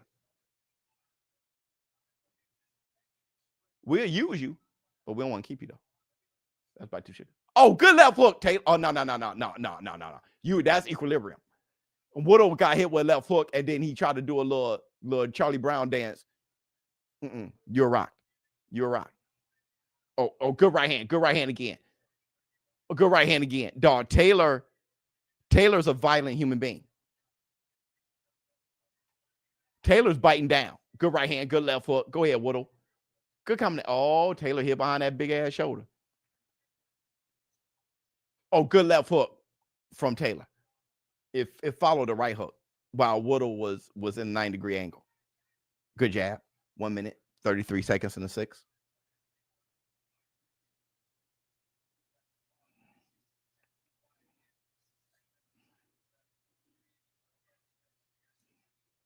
Oh, good uppercut.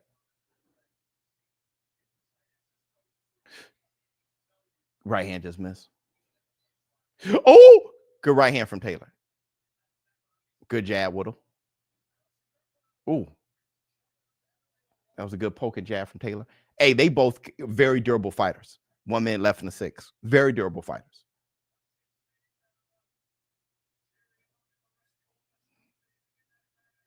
Oh, good right hand to the body. Good jab. My goodness. Oh, good uppercut with the right hand, then a straight with the right hand, then the right hand again from Taylor. Left foot to good uppercut, Woodal. Hey, Woodal is just too many bee stings on an elephant. Just at some point, you're gonna look at the cut. Look at Woodal's face. I'm telling you, he looks like a box of Fruit Loops. Oh God, he looks like a box of Fruit Loops. Look, he got red, purple, blue. Oh, right. Oh, good combination from Woodal.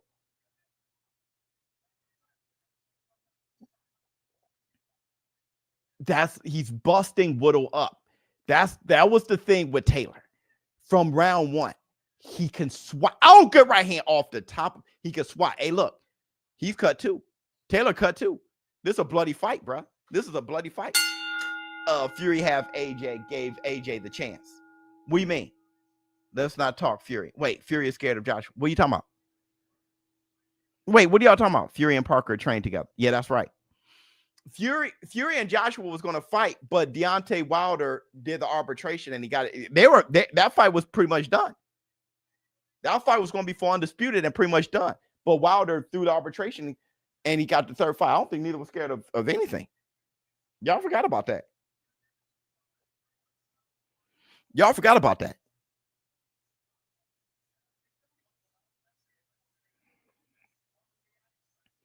Listen.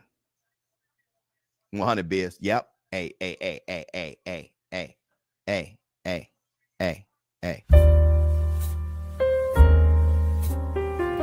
ShowBizz the advice.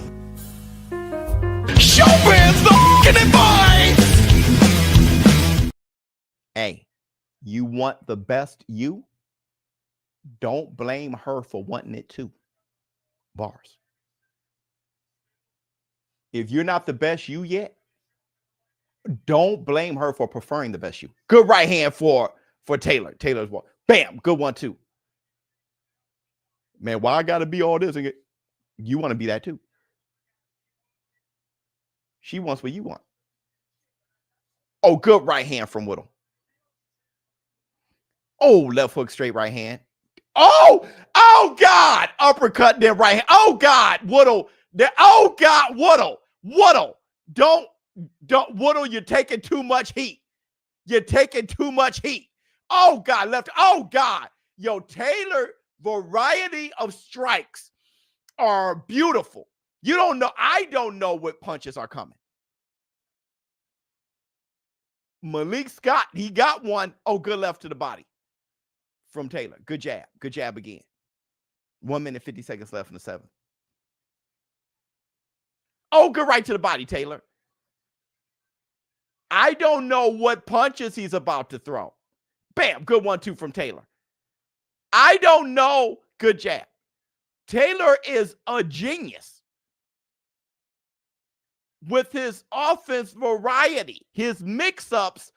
Bruh, I've played Mortal Kombat for years. It's all about the mix-ups. Oh, good right hand. His mix-up game.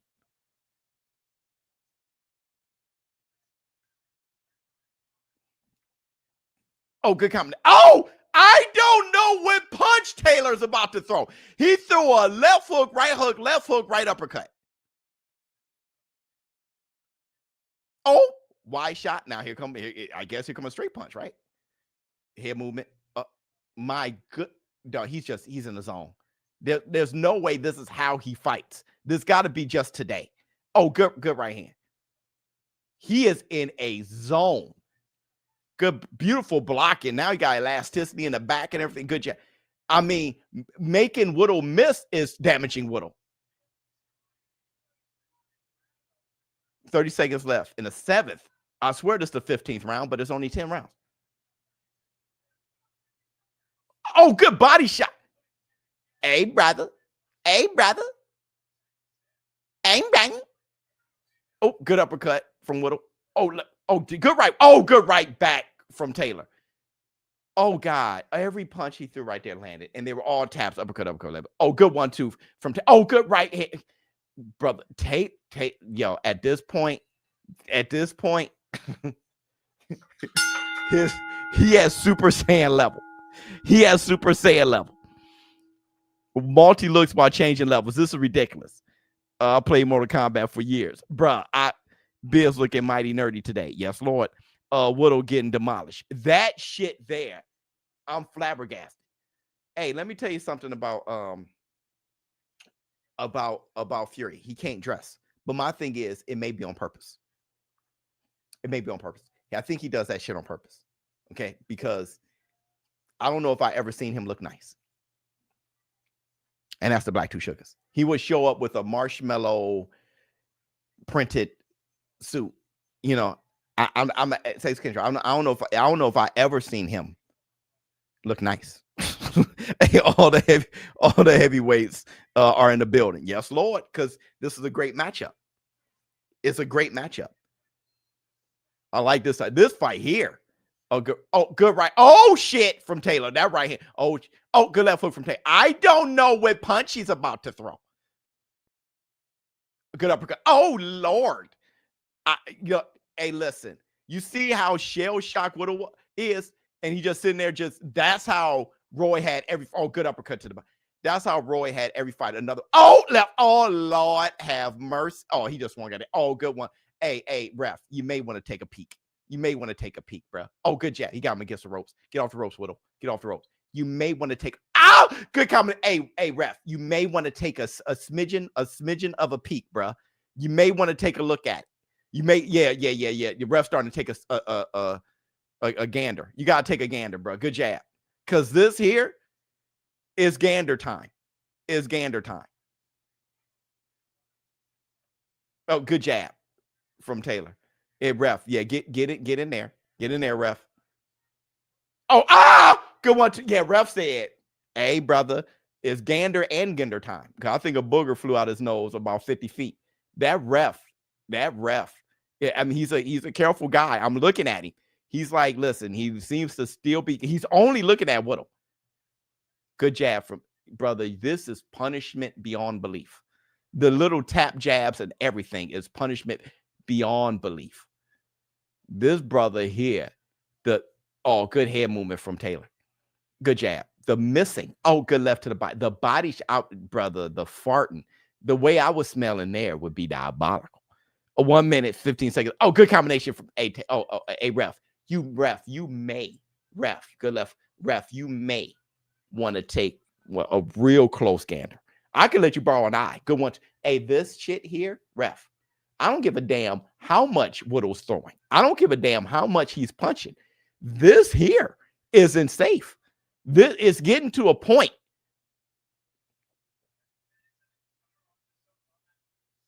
Good one. See, because this is starting to remind me of Mad Max Dadashev. Love you, boy. You didn't know you couldn't stop the fight with Mad Max. Good left foot because he kept punching. But, bruh, you got good left foot. Sometimes you got to look at the type of punches that are connecting. Good jab. This is Valentine Day Massacre. Gotti Floyd. Good right hand. Good right hand again. God, ref. You definitely have a sick sense of humor. Good uppercut to the body from Taylor. Good jab, Woodal. 10 seconds left. Good. Shit, ref. The right. That wasn't even a hard punch. And Woodal, referee. Ref. Now, don't go to the neutral corner, ref. Come here. Ref, come here. Look at that corner. Look at him. He's sitting right over there in the corner, the opposite corner. Take a strong look at Woodal. Take a strong look at him. This here is a life-changing beating. He punched him in his heart. Taylor hit him in his heart. He went. And brother, oh my God. Hey, man. Definitely on the speed bag. Woodal, I don't think Woodal's there anymore. I don't think he's there. He's left the crib. He left home a long time ago. His body, his vessel is just operating. That brother left home a long time ago. Good jab to the body from Taylor. Another jab. 2 minutes, 46 seconds a ninth. Hey, man. Good right to the body from what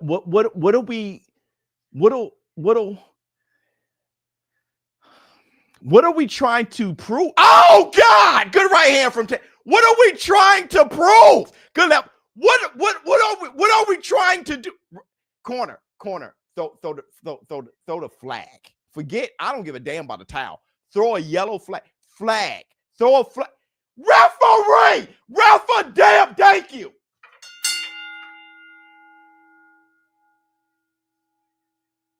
They stopped the fight.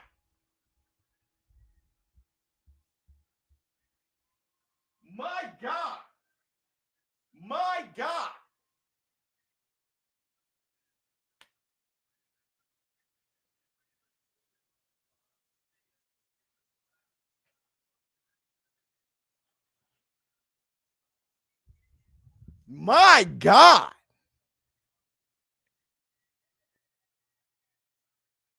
That right there was Happy Halloween.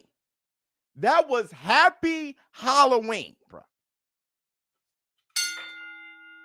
The ref didn't even call it. The corner had to be like, well, we're going to wait a minute. Well, I'll be damned. Look at the ref. Look at the rep. I'm spitting and everything. Do you see how much spit I spit out my mouth? I am flabbergasted. Bruh.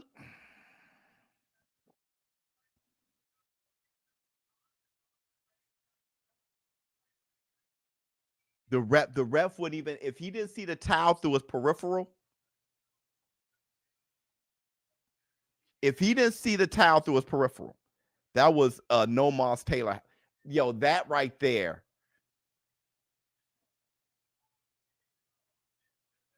Hold on, everybody. Something happening. What the hell? What the hell just happened? Oh my goodness. My whole computer went through. Did I lose y'all? Let me see. Taylor. What the hell? Taylor looked like he was doing mitt work with Woodal head. That was ridiculous. Look at my, something is horribly wrong.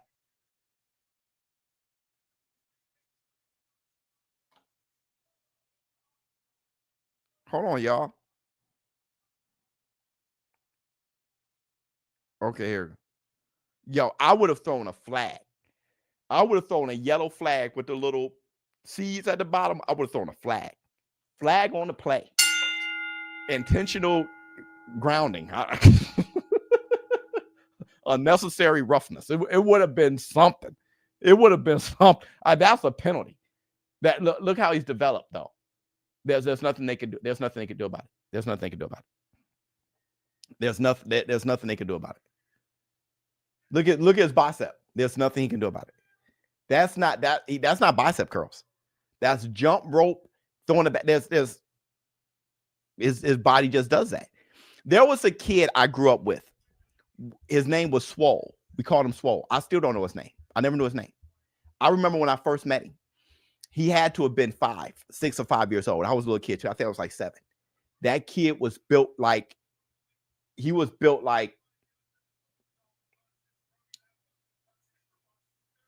Timothy Bradley.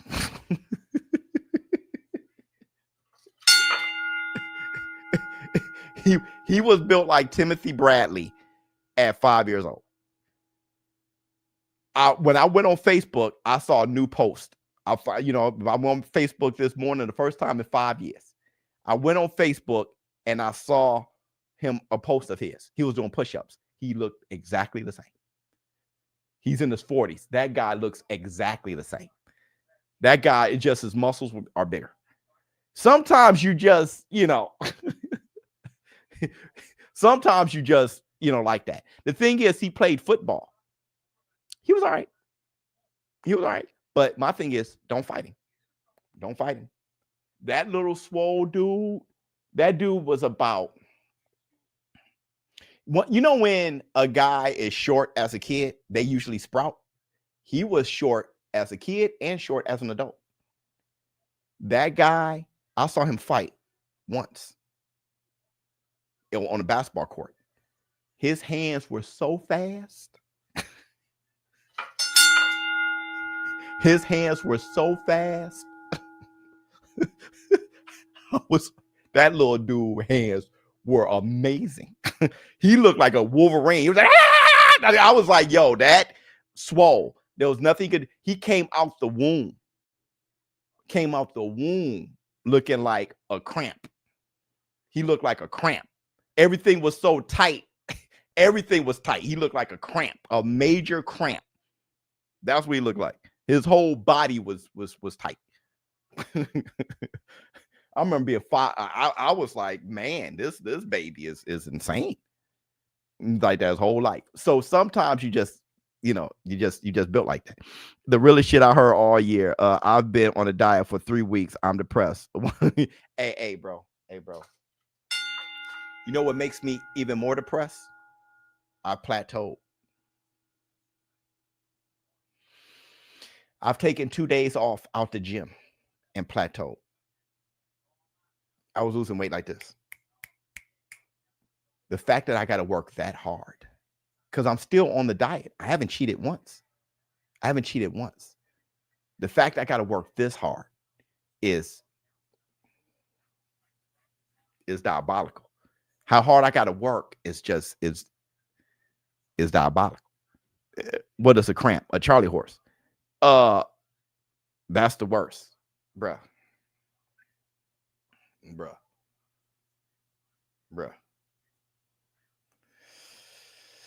I gained 2 pounds and I'm still there. Diabolical. I gained 2 pounds and I'm still there. Here's the thing. I've been only eating egg whites, oatmeal for breakfast, egg whites, salad, chicken breast, water. If I have coffee, black, no sugars. I'm on my Tim Bradley shit. Just water. I can't even think of what else I've eaten. A little fruit, not much. It's mostly vegetables.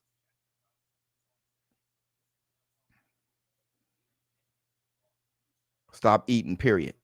No, that's not the point. The reason why I don't want to stop eating, I don't want to fast yet, is because I'm not trying to rush to a weight.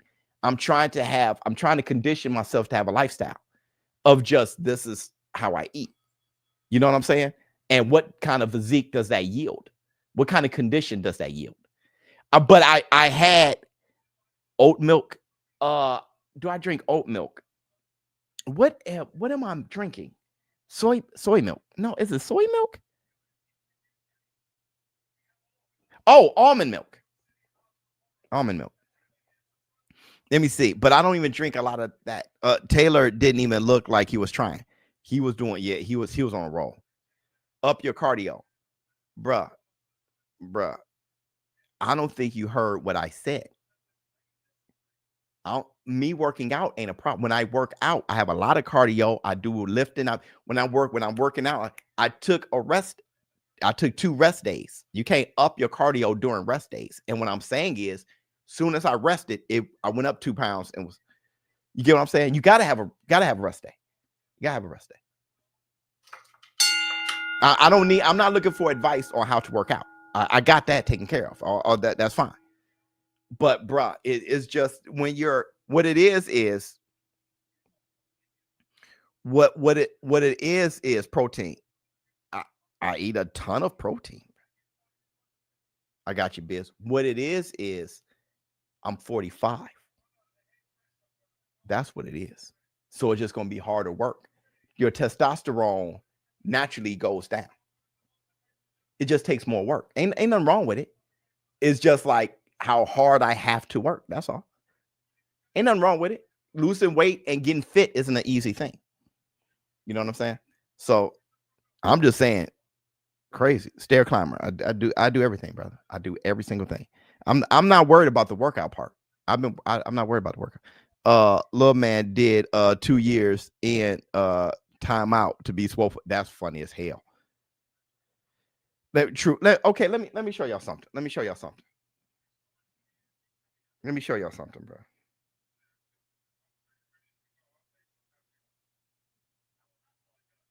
Let me show you something.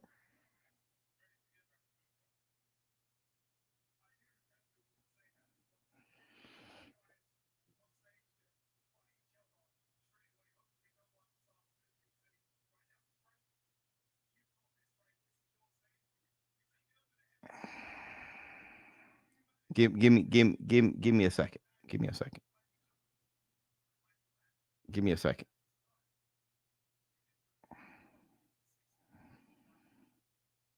Give me a quick second.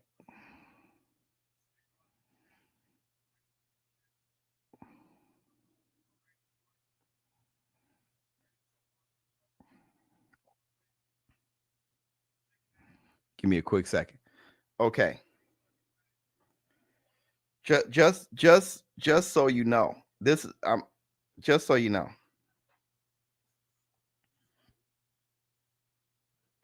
This is how I looked in my 30s.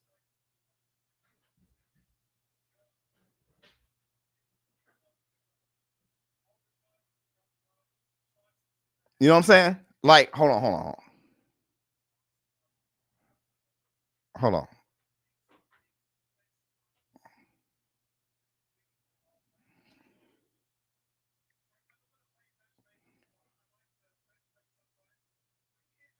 A little bit later, I'll put more weight on. When I tell you I understand working out, I mastered it and all that. I'm just saying I didn't have to try as hard before. When you 45, it's like, man, that's all I'm saying. You know, people act like, you know what I'm saying? Hey, ShowBizz, you know, I know exactly what I'm doing, bro. I know exactly what I'm doing. I'm just saying, you know, I was in my 30s. You know, in my 30s, that's a grown man. That's a grown man. That's not, this right here is me at 33 years old. That's 33. That's not a child. What happened was I got injured back to back. I tore my knees, you know what I'm saying? Donated my kidney. I tore so things happened back to back, and then I had to rest. And then I got older, and then it was like it just took. I got out of my. I got, you know, out of my shit. This is me. This is me 2 days ago.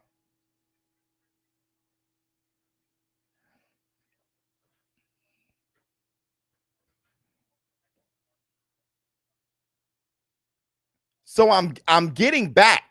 I'm getting back. I'm just saying that it's like when you get older, it just takes more time. That's all. It's like that's all I'm saying. When getting older, it's like, wow, I gotta really, really try. No abs yet? Yeah, I got faint abs. So I got like a 4-pack, right? I got a 4-pack. I have, but it's not, you know, it's not. I gotta be at around 200. Right now, I'm back at 210. So I got to get around 202 pounds, and I have my abs. My abs will be there. Here's the thing. My weight here, I think I was boxing. I was boxing here. So I was like 29 here. My weight there, I was like 177 or something like that. My weight here, I was like 192. That was me at my best. That was me in my 30s. So I was 192 then. I'm thinking if I can get to like 202, I'll be shredded. I'll be pretty shredded. Let me see. Yo, Biz, did you check out Dr. Sleepy? Damn, I failed to check. I forgot. I forgot. Yeah, if 198 is that's me at my fighting weight. If I can get to 198, I'm in there. Like Urkel on steroids. Yeah. If I get to 198, I'm in there. If I get 198, everything would be, I'll be shredded. Keep it up, Biz. Let's get back to the gym. Motivate. Dog, 100%. Yo, what happened? Let me tell you what happened. Those pictures of me you saw is how I've been my majority of my life. Right? So when I was in high school, everything I've been like that majority of my life. What got me was once I got famous, no one knew that. So y'all saw like a fatter, a chubbier Biz. Y'all didn't even know. So when I brought up me boxing and stuff like that, it's like, I get that shit out of here. And I knew that. I was like, just won't believe it. Then DAZN, I was doing an interview with Teofimo. And Teofimo Lopez, before the interview started, he said, all right, Biz, you know, you kind of, you know, look like you're in the gym a little bit. And I said, I got to get in the gym. Because there was no question my whole life, you're in the gym a little bit. Must be like, yo, get off the weights. What you eating? Dumbbells? You know, there was the fact that Teofimo was like, all right, Biz, look like that. I'm like, okay, I you know, I didn't even want to see old pictures of myself because it was like, yo, that's what motivated me. Like, I'm looking at old pictures of me like, I got to get back. I got to get back, bro. I got to get back. All natty. And my daughter said something. she said something like, I forgot what she said, but it was something like, I only know dad one way or something like that. I think she hit me on my stomach. And I think she said something like, because, you know, she fight. She said something like, I only know my dad one way. You want to talk about a battery in the back. Because when she hit me in the stomach, it wasn't, you know, it used to be like hitting a brick wall. But it was like, shh. She looked at me. She said, I only know my dad one way. Gang. Gang. Gang, dog. Gang. Parker didn't fight yet. They haven't fought yet. Snack on display, joke. Yeah, they haven't fought yet. ShowBizz on snack. The thing is, y'all, just know, you know, people going to talk shit and just know all those things are hard on the kidneys. You don't want to have one kidney doing any of that. Your kidneys will fail. You don't want to have one kidney doing any of that. You don't want to be doing stuff, anything questionable, snack or steroids or testosterone. You don't want to do any of that. To have your one kidney trying to process that. So just know there's a medical reason why I can't do any of that. If y'all don't believe, whenever I get back and if I'm sure, just know it's natty, because there's a medical reason to your health. You should never sacrifice your health for aesthetics. Never, bro. Biz, creatine is bad on your kidneys. Very bad on your kidneys. Creatine is horrible for your kidneys. One kidney club. What's your height? I'm 5'10". Forgot about that. Yeah, I can't. Yo. So everything gotta be natural. That's why I can't take Ozempic or I don't know with those shots and stuff. I can't do that. I can't do it. I can't risk it. Okay, I'm too important. Too important to my kids, to my wife, and I can't risk it. Let me see. What's good with your war room? Love you, boy. No, creatine is good. Creatine, no, it's not. It's bad for your kidneys. It is. Hey, don't listen to anybody. This guy is going to hurt you. It is bad for you. Now, if you're fine with it being bad for your kidneys, that's cool. But it's bad for your kidneys. Not Ozempic. Yeah, no Ozempic. I can't. You're a dad and husband first. 100%. What's my target weight?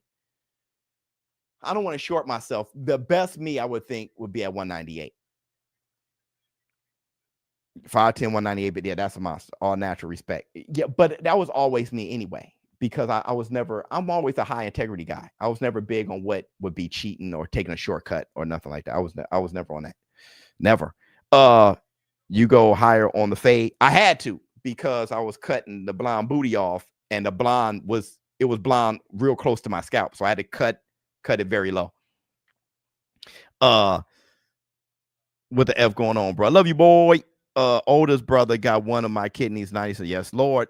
True, you can't have some things caused back at 100%. In terms of speed, what's your favorite weight? In terms of speed, the lightest I've ever been, is the lightest, 170. I was at my fastest around there. Right. But I'm gonna tell you something, man. Speed isn't really a big deal for me. Speed isn't a big deal for me. It's not. Because I'm not looking to all these guys talking. What are they talking about? All these heavyweights. I'm not trying to get into a fight. I'm over that shit. Very inspirational, Biz. Love you, boy. That worked like hell. They trying to fight for a third time. Oh, really? Dog, Chisora is built different. He's built different. There's no way he should be fighting, but forget about that. There's no way he should be capable of it. That's all Frank Warren. That's all Queensberry. Dude, Queensberry runs the heavyweight division. I've been saying that. Let me see. 6 round KO. After 40, LOL. It's hard. You can do it. Just have a vision. Yo, 100%. 100%. But Ms. Biz was talking to me in the kitchen. And when she had her hand on my stomach. I'm talking about since I've been getting back in shape. And she stopped holding me like that. So let me tell you, fellas, when I say don't give up. She always loved me, was attracted to me. We always sexually attracted to each other and all that stuff. But I forgot that she used to hold me by the stomach because she liked how hard my stomach felt.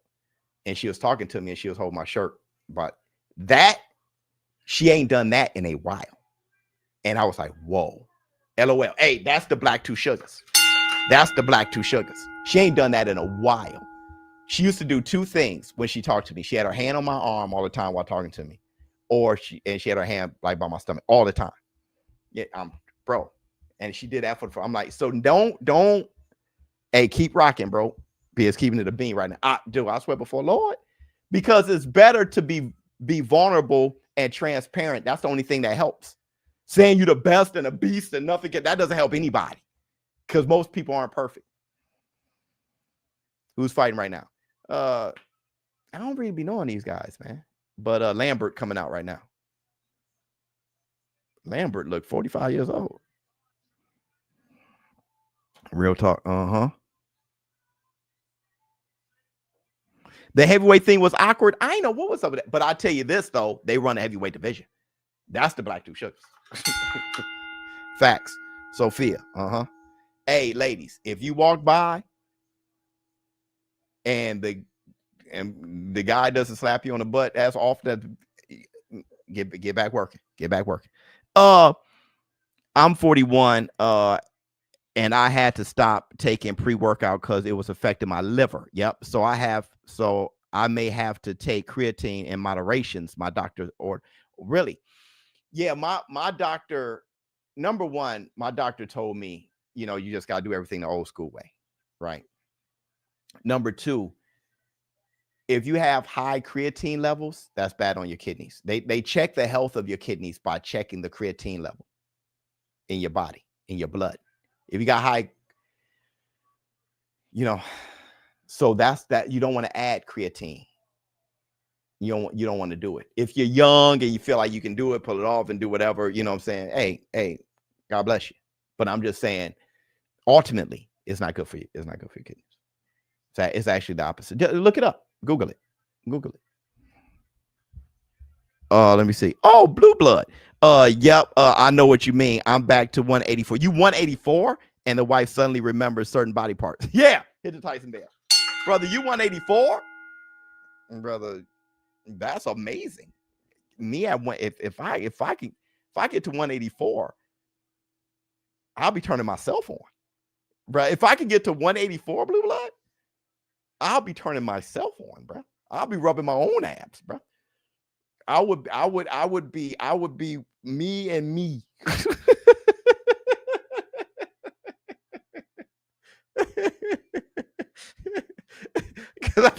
Let me see. Because I'm over here at 210. When does the main event start? After this one. And don't forget the link is at the top of the chat. It's pinned at the top. If you want to check it out on DAZN. We're in the DAZN War Room. This is the last fight before the main event. 184, you may look unhealthy. I just showed you guys. I just showed you at me at 177. I just showed you me at 192 or whatever. No, I won't look good. I'll probably look bigger. I'll probably look bigger. My neck will have less fat on it and more muscle. So my neck will be wider. My stature be less like this because my back I have more muscle. So my stature be like this. And my shoulders would be wider. I would probably look bigger. That's why when you look at that picture of me at 192, I looked humongous. Because that's what muscles do. You cut down on fat. I probably look bigger. You look more fit than Jake Paul. Yeah, right now I'm fit. I am fit right now. But I'm not where I want to be.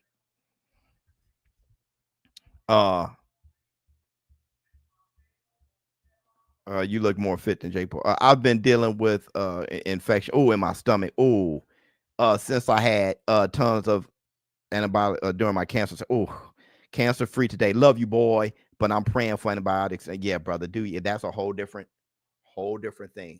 That's a whole. You're blessed though, brother. You're blessed. That's a whole different. Hit the Tyson bell. Love you, boy. Eating increments work. Yeah.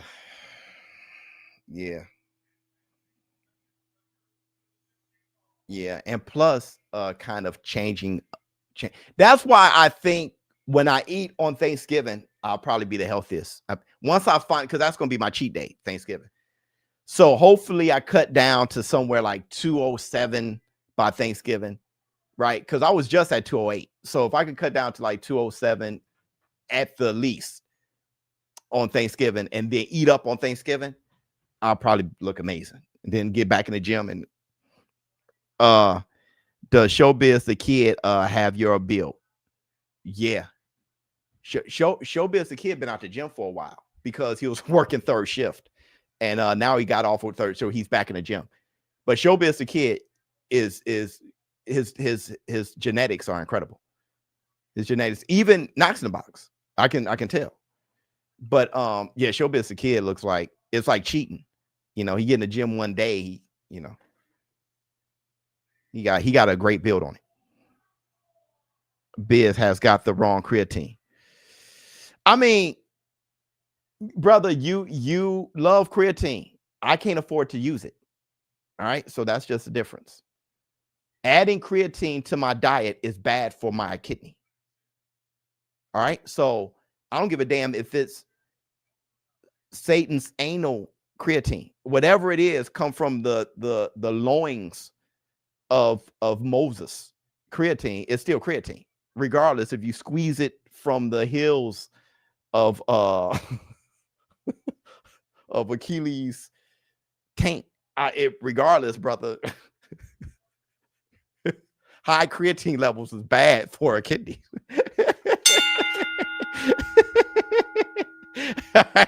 A good boxer too, right? They measure creatine, bro. But it's all bad for your kid. But do steroids, everything? I'd give a shit. All right, here we go. Hey, bro. Hey, are they the same weight class? Hey, brother about to leave. Lambert about to leave the ring. Hey, dog, this man's name is diabolical. Now, somebody tell me how to say his name. There is no name. That's not a name. The guy in the red, what's his name? That is not a name. ULDEDAJ. What, bro? That's just an acronym of acronym versus Lambert. 2 minutes, 25 seconds in the first round.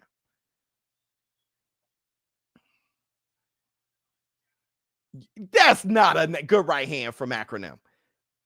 Dog, Lambert about to get the hell out of Dodge.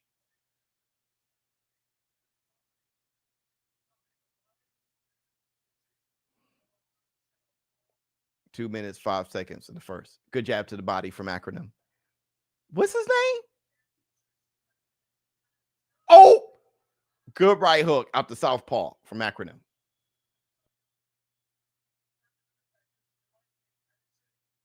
Oh, I got to turn this up. I need to know how to pronounce. His name is diabolical. His name is diabolical, bro.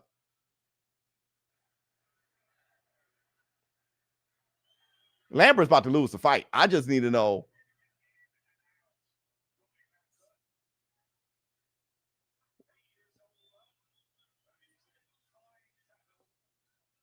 Good.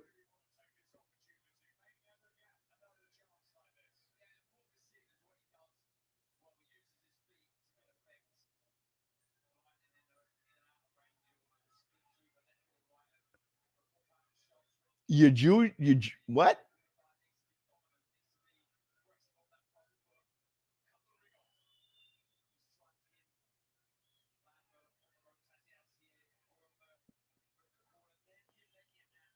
I can't. Juja? I can't put a finger on. His name Juja. Shit. Okay, Juja walking Lambert down. He switched to orthodox. Juja is pretty good. What is his Utilize? What's his name?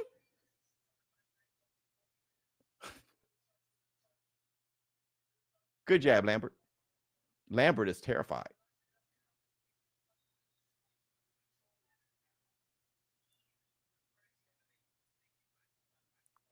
Good feint. I love the footwork of. Look at the head. This guy's good. Acronyms dope, bro.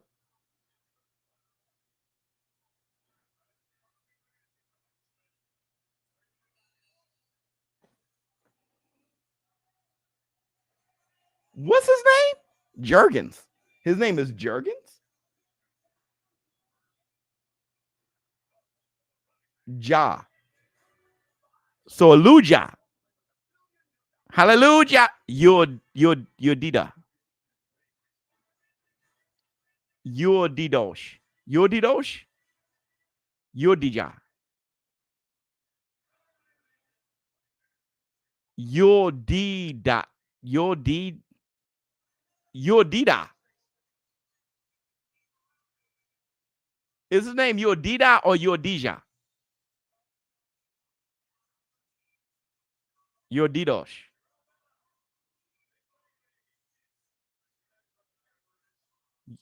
Maria, is Your Dida. Okay. That's dope. That's dope. Okay, his name is Your Dida. La-di-da-di. Lordy.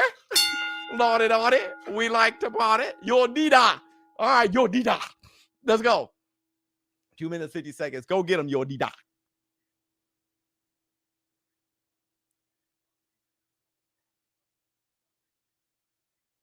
Now I like his name.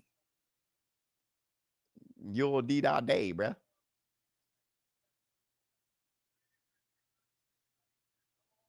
Good jab from Lambert. Forget that. Your Dida, he initiated it, but that counter jab was nice.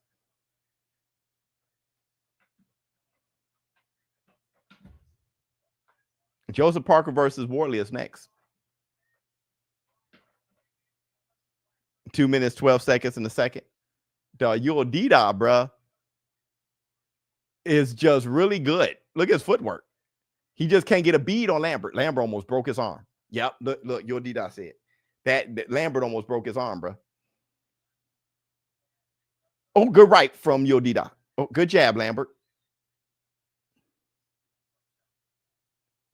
Good jab, Lambert.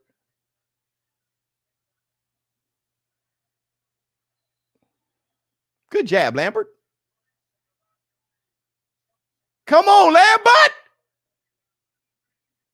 Lambert. I just feel like if Your Dida can just get a grasp, it's over with. He's very patient, though, like Canelo. Right. Oh, go ahead. Good jab, Lambert. Lambert just said, I got the jab. Let me stick with this for a while. Yeah, he's fighting one-handed. Just let me stick with this. Just keep him at the end. There you go. Double the jab up, triple the jab. Oh, shit. And he blocks very well. And Your Dida having little issues. Oh, good right hand, left hook. He just knows he punched very hard. He knows he punched very hard. He hit you with two. He just preserves his power like Rocky Marciano, and then bam, good right hand. He just thud, and then he'll just let you off the hook. Bam, right hand. Hey, Your Dida got a lot of shit. He got some decent reflexes, great footwork. He's southpaw and orthodox. He possessed a lot. I haven't seen him do a lot other than great movement, but look how he switch hits. Oh, good right hook, left hand. He just look how his chin stay tucked. Look at he switched again. Hey, man.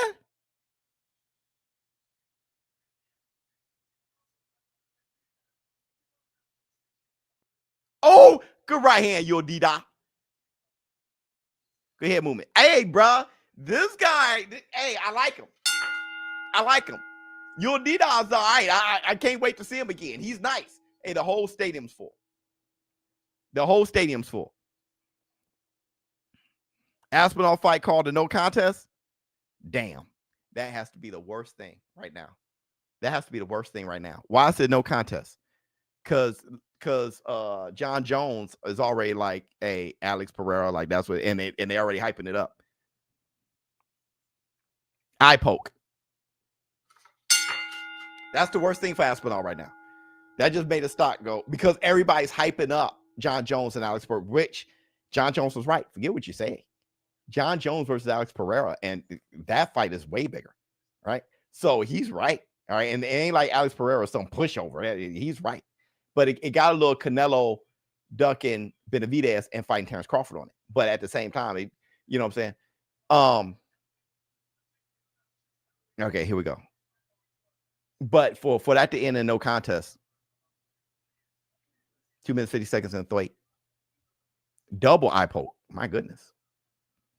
Well, how did he do it? He did that? That's wild. That brother was like, he should have did this. Oh, good right hand from Yodida. Dog, Yodida is really, really good. He's really, really good.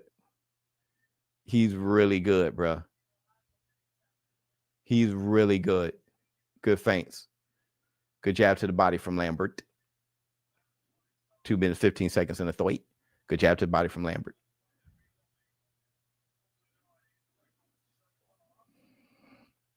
Two minutes, 10 seconds.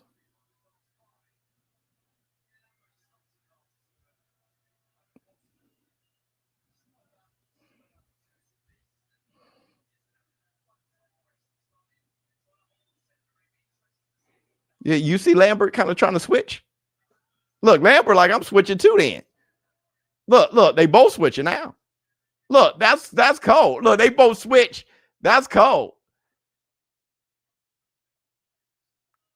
1 minute, 35 seconds in the third.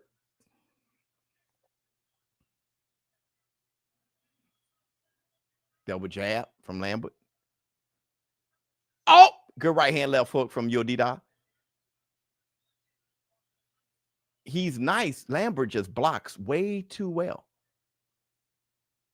I like the straight left hook because he's going to do something after that. 1 minute, 13 seconds in the third.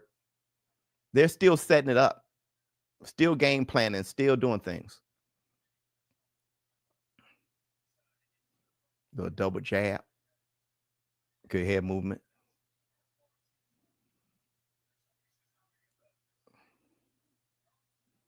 Oh, right hand from Yodida, blocked by Lambert.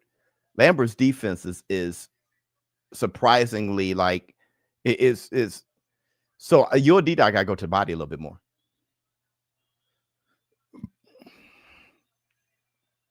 Every punch that Yodida throws is being blocked. He has like beautiful footwork and stuff though. Oh, good left hook. Finally got in on for Yodida. Oh, good right hook from Yodida. I can't believe the patience of Yodida, though. I can't believe the patience because Lambert is so patient. He can outpatient you. But no, my man, stand the course. Oh, good right hand. He's staying the course. I mean, beautiful work. Beautiful work. Aspinall back injured round one. Back injury round one. Wow, Fabio can pop two. Should be a good one. Yeah, this gonna be good. What Juergen doing? Hey, he's working. Juergen's working. Go ahead and get that Osterine. LOL, just kidding. Yeah, brother. Yeah, brother. You know, here's the thing. I'm not in a rush either. It's just a note. Is all I'm saying to y'all. It's not really a complaint. Dog, look how big Joe Joyce is right now. It's not a complaint. It was just me communicating. And I'm not looking for a solution either. Right? It's just I know what it is. You know, and I'm in no rush. It's just like, well, damn, I'll be damned. You know, just gotta work far more than I'm used to working. I poke, not back entry. Okay. 2 minutes, 50 seconds in the fourth. Good head movement. Yodida.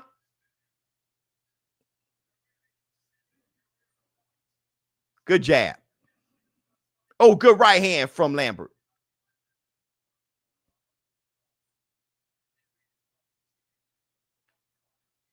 Good jab from Lambert.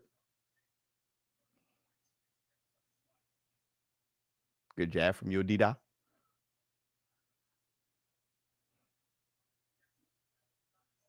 Two minutes, 15 seconds in the fourth. Left hook miss from Lambert. Come on, Yodida. Shit. Lambert just poking and keeping you back there. It's 4 rounds of this. Right hand just missed. It's like Yodida trying to find the perfect way to pick the lock. But I think he has to punch a little bit more. He has to punch a little bit more. 1 minute, 40 seconds in the fourth.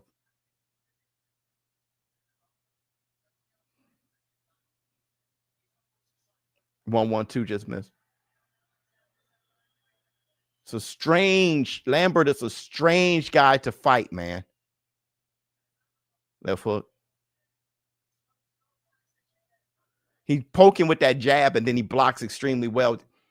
So Yodida got to throw more punches. He has to punch the opportunity open. He's coming in with the same approach every time.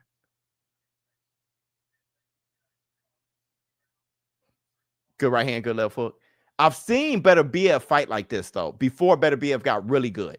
That it reminds me of Better BF a little bit.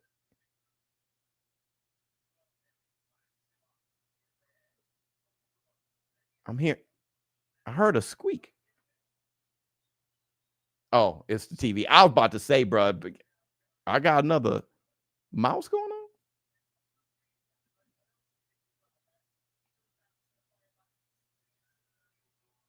$30 seconds left in the fourth.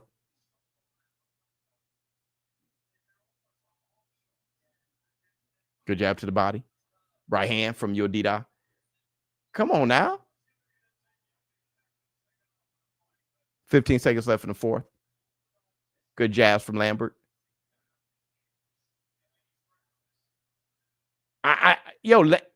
This could stay like this all night. Yeah, the main event is next. This could stay like this all night, man. Lambert can poke and pick all night. If Yodida stay with the same exact approach, he can poke and pick all night. John Jones will beat the living shit out of Aspinall. You know, sometimes, y'all, sometimes you think a fighter would beat somebody because they haven't fought yet. And since they haven't fought yet and John Jones isn't interested, you feel like, oh, that means Aspinall would beat him. And that's not always the case, especially when you look at everybody John Jones fought. He's fought an Aspinall type a few times, right? So you look at it and you say, okay, they haven't fought, so that means that he'll beat him, but they just haven't fought. And he wasn't interested in fighting. And, you know, people called it a huge duck, which I guess. The funny thing is he claimed to retire, but then he feels that Alex Pereira is the proper return. But here's what I've always kind of saw about John Jones. This is what I saw. John Jones went to heavyweight as a challenge, right? But he never felt good about it. Fat ass John Jones with a thick neck and a taco meat in the skillet. He just slammed Yodida. But you know what I'm saying? With a hot dog, pack of hot dogs in the back of the head and the neck just chubby, and like stomach hanging. Ugh. That John Jones was not a great John Jones. Yeah, Surrogan, right. He done fought guys. But my thing is, I don't think he liked it. I don't think he liked being there. 2 minutes, 20 seconds in the fifth.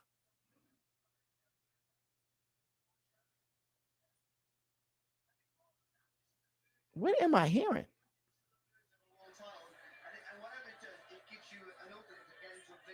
Oh, that's a weird noise that's being that whistle noise on TV. Now, let me see. Prime cocaine, John Jones was a problem. Yeah, 100%. Francis Ngannou versus John Jones. Who wins, Biz? Well, I don't know. That was the fight that John Jones was trying to go to heavyweight for. I don't know, man. I know John Jones is a better fighter than him, but I don't know if that means he beats him. That's a great fight. That's a great fight. I don't know. I heard it the other day too. Bulking is just nasty and a lot of work, nonstop blow. Yeah, it's. I think John Jones wants to get back, right? I think he wants to get back.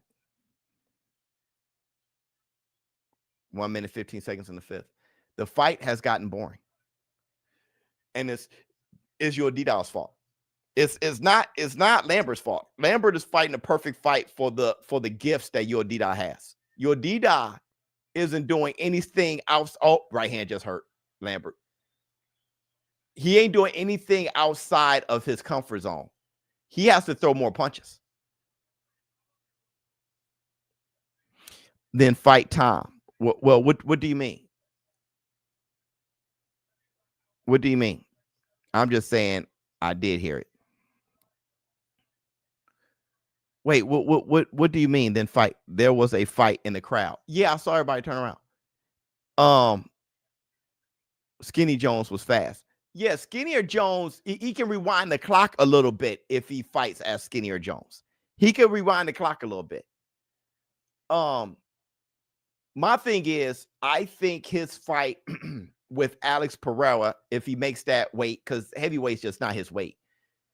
I think that's a better name and a bigger fight for his legacy than Aspinall. Aspinall is it's like Boots and Crawford. Do you fight Canelo or do you fight Boots?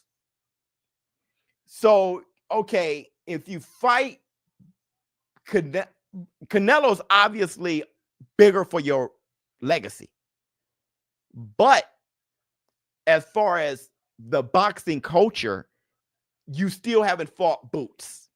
But honestly, Terrence Crawford probably will never fight Boots. Well, he's ducking. At this point of his career, it makes sense if it's, either I fight for a real big paycheck or I fight to go undisputed in another weight division. You get what I'm saying? So, Tom Aspinall, you satisfy the UFC culture, right? But Alex Pereira that matchup is far bigger. Alex Pereira is a greater fighter than Tom Aspinall. I mean, it is what it is. That's a far bigger situation. Hey man, your Woodal is blowing me. Facts. Yeah. Your Woodal with all the talent that he's baptized with, he's killing me. 2 minutes, 21 seconds in a 6. Who got the link? The link is in top of the chat. Hit the link. Top of the chat. Tom wasn't winning, but a foul is a foul. And if it's bad, then what you want? Yeah, Aspinall is all wrong for Jones. Keep 100. How can y'all now switch up over an eye poke? But yeah, you must be talking to other people because that's not where I was at. John Jones versus Alex Pereira is just a bigger fight. I mean, it is what it is. Just a bigger fight. It's just a bigger fight. It's worth it. It's worth. And they talking about fighting in the White House or whatever. It's worth coming out of retirement for. Alex Pereira. I mean, it's just dog, this fight's killing me. This shouldn't be pay-per-view. The card is trash. Well, Fabio Wardley, number one, Fabio Wardley and Joseph Parker is a great fight. Number two, you're definitely interested. The thing is, what you're saying is it worth my money? And I think that's a personal thing. How much you're interested in Joseph Parker and Fabio Wardley, and how much money do you have? Right. So it's just a personal thing. A lot of us, how many of you guys have bought the pay-per-view and waiting for the, a lot of us bought the pay-per-view. So is that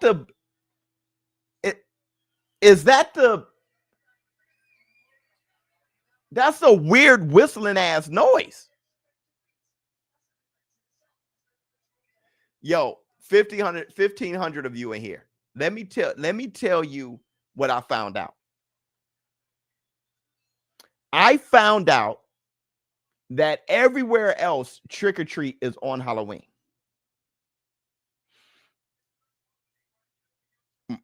I found out. Hey, hold on. I'm hearing it too. Yeah. Somebody said my sound went out. And since it's not true, I got to block them. So, listen. I found out at the beginning of the show that everywhere else, trick or treat is on Halloween. I'm in the Shy. Trick or treat is always on the last Sunday. At least for the hood, I was in. It was not on Halloween. There was trick or treat day and Halloween. I thought that was everywhere. Huh? Yep. And it's mostly because of Homie the Clown. Our trick or treat isn't at night, it's during the day, and it's on a Sunday.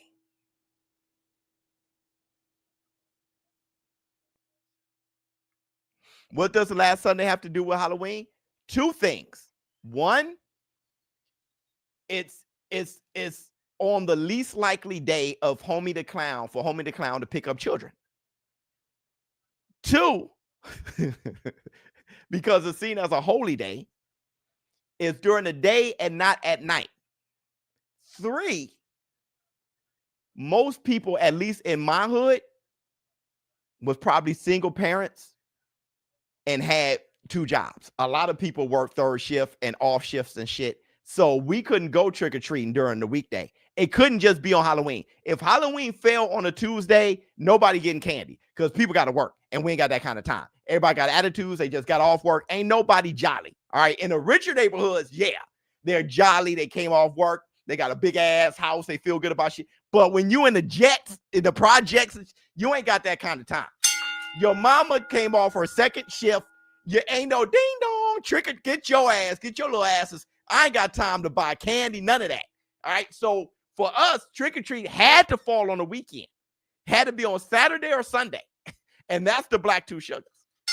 And they chose Sunday. And it banned. And oh wow, Chicago is bass backwards. Chicago is scary. It's violent. So I mean, it was just too much going on. I thought that was everywhere. That's true. That's facts. Yeah, there was no you must be a damn fool to have trick or treat on a weekday in the hood. Ain't nobody got that kind of time. It has to be on. If you want your kids to get candy, it has to be on a weekend. And that's a fact. So usually it's on Sundays at around 2:00 from 2 to 5. From 2 to 5, because by that time people came home from church already. So our stuff was Sundays from 2 to 5. That's the Black Two Sugars. All this trick-or-treating at night on Halloween, I thought that was banned. We ain't have that. Just ignore super chats. I missed it. I ain't ignore it. Let me see. Chicago's best. I already read that. Let me see. In Columbus, Ohio, is the Thursday before, unless it falls on Halloween. Ah. And is it at night? Is it at night? Who you got tonight, Biz? I put money on Parker by knockout. Let me see. The fireplace of Halloween horror, no flames today, pure skulls and bones and all. I love you, boy. That brother there always has a comment on the fireplace. Trick or treat is always on Halloween, i.e., the movie Halloween. Kids are always out getting candy. No. Odyssey, you have to understand. I get that as far as the movie and back in the 70s. I thought it was banned on Halloween because for us, it changed. It wasn't like that since the beginning of time in Chicago. It turned into that in the 90s because of Homie the Clown. So I thought everywhere it changed because you start getting kids getting picked up, right? Kidnapped and stuff like that. So I thought for safety reasons, they didn't have Halloween at night anymore. That's what I thought, except for the richer neighborhoods. Because, like I said, we went to a richer neighborhood in Chicago, and they had it on Halloween night at night. So I was like, okay, we're in a safer neighborhood. But in my hood, it was Sundays during the day. There was none. There was none of that going on. There was none of that going on, bro. There was none of that going on. And I didn't know that everywhere was like that, even in the hood and other places. I didn't know that.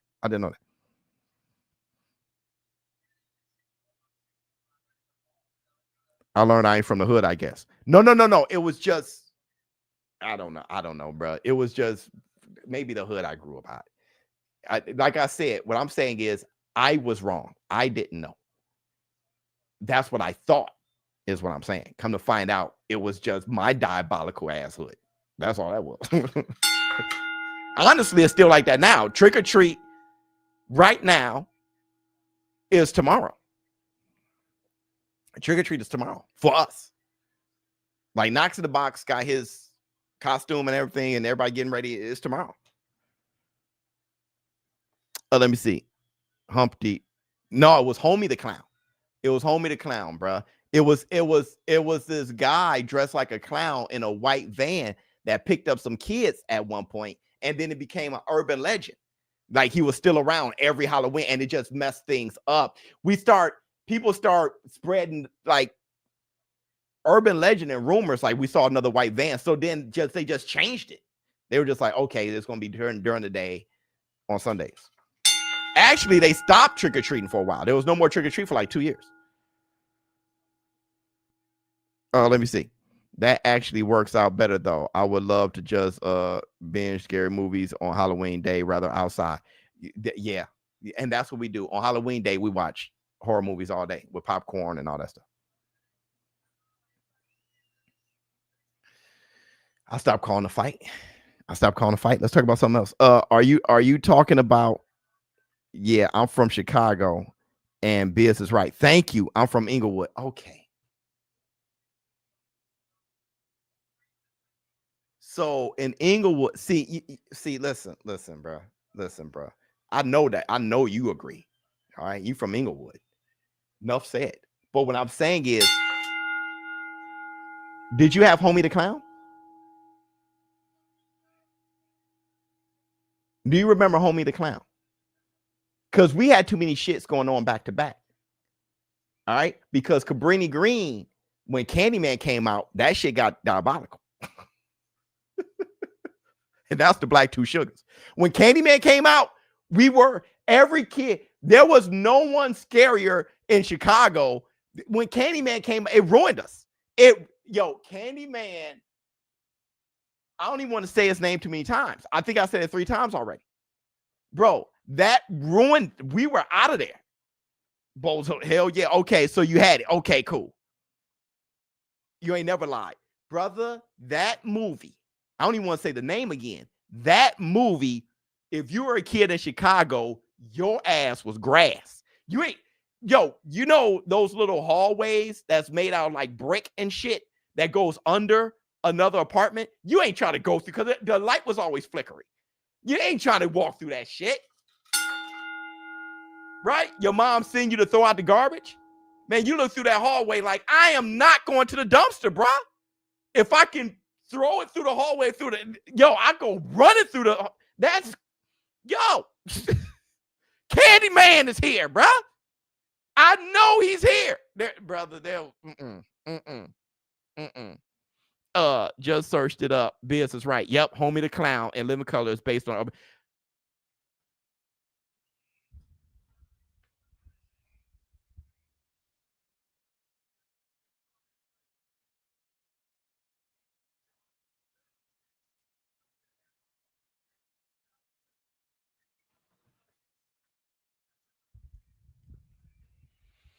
Because you want to know what would happen. You want to know what would happen that is diabolical with Homie the Clown. The thing is, Homie the Clown was a brother who dressed like a clown in a white van, right? And he was kidnapping kids. But the thing is, I'm not sure how long that was going on. But what would happen is you'll have copycats. Yo, I was coming home from football practice. I was 10 years old. It was me and my boy who happened to be, I was a running back and he was an offensive lineman. So we were rocking together. And he was gonna go home. He was gonna go home. We had this long field that we were walking. And we saw at the end of the road a white van. We ran a 4.40 all the way to the damn crib. Because you start having copycats. We ran a 4.40 all the way to the crib. And when we got there, he was crying. He didn't want to go home. So he called his mom and said, "Can I spend the night?" That dude ain't have a change of clothes or nothing. He was not leaving the damn house.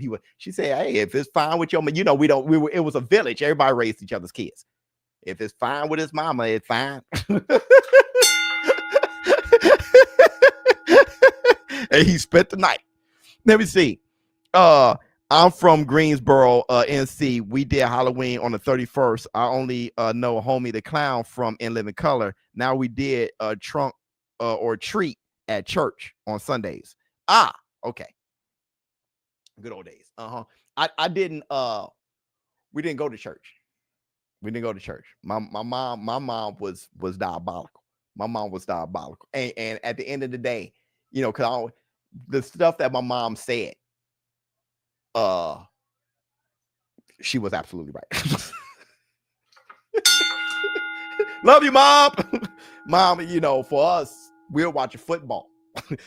But it's not that we weren't religious or didn't believe in God. It was just, it was down, but at least the churches around my in Jersey, we had the Killer Clown. Okay.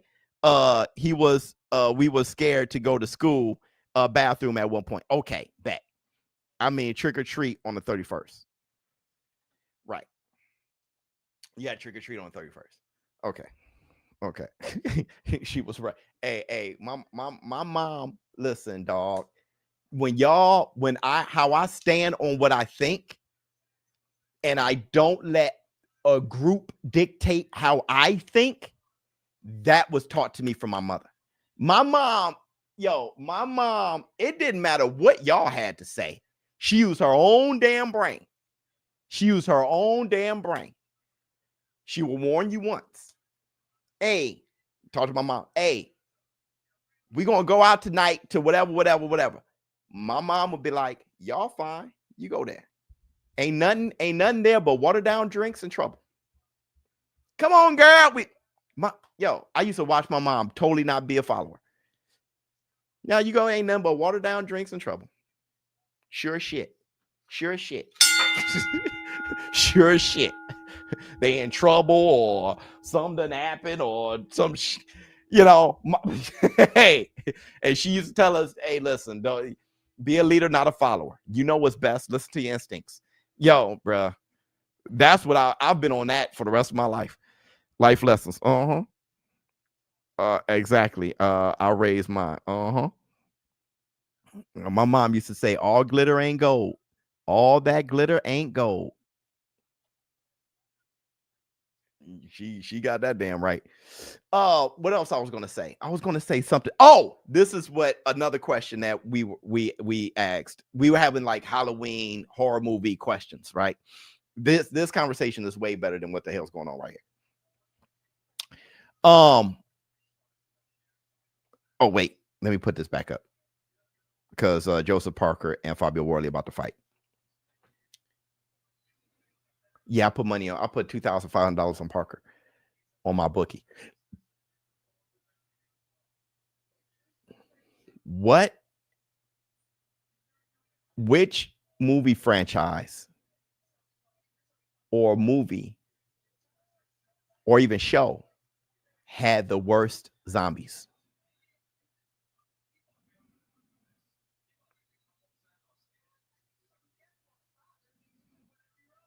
In my mask collection, I think I only have like 5.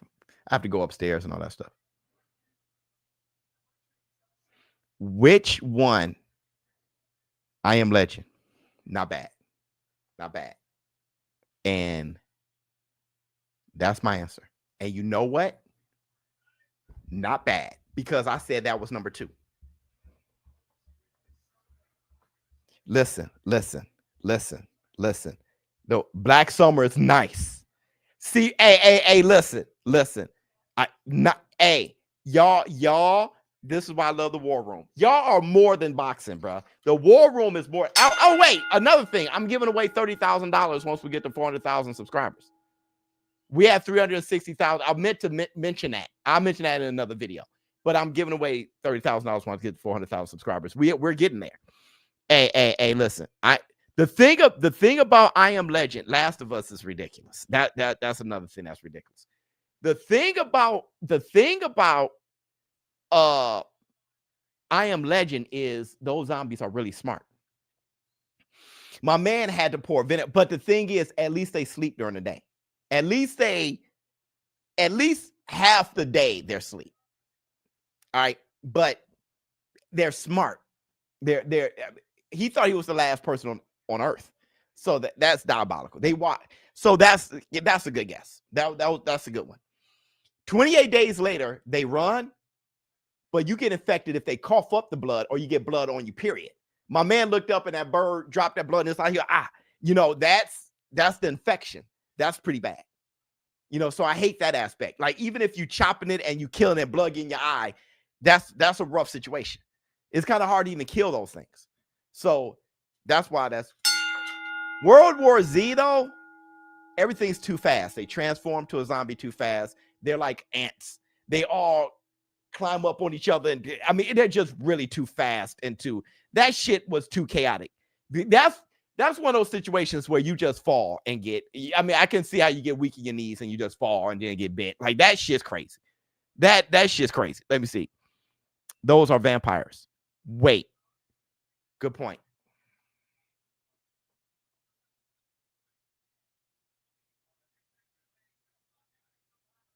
I never thought that. I never thought, hey, bro, you're not lying. Oh, there's no getting away from World War Z. You running with your kids and all that, game over. All right. I just like, hey, kids, it's a wrap. Listen.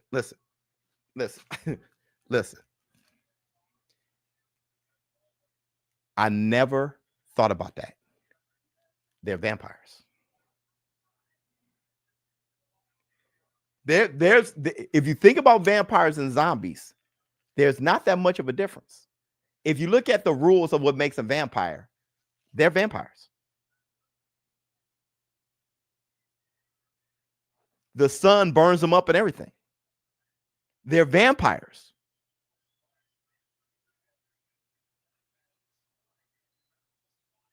They're vampires. Wait, there's some punches being landed? Or they thought? Anyway, they're vampires. Okay, I Am Legend isn't included. I didn't think about that. Raiders of the Living Dead. I've never seen that. Zombieland is hysterical, but they were having too much fun with them. It's kind of like Shaun of the Dead. They're having too much fun with them. That's my problem with Last of Us and Walking Dead. You are able to build a society too easily with those things. You got kids out there learning how to hunt them and stuff like that. It was just getting too fun. It's just getting too, you're more afraid of the people than it's getting too easy. Let me see. Left 4 Dead, Call of Duty. Stop the shenanigans. They are not vampires. They are. Okay, we have to. Okay. Hey y'all, we have to debate this. I Am Legend, are they vampires or zombies? Let's go. They were typical zombies, slow and not. They were very aware. My man had a girlfriend, bruh. My man set up Fred. Was it Fred? What was his name? Fred, not Freddie, but what was his name? Hey, Fred. They set him up, booby trapped him. I think they were very aware. They were very aware. Infected. I understand, because 28 days later weren't zombies, they were infected, but it was more zombie-esque. It's still a zombie movie. Diseased humans, I understand.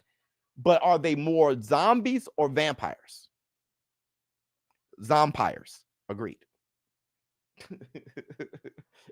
I tell you this, they were very aware. They were very aware. They were like a new species of my thing is, listen. The sun burned their skin. That's vampire. It's a form of vampire more so than a form of zombie.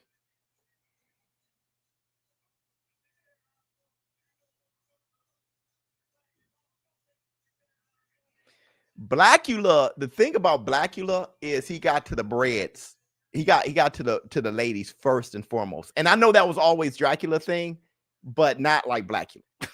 Blackula got to the chicks. And listen, that was the best way to do it. If you can hypnotize, he got to the lady. That killed Blackula, right? His love for a chick. I think I haven't seen Blackula in a long time. And it's diabolical to seriously be talking about Blackula. All right. But I can't remember all the way. But I think he was simping. Ain't that what killed? He got mixed up with a chick too deep.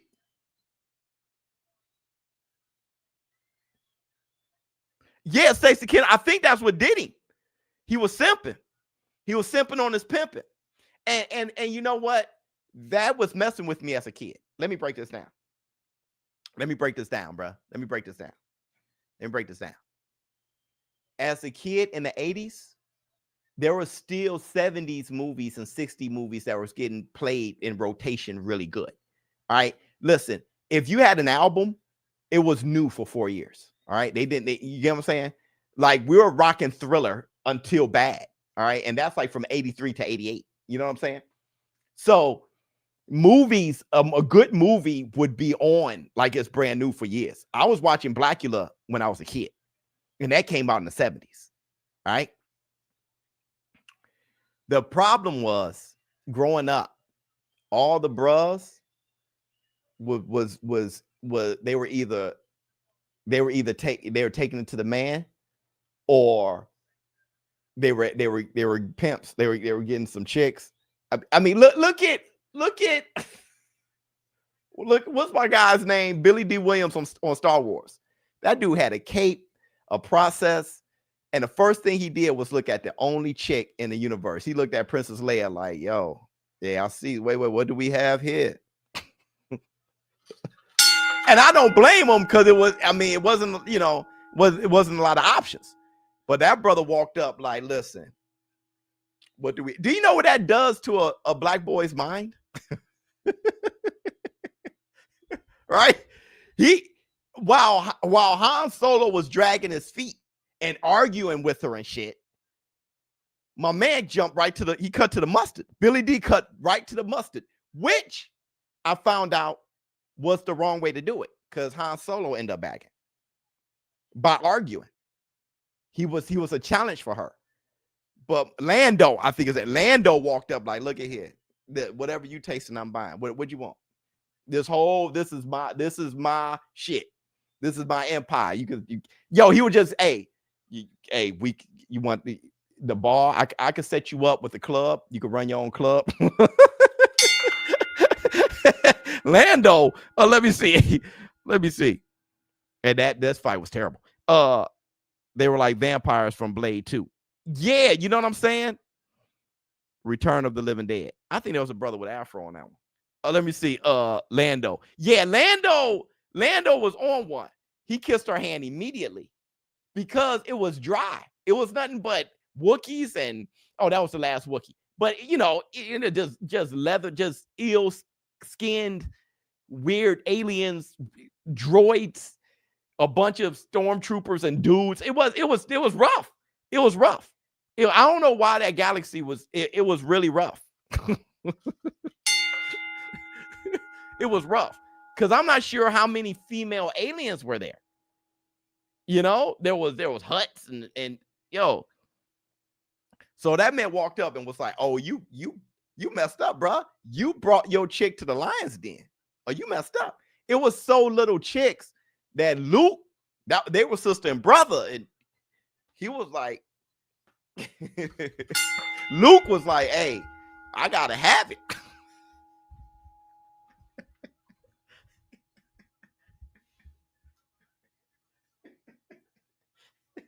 Hold on, dog. I gotta use the bathroom. Oh shit. Oh.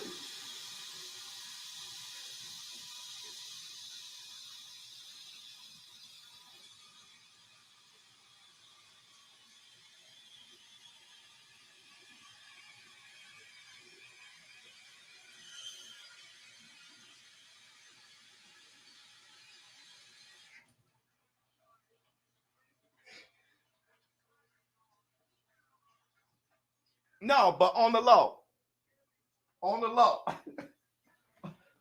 I'm trying to think.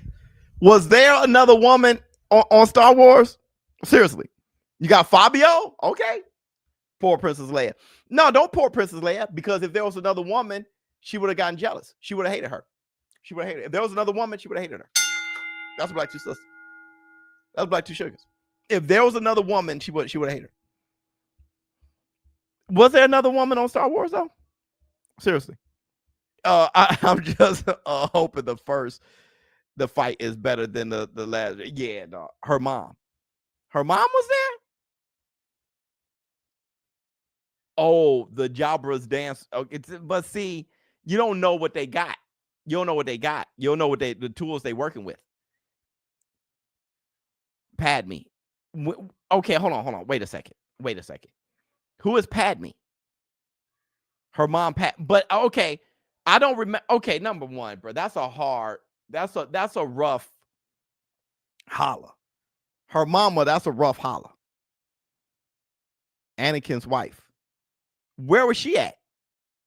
I'm talking. No, I'm not talking. I'm talking about I'm talking about Star Wars, like the original, like Star Wars, Return of the Jedi, Empire Strikes Back, like that. Before they start understanding that they got to add more people. I'm talking about the original you did.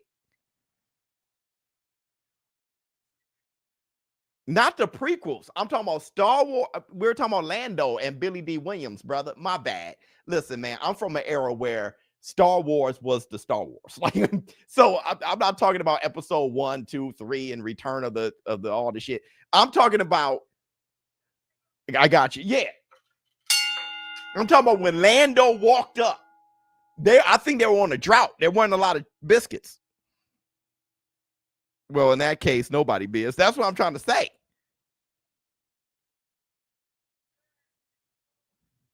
That's what I'm trying to say. Leia was the only baddie. I'm saying that was so you gotta understand. Lando had lubricants and everything. Lando was sitting back like, man, dog, if we can find one chick.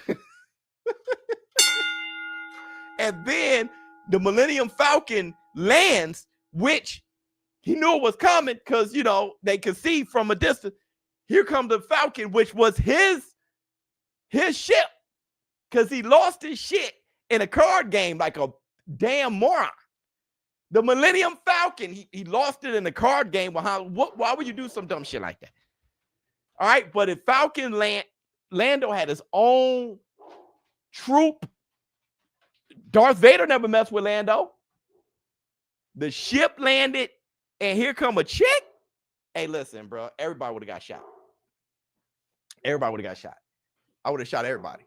I'm like, hey, like I would have, hey, everybody would have been done. I would have shot him in the neck and everything. Everybody just and be like, hey, you got no choice, baby.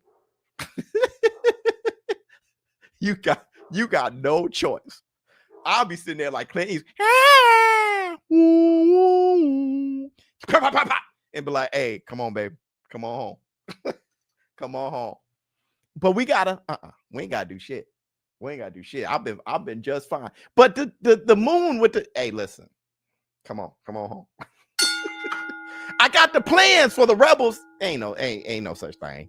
Ain't no such thing, dog. It's like Republicans, Democrats. They don't. Let me see. The force wasn't with them. You need to rewatch the OG trilogy. Yeah, I gotta figure it out. You're getting shit all wrong. I'm more than likely. I'm having a good time. Let me see. We good right now. Well, what happened? I forgot. Well, you know what though? I can't afford to forget. Getting Star Wars wrong is like misquoting the Bible, and that's the Black Two Sugars. Yo, there's some Star Wars people that's like right now pulling their hair out with all the jokes, and they don't find it funny. So I get it. I get it. Y'all don't find it funny. I'm having a little ball, having a good time and shit. Y'all don't find that shit funny. Cause y'all done read the books and shit. Like y'all, that's right, y'all. It ain't funny, y'all. And I get it because it ain't a laughing matter. It's really not a laughing matter. Let me see. Facts indeed. I'm what? Yeah. I mean, it's not. You don't toy around with Star Wars like that. And I 100%. I apologize for that because you just you don't toy around with that. I didn't say the Death Star, I said the moon and shit. Like y'all like, hey, honestly, I'm about to unsub. Y'all were on that. Y'all this close. Y'all this close. Cause it's like, yo, you got to know better than that, brother. You know what I'm saying? Let me see. A Bill's about to get jumped on Star Wars. And you know what? I would be like, you're right. If you just saw me say, hey, yo, Biz, what? Death Star, bro. I'll be like, yeah. I'll be like, I know. That's all right. That's all right. That's all right. No, Star Wars. Yeah, no, that's a fact. That's a fact. That's on me. Okay, well, how about this? Yeah, I would 100% be like, you're right. How about this? Yeah, this is gonna really piss y'all off. This is gonna piss you off. You ready? I'm actually afraid to say this. Don't forget, Joseph Parker versus Fabio Wardley is next. Everybody, hit the link. We're gonna call everything from the walk-in. All right.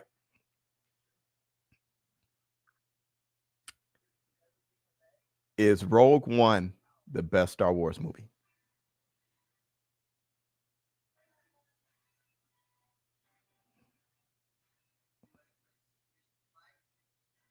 Is Rogue One the best? Oh, I do want to show you something. Hold on, everybody. No, okay. Hold on.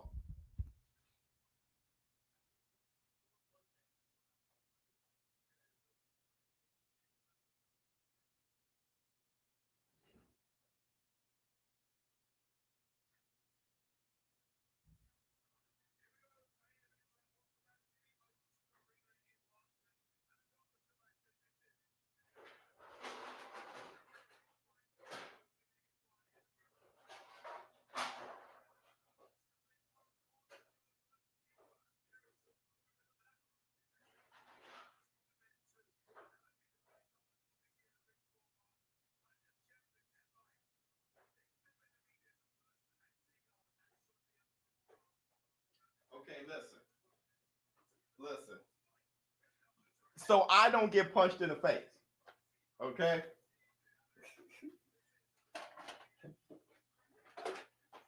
So I don't get punched in the max.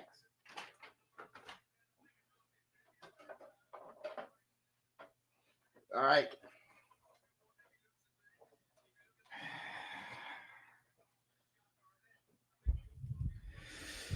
All right. The back part just fell off when I got it. Just so when y'all see me. All right, for all y'all Star Wars fans. So okay, hold on. Hold on. Hold on. All right.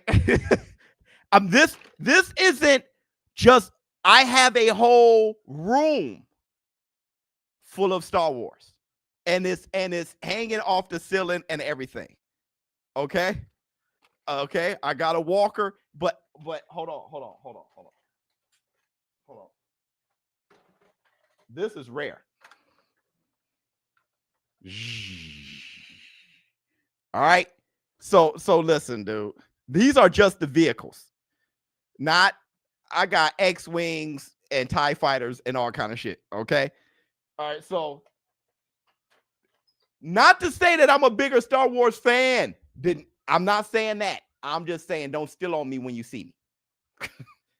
Hopefully that was respectable enough, because I got a whole bunch of shit that I could grab back there and just show you guys.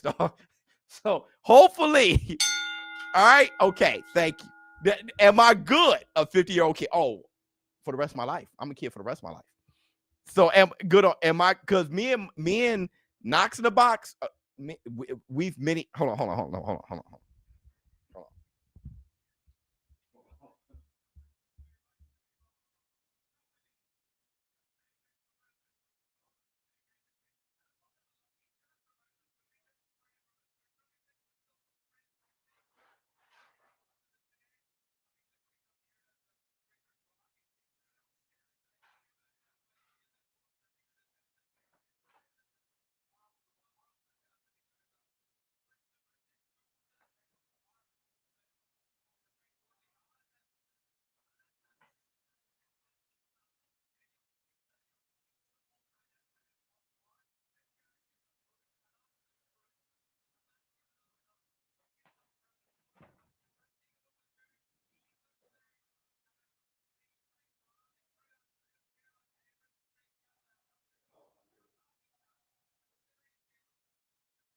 Oh my goodness. So like,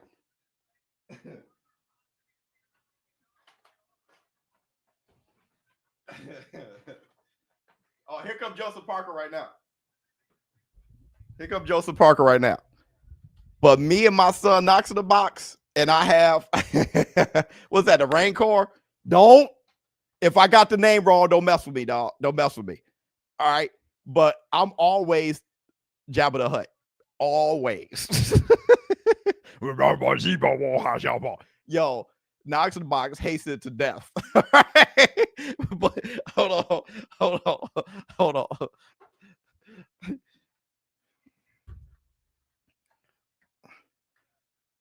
I have Darth Vader's too, but it's hanging up from the you did. But here's the thing. Knox and I, we got two of these. So we be having like the speeds, like the races. We running around the house. Like, all right. So listen, y'all. I'm definitely here comes Joseph Parker. I'm definitely a fan. Okay, let me see. I just got done watching Broner versus and I wanted to ask if AB reached full potential, what do you think his ceiling would have been?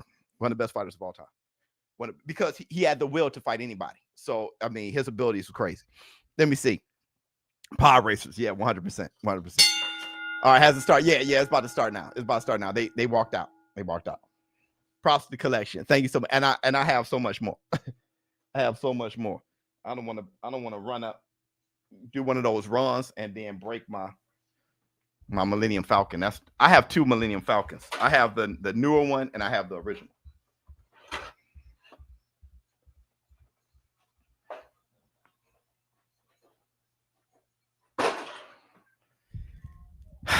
I'm saying, I think Rogue One may be my favorite, maybe the best to me.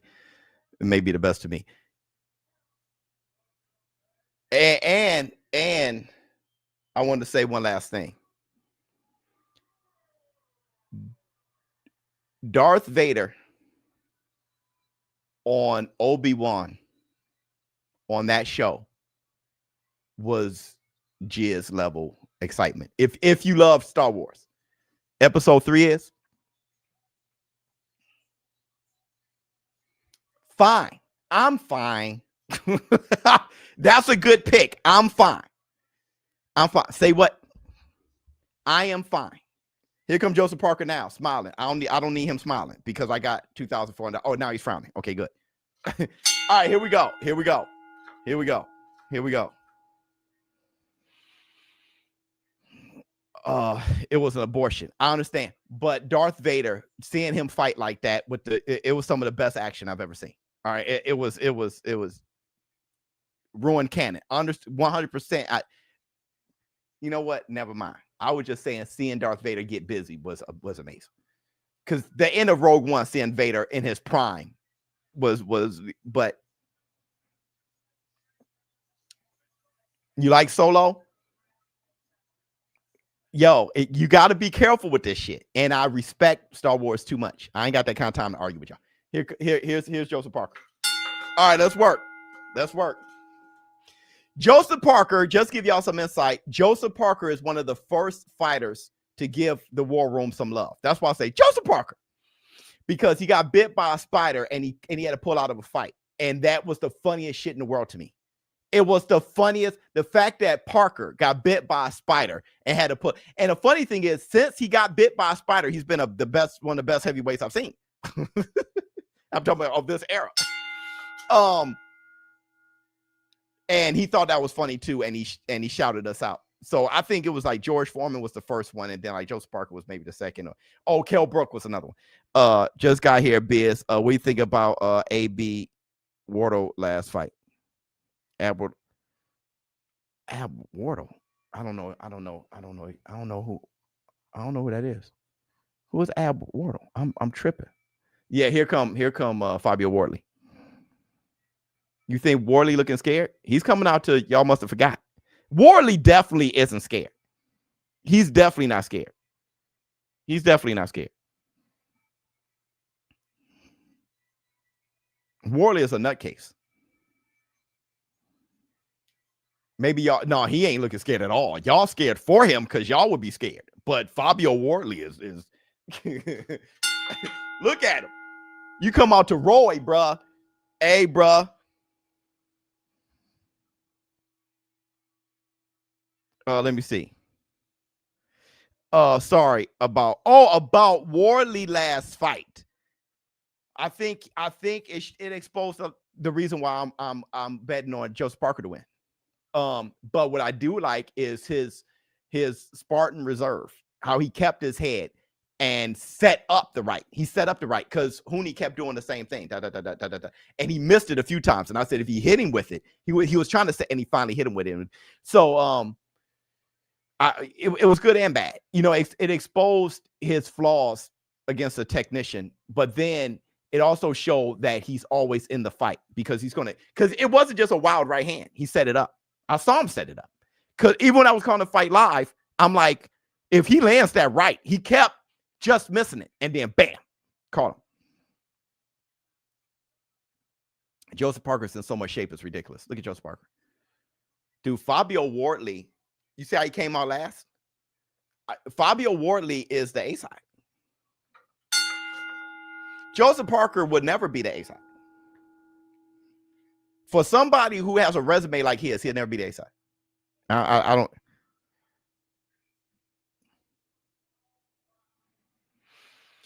I think Joseph should fight him the way he fought Wilder. I know Fabio has more tools than Wilder, but I would fight him the way I fought Wilder. I would be Joseph knows what he's doing, man. We'll see. Parker by KO. Yeah, I put money on Parker by KO. But he's going to definitely have to really hurt him. He's going to have to really hurt Fabio. Fabio's a mean individual.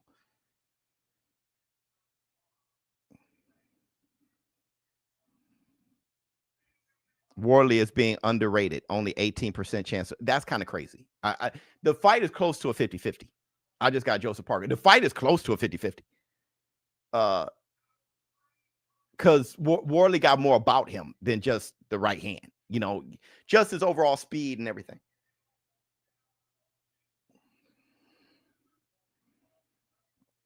You think Fabio can win by decision?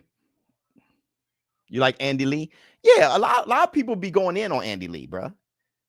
A lot of people be going in on Andy Lee. This the main event. Hey, y'all. Hey, y'all. Hey, y'all. We in the zone, home. Let's go.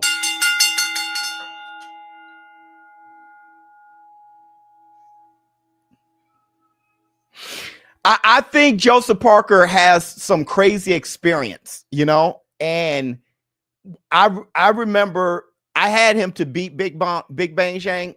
I had him to win the fight, but I was kind of like, I mean, because Big Bang dropped him twice. Like, that was diabolical. That was diabolical.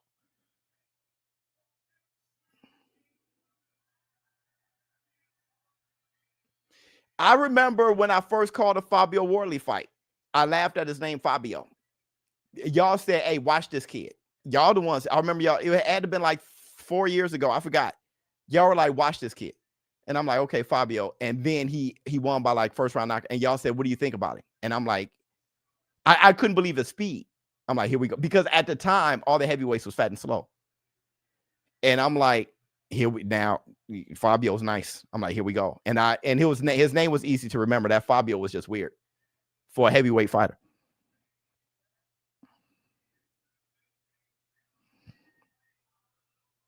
Fabio got a chin like Joyce.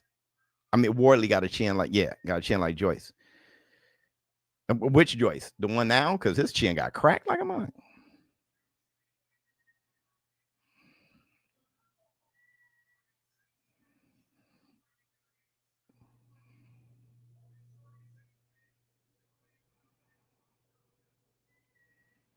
Wardley got a fresh cut. I think the fungus, he got something in his head, man. Dog, look at Joseph Parker. Man. He fought Bacoli like he was excited to fight him. And why Wardley failed his last drug test. And that's why the Caballard KO not on his record. Shake my head. Wait, why Wardley failed his last drug test. And that's why the Caballard KO. Wait, what? Caballard. I'm confused. I'm confused. I'm confused, dog. I don't know what he means. Yeah, he never fought Caballard. I'm so confused, brother. All right, here we go. Here we go. I swear, dude, I'll be taken aback.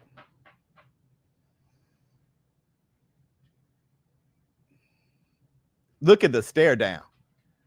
Dog, Wardley's so mean. Look at Joseph. God, Lord. Hey, bro, those guys, this is why you pay for the pay-per-view. Right there. This is when people say, man, this shit here is lit. This shit here, I don't care if it goes 30 seconds. You want to see who fights Usyk. And both of them deserves it. Both of them deserve it. Here we go. Here we go. They came out slow as hell. Look how fast Fabio jab is. Oh, shit. Ooh. Hey. Fabio's already landing the jab. I got $2,500 on Parker, man. Is the curse going to, because, good jab, Joseph. Yeah, you got to land yours. You got to get your respect out there, bro. Your left can't be that low, though. Your left can't be that low, bro. You look a little too heavy for me, Joe. Good jab. They both, good jab again, Joseph. There you go. Establish the jab. Get into it. Get into the groove. Good jab, Joseph. Okay, keep working on it. You can. Good left hook, Joseph. Keep working on it. Keep working on it. 2 minutes, 15 seconds in the first. Go ahead, Fabio. Bam! Right hand just missed for Fabio. Joseph blocked it real well. Fabio said, let me just shorten up that right. Good jab to the chest from Joseph. Fabio said, let me just shorten it up. That way he winged it too wide. Good jab to the body from Joseph. Jab upstairs from Fabio. Right to the body, miss from Fabio. But here comes right. No, he didn't throw it. Double jab, triple jab, and then a hook. There you go, Joseph, putting it together. The jab from Fabio. Good jab, Joe. That jab working, but Fabio's a tough kid. He's a tough kid. I knew that from the Hooney fight. Good double jab. You got to watch. He's going to counter that jab with the right. Fabio is very smart. Boom, right hand just missed from Fabio. He's very smart, bruh. Right to the body from Fabio. Fabio, he's a thinker. He's not just a slugger. Good. Oh, good uppercut. You know, Fabio power so crazy. You know, it's just you're nervous. Good right to the body from Fabio. Good jab from Parker. Fabio doesn't have a good enough jab for Parker. I see that right now. But it was quick initially. He's just not landing it. Fabio nose is already busted. Fabio got to throw 1-2. Ah, he just missed the right. He has to throw a 1-2. He can't just throw one shot at a time. Trip. Oh, hook just missed. That's what I like about Joseph Parker. He throws combinations. Oh, you can't do that. Break it up, break it up, break it up. Get in there, ref. Get in there, ref. They'll punch on the break, bruh. 20 seconds left in the first. Oh, good right hand from Joseph. Good left hook from Joseph. Joseph winning this round. Good. Oh, good jab, Joseph. Right hand from Wardley. He's like, I can land it. I can land it. Right to the body from Wardley. Oh, good right hand from Joseph. That hurt Wardley. Oh, Wardley hurt. Oh, Wardley hurt. Wardley is hurt. That was a beautiful combination from Joseph. Wardley got hurt. He got hurt. He was against the ropes. He got hurt right there. That right hand. Because the thing about Joseph Parker that people don't recognize is that he can swat. Joseph Parker can get hit far harder than people think. He can hit far harder than people think. It's not that he's a killer puncher, but he hits far harder than people think. Joseph Parker is dangerous. And he's very, very experienced. When you're boxing Tyson Fury every week, but then you have the AJs, the Cruzes on your resume, you know what I'm saying, Bacoli on your resume, the Joe Joyces, the Dillian Whites, you know, you got all those guys, the Wilders, the Big Bangs, you got all those guys on your resume. That was a beautiful right hand to the body. Oh, that right hand hurt. Yeah, that oh God. Parker can really swat. He can really swat. Bam! That was behind the ear. And he was like, oh, he's hurt. All right, watch out, Parker. Don't get thirsty. Because Fabio's dangerous all the time. Second round, 2 minutes, 50 seconds. Right hand it was too slow, Fabio. You got to make that faster. Make it faster. And shorter. Good jab from Joseph. Jab to the body from Joseph. Left. Ooh, they both were like, ooh, they both held it. Right to the body, just missed from Fabio. Good jab to the body. I like that Fabio's going to the body. It's a smart thing. Good jab from Fabio and one from Joseph. Jeez, they both landed jabs on each other. There you go, Fabio. You got to work the jab. Oh, right hand counter. Just barely grazed Fabio from Parker. Parker absorbed the jabs just to do a pull counter. Good jab to the body from, and he's going to go jab, body, right hand over top. Watch out, right here. It's coming. It's coming. It's a jab to the body right over top. It's coming. Good head movement from Fabio. Fabio keeps stretching that jab to the body. It's coming over top. Oh, good right hand from Parker. That hurt Fabio's damn chin, brother. Ain't good enough. That right hand hurt Fabio again from Joseph. Fabio like, well, I'll be damned. You know, those extra pounds from Joseph Parker with the sharp punches. Right hand from Fabio. That hurt Joseph. That hurt Joseph. Joseph hurt. See, this is a big heavyweights. Joseph hurt. He's hurt. He's hurt. Good swing and a miss. Fabio going in for the kill. He's going in for the kill. You got to be careful, though. You got to be careful. Oh, good right hand from, yeah, Parker's hurt. He's still wobbly. He's still wobbly. Good jab. Bam. Right hand from, oh, shit, Parker hurt. Oh, big right hand from Fabio. Parker's hurt. Bad. Fabio, oh, uppercut. Parker about to go down. He didn't go down. Oh, left hook. Hurt Parker. Uppercut, left hook from Fabio. Parker's hurt. Bam. Right hand. Bam. Bam. Right hand from Fabio. Bam, bam, bam. Fabio beat his ass. He's whooping his ass. 40 seconds left for the second round. Parker worried about the cut. He's worried about the cut. What? Oh, y'all tripping. The mouthpiece flew out. Y'all tripping. Y'all gave Parker too much time. Y'all gave Parker too much time. Y'all gave him too much time. Yo, that Fabio is diabolical. That Fabio is diabolical. Bam! Right hand again. Fabio's diabolical, bro. Parker trying to get his head together. Good left foot from Parker. Right hand just missed. Fabio is feeling now he's in. You don't want him feeling confident because now he's doing shit. He's trying to roll his shoulder like Floyd and shit. Right hand from Fabio. Good jab. Double jab from Parker. No, Parker, you got a shield on that. Parker said, no, I'm good. I'm good. Fabio won that round big. Parker won the first round big. It's 1-1. It's 1-1. It's 1-1. What Parker has to do now is try to use Fabio Wardley's aggression against him. So Parker going to have to, because Parker thought about doing it when he was hurt against the ropes and he threw that big shot. So he has to try, but Fabio is learning. He's learning. He's learning way too fast, bruh. That feint. Oh. Yeah, I thought Joseph Parker hurt him with, but this uppercut, ooh, bam, left foot. Ooh. Ooh. If that guy wasn't, if Joseph Parker wasn't so damn big, if he wasn't so damn big, pause. The hit behind the head was diabolical. But that's Joseph Parker's fault for ducking like that. All right, here we go. Third round.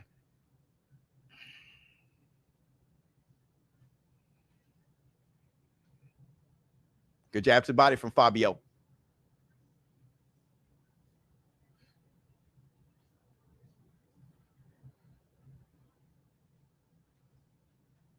Good jab. Whoa, right hand just missed from Fabio. I love that part. Oh, no, watch out, Parker. Watch out. Boom! Oh, they both landed. Oh, right hand from Parker. They both almost landed on each other. Parker got the best. Good jab from Parker. Parker, right hand pull counter from Fabio, just missed Parker.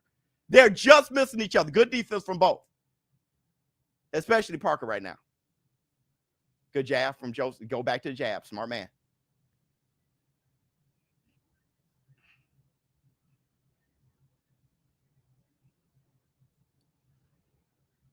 That cut, forehead.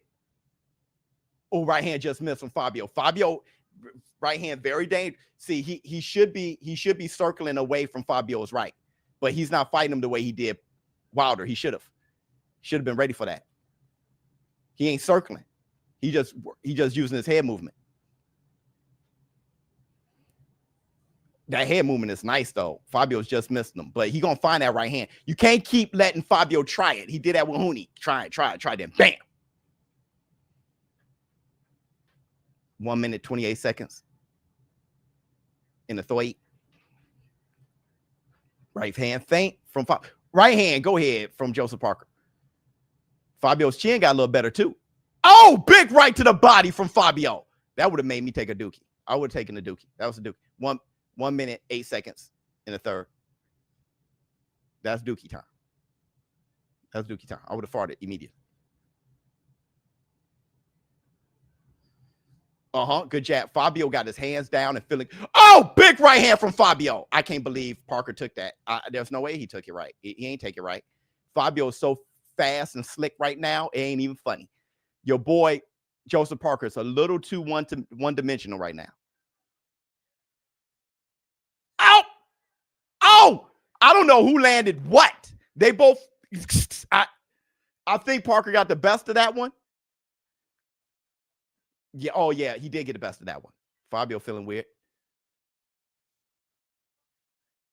Watch the pull counter. Fabio's good for it. He's good for it. Right hand from Fabio, blocked by Parker. Good jab to the body from Fabio. Exciting.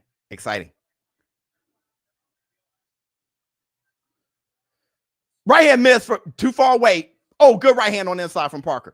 The ref got to get in there. The ref got to get in there.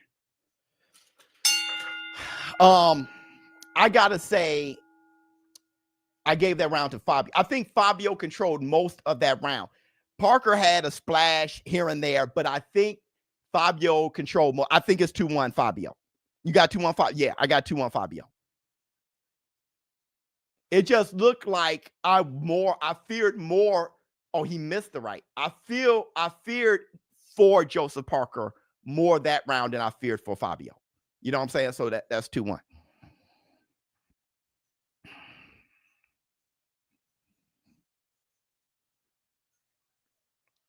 Let's go, Parker. Parker probably needed an extra round. Look, his head looked like he's into it. Look, it looked like he's back. He probably needed a whole round to regain his shit.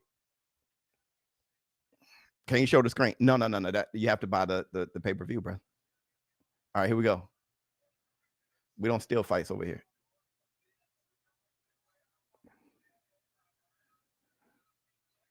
Good jab from Parker. Good feint. Good head movement, Parker, because you shit. And Fabio's uppercut is nasty too. We just saw that. That right hand is just cocked, bruh. 2 minutes, 28 seconds in the fourth. Fabio is sideways, so he's harder to hit. He's given. Yeah, good jab from Fabio. Oh, left hook just missed. That right there, they've been working on that. And it just not landed all the way. The jab, left hook from Parker. Good jab. They've been working on that. Good jab, Fabio. Good jab, Fabio. Set, bam, right to the body. Yup. Hey, you can do that all night. That right to the body is nasty from Fabio. Good jab again. Work off the jab, Fabio. Good work. Oh! Counter right hand from Fabio. This is amazing. Fabio is outboxing Joseph Parker right now. And that's because he got his respect with the right hand. Good jab. Good jab again. He got his respect with the right hand.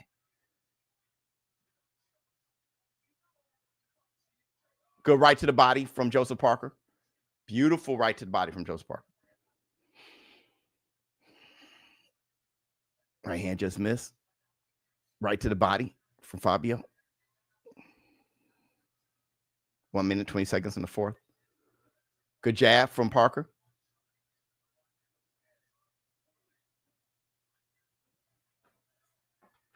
Good jab. Oh, right hand just missed from Parker. Good, that's good quickness from Fabio. Good jab. Oh, good combination from Parker. Fabio ain't hurt. He is hurt. He's something. Is he hurt or? Oh, good left from Parker. If he's, oh, there you go. Fabio letting his hands go. And he missed everything. Oh, and then Parker's missing. Oh, Parker's defense is really nice right now. He's on some James Toney shit. He made Fabio miss all that. 40 seconds left. Good jab from Parker. Parker getting the shit back. Good jab from Fabio. Good jab. I like Fabio's jab.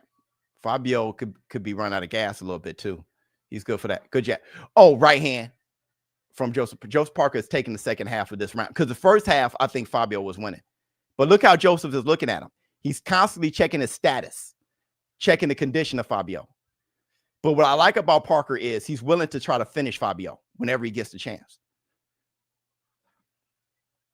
Fabio trying to get, whoop, right hand just missed. Fabio would try to sucker you. He'll play possum. He'll hop around it. I gave Parker that round. I think it's 2-2. Wardley is tired. Yeah, he gets like that. You know, I see that in Wardley a lot. He gets like that.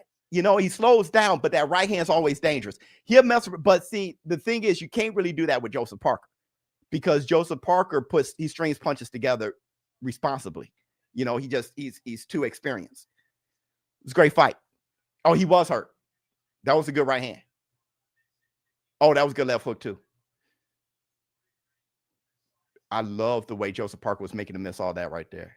And then Fabio used the shoulder. Oh, man. Beautiful work from both of them. If you put that in slow motion, they about to put in slow motion. That in slow motion was just from both guys. Look at that roll shoulder. Body shot. Then the left foot. That is beautiful. All right, here we go. A deep breath from Fabio, but Fabio could be playing possum. See? He's good at that. Bam. Very high IQ from Fabio. 2 minutes, 45 seconds. Good jab from Joseph Parker.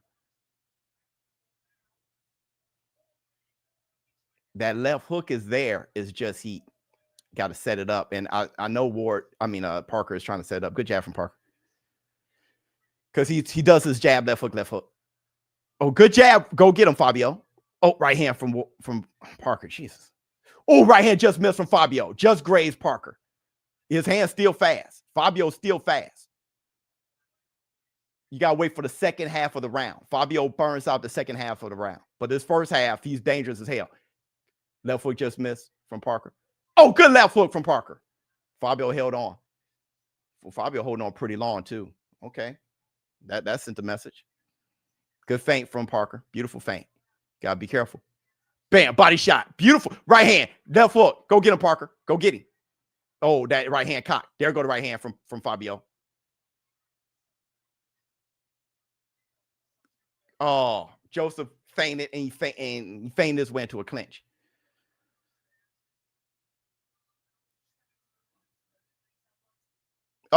Oh man, my DAZN paused. I was so pissed right there. Good jab to the body from Parker. It paused again. I'm in bad shape. I'm in bad shape. It's pausing for a long time. Is there a knockout? What's going on right now? My shit's delayed. I'm at 1 minute and 24 seconds in the fifth. No more pausing, please. No more pausing, please. I'm at 1 minute and 15 seconds in the fifth. Y'all probably at 44 seconds now. Good jab from Parker. Oh, pull right hand counter from Fabio. Oh, 1-2 from right hand from Parker. That was a good 1-2 setup from feint. Left hook from look Fabio like bam, left hook, right hand. Beautiful sneaky work from Parker. Feint, roll, U this way in, do a nice little combination. 47 seconds left in the fifth. That's what I got. I know it's like the round is over. Good uppercut from Joseph Parker. Good jab, Joseph. 30 seconds left in the fifth. Good jab to the body from Joseph. Good jab. Oh, uppercut. Fabio hit himself, but that was a good head movement from Joseph. Feint. Oh, good jab, Fabio. Good head movement from Joseph Parker. Oh, big right hand from Joseph. Oh, Fabio is always playing possum and ready for that right hand. Always. Parker's being very cautious with it. Being very smart and very cautious with it. Okay, let me see. Yeah, 3-2. Yeah, I got 3-2. I like to see either one of these guys fight Moses. Yeah, dog. Yeah, either one is lovely. Either one's lovely. Moses Atama just doesn't have the experience yet, but he definitely got the abilities. And I like Termowana. I want to see what he got. Joe's right. Yeah, I got 3-2, Joe. Yo, Fabio's busted up a little bit. He's doing a lot of thinking. He's always dangerous. I'm telling Fabio is too much of a winner. He's too much. You got to kill him to put him away. You got to, like, he's too much of a winner. All right. So he's too determined. He is something else. That body shot was nasty. He did the right hand. He is something else, bruh. So you got to really, boom, boom, boom, boom, boom. He's a winner. So, and he's mean. So you got to really pick him apart and break him down, because you ain't going to mentally break him.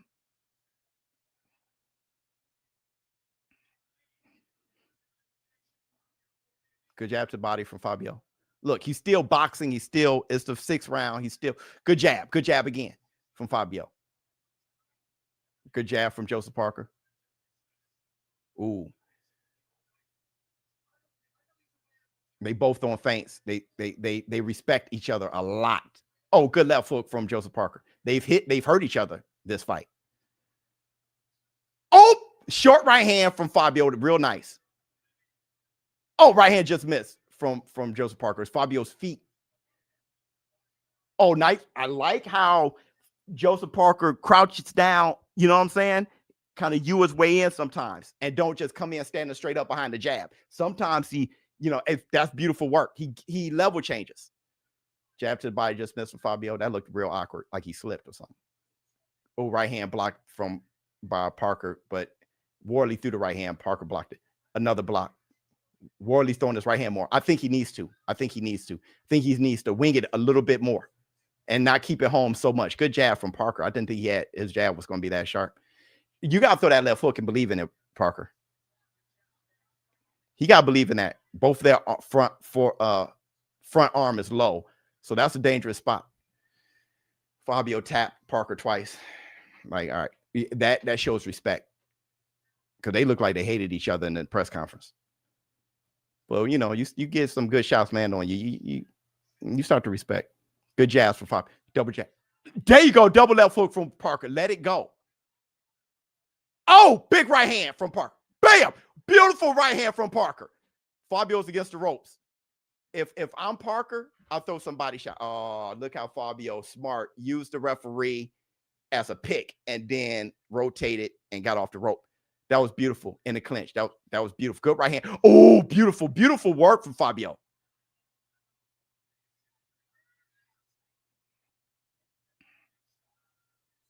Good head movement from Parker. Good feint from Parker. Right hand miss from Fabio. Beautiful uppercut from. Oh, good jab from Parker. Parker just made a miss the uppercut. Oh, good left hand from Parker. Parker he got to keep chewing. Bam, bam, bam. But like I said, you saw the Hooney fight. Hooney was working.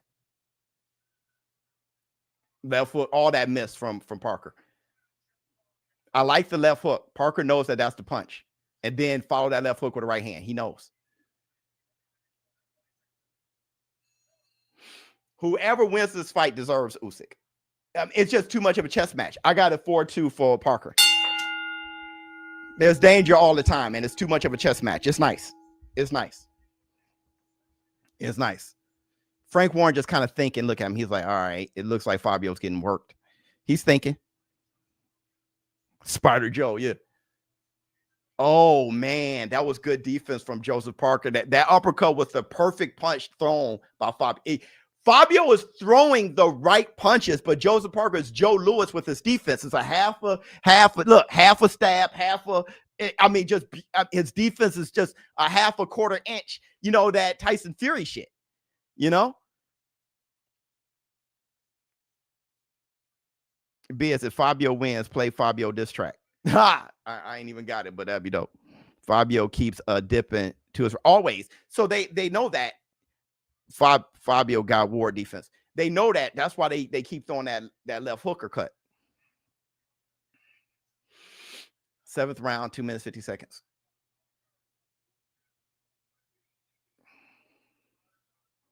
Right hand from Fabio. They got the same way I do 4-2. Good left hook. See, I'm saying it's jab, jab. He dips to that side. Then a pull counter just missed. Oh, good right to the body from Fabio. Fabio stepping forward. He's like, F this, man. Yeah, he got Parker on the ropes now. He's like, no, F this. I'm about to come with some haste. And look at Parker being smart, being poised and smart.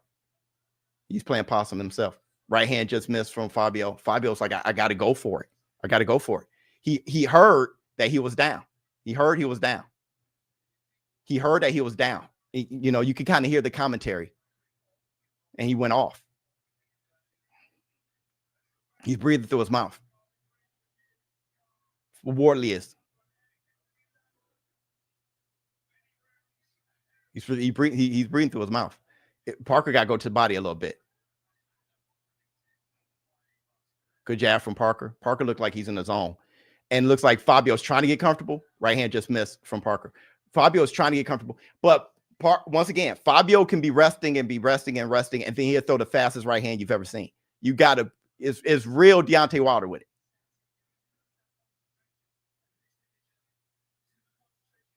Except for he has quick feet. Bam! Right hand from Fabio. You see what I'm saying? Good jab from Fabio.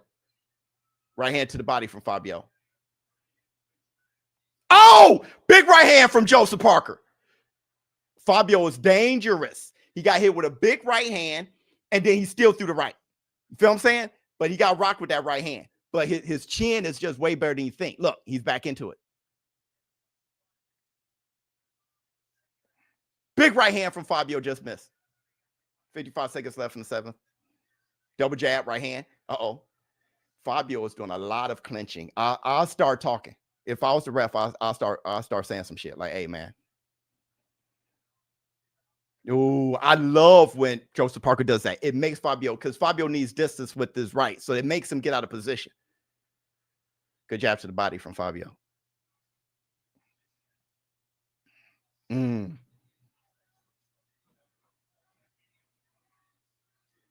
There you go. Bam. And that time he used the dip to cover the distance with the left hook. He was dipping, not doing much, and then he jumped in. Bam, left hook, push, got him against the ropes, closed the gap. It looks like Fabio doesn't have much game on the inside. So he knows Fabio's distance, where Fabio is dangerous. So he has to either be too far or too close. When we're in jabbing range, you know, it's decent for Joseph Parker has a better jab, obviously, but that's still in range for Fabio to counter with the right hand. So he got a jab at that distance and then feint his way into closing the distance. And so I got another round for Joseph Parker. 5-2. Yep. Ref helping Fabio. Yeah. If not knowingly though, when he comes in to break it up, the way he doesn't break it up, he puts his body in there.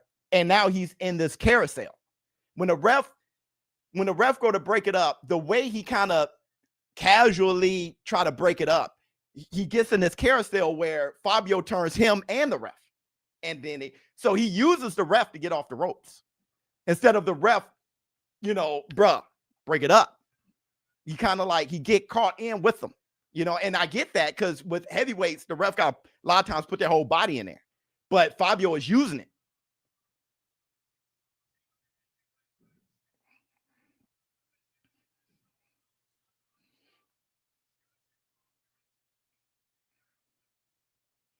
Two minutes, 45 seconds.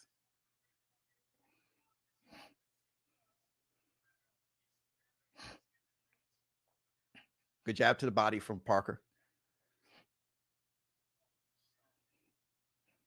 Ooh, Wardley just missed the right hand.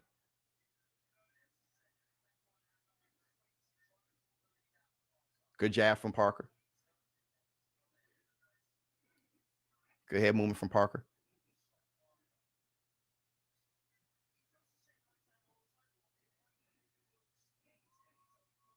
Good jab, Fabio. You got to get back to that jab. Good jab to the body from Parker. Yeah, that gas Fabio right there. He said, whew. Good head movement from Parker. Parker looked like he's in better shape, and he's heavier, so that's diabolical. But he's not moving as much, too. He's smart.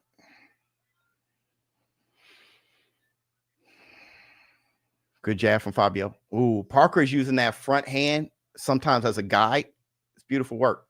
Just to control Fabio when Fabio throws a punch from the side because he can't get his right hand off right that way. Good jab from Parker. Good jab from Fabio. Good jab again, Fabio. It's hard to see it. Oh, right hand just missed. Fabio is very good at trying to bait you into that right hand. Good right from Parker. See, Fabio is standing his ground like whoop, like a cobra. You go, whoop. And it's like Joseph has to stop. Because Joseph want to do is counter the right hand. Because when Fabio throws a right, he never comes with a left hook. So when he throws the right, that's his arsenal. 1-1-2 from Parker. He wants him to throw it so he can counter him.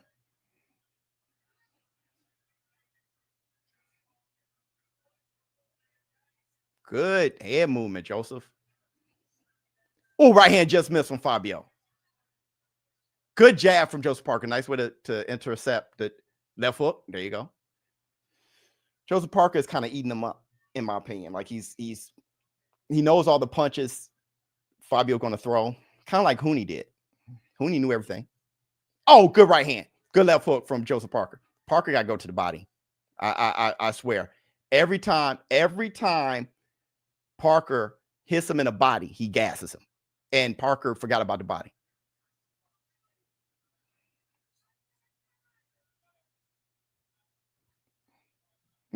That was a good break from the ref right there.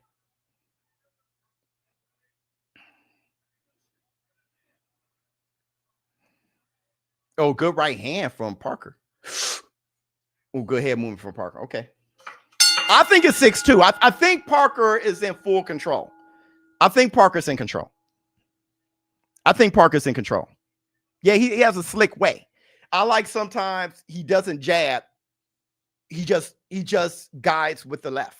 It looked like it's going to be a jab, though. He'll feint the right. Fabio would duck down and try to jab, and he'll just use that lead hand to be like, whoop. When you do that, he can't throw the right. And he just out of position. And a lot of things that Parker is doing isn't to be offensive. It's to position Fabio only. Sometimes he'll feint. Sometimes he'll just get him just see how he just getting data where he'll go, feint. He just, you know what I mean? Not everything has an offense accompanied with it. And that's good. And sometimes his offense is a defense. You saw when Wardley came in to throw a right hand, he met his shoulder with the right hand. He was like, bam. And it just knocked him off where he couldn't throw the right hand couldn't finish. So Joseph is doing some good stuff. The beginning of the rounds are diabolical because Fabio comes out like a madman. 2 minutes, 48 seconds. He just looks fast. See, right hand just missed. He looks fast the first couple seconds. Oh, good left hook from Fabio. From Ward. From Parker. Oh, good left hook from Parker. 2 minutes, 30 seconds in the ninth.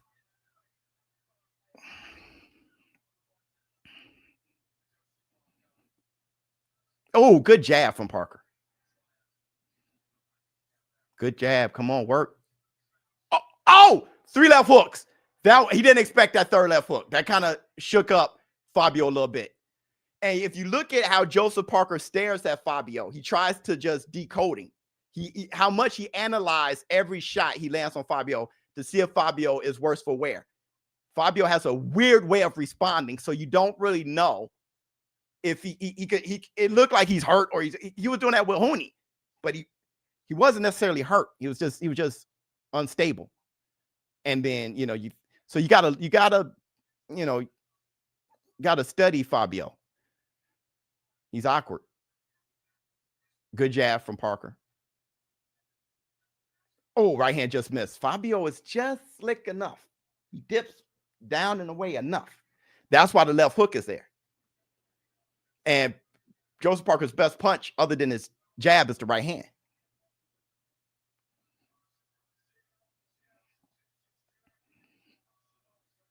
Right hand. Now, right there is Fabio guiding. Oh, good left hook. Oh, he hurt Fabio. He hurt Fabio. Fabio was guiding Joseph Parker. Oh, big right hand. Now watch Fabio. Oh, big left hook. Oh, good defense from Fabio. Fabio was guiding Joseph Parker to his right. Fabio hurt. But Joseph, oh, good jab from Joseph Parker. He's hurt. Good jab again. Big swing and a miss. He's not. Yeah, he's disappointed. He's like, what the fuck? But see, he's moving him over there. But you think Joseph is out of position. He's moving Joseph, circling him. Oh, good left hook. Oh, good left. But Joseph wants to be over there to throw the left hook. Oh, big right just missed from Joseph Parker. Oh, that was a short right hand. Big swing and a miss and Joseph being real smart. He's not done yet. He's cooking, but he's not done yet. Parker got his hands down. Oh, good right hand from Joseph. Got his hands down and trying to freak him now. Now let's look at Wardley's legs all the way. He got to go from that corner and try to act like he's not hurt while walking, keep himself stable, walking all the way across. Bruh. Parker, yeah, he's picking him, but he's also since his right hand is the knockout hand for Parker, he knows that Fabio is slick enough with the head movement, the upper body movement, to get away from the right hand. Okay. So what he tried to do, not only just pick his shots, but he tried to make Fabio not expect the right. So he put his hands down and then he threw it. He's trying to, because he knows the right hand is a knockout shot. Also, he doesn't want to burn himself out against him. He don't want to be swinging, going for the knockout against him and be tired. You don't want to be tired against Wardley. You want Wardley tired against you. He's the last person. Like if you tired against Wilder, you're popped. Ooh, uppercut from Fabio. Good jab from Parker. Good feint. Watch the right hand, Parker. Oh, good jab to the body from Parker. Ooh, good feint from. Oh, right hand just missed from Parker. Wants the right hand so bad, but the left hook is the money. The left. Oh, good jab from Parker. Good head movement from Parker. Good jab. He said he think he's slipping, but it's his legs. He's like, I must be slipping. Oh, big right hand from Joseph Parker. And then Joseph let him sit on it. Yeah, he let him sit with it. He let him register it. He didn't hit him and then jump on him. He hit him and let that absorb. Bam, bam, bam, bam. Fabio's a great actor. So you don't know if he's okay or not. But Fabio's hurt. But he's just sitting there like with the same face, like Foreman. He got that Foreman face. Foreman face never changed. Good left hook from Parker. Parker got him on the string. Good combination from Fabio. Parker's resting. They said work out. There you go, Parker. There you go, Parker. Because Parker rested for one last jolt of energy. See if he can knock him out.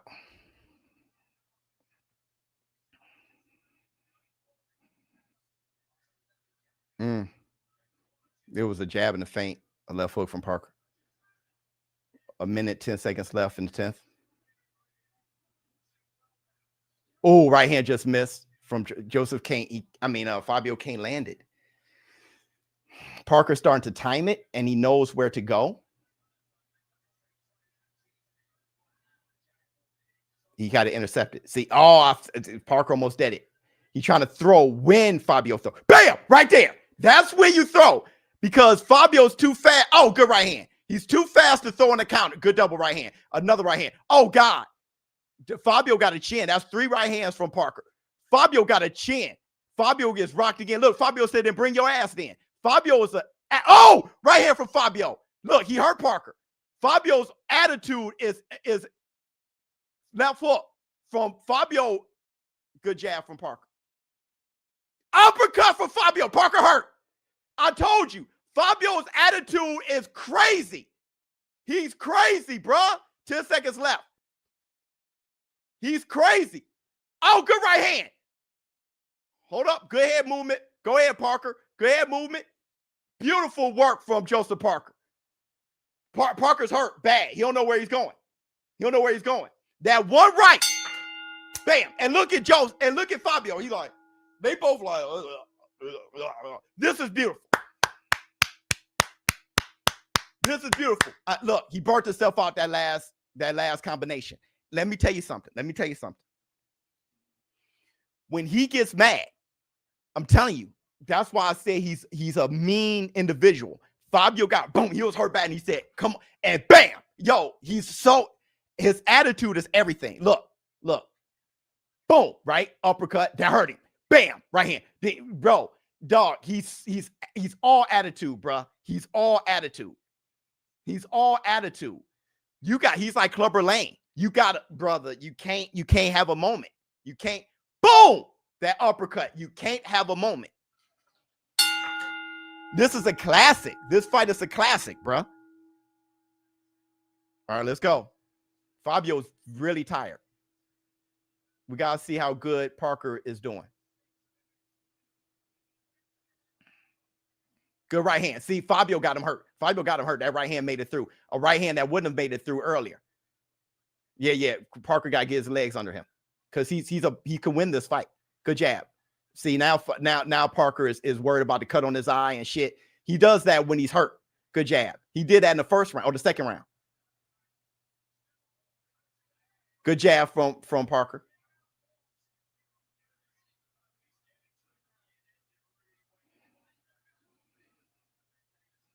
Right hand miss. Parker got to get his head in the game. You got to get out of his head, actually, with that blood. Good jab from Fabio.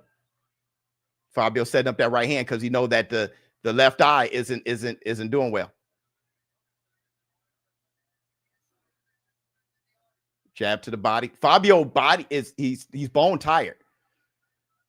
Oh, big right hand. He hurt bad. Yeah, Parker about to go down. Parker about to go down. Big left just missed. Parker about to go down. He's all attitude, bruh. He's all attitude. Fabio, Good head movement, Parker. Good head movement, Parker. Good head movement, Parker. Good head movement from Parker. Parker can't see, bruh. That's Parker's problem. He can't see. That cut. Good head movement. He's trying to, bam. Parker swung. He's trying to stop the fight. Oh, good right hand from Fabio. There's some George Foreman. They stopped the fight. That's bullshit. That's bullshit. That's bullshit. That's bullshit. That's bullshit. That's bullshit. They stopped the fight. They stopped the fight. Pass stoppage. Fabio won the fight, though. Fabio won. Because Fabio wasn't going to survive that. Look how he passed out. If they didn't call that off, look at Joseph Parker. If they didn't call that off, Joseph was waiting for him to punch himself out. That was a bad stoppage. Fabio was done. That was a bad. But Joseph should have done more. He should have done more if he didn't want it to stop. If he didn't want it stopped, he should have done more. And that's the black two sugars. He should have done more. I can't listen, bro. You can't blame Fabio, right? Fabio did his job. Joseph Parker should have done more. If he wasn't as hurt, if he should have done more.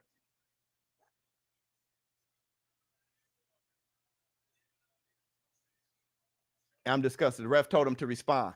Yeah, he should have rematch. Overrated. Nah, I'm disgusted. Yeah.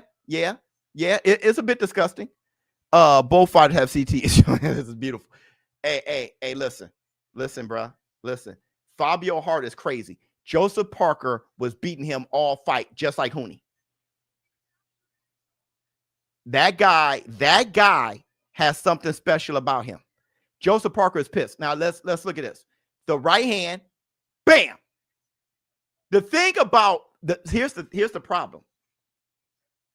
The problem was Joseph Parker couldn't see, right? He couldn't see out that left eye. The blood, something compromised his left eye. So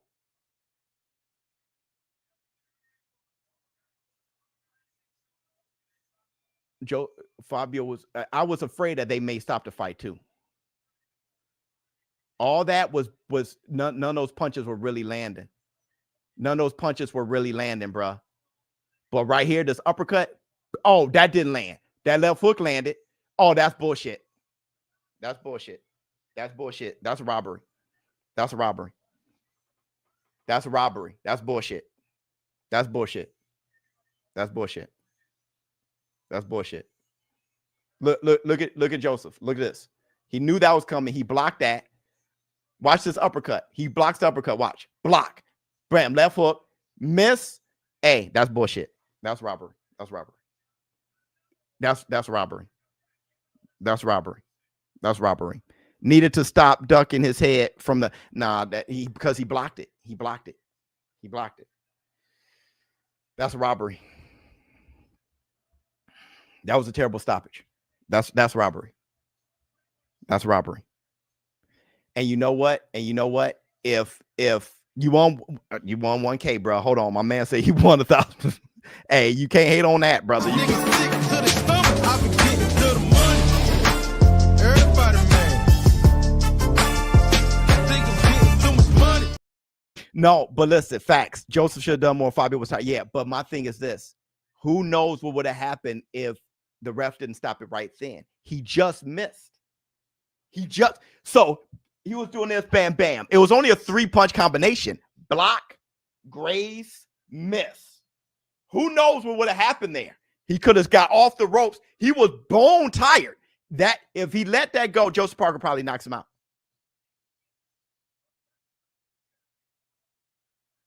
If I was Joseph, I would fight no Brit again. That was bullshit. It was bullshit. If you're a fan of Fabio, you don't think it's bullshit. But it's bullshit though.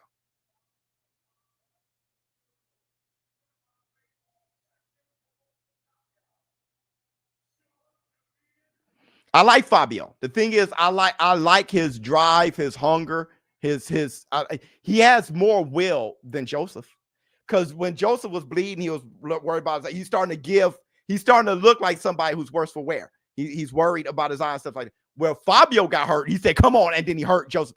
That's a different person in here, right? So Fabio he's always dangerous, bro. He's always dangerous, always dangerous. But I think it was robbery. Yeah, it was a bad stoppage. Bad stoppage. Let's go. I won 6,000. I knew Fabio would get it done. Good shit, brother. Good shit. Who's winning?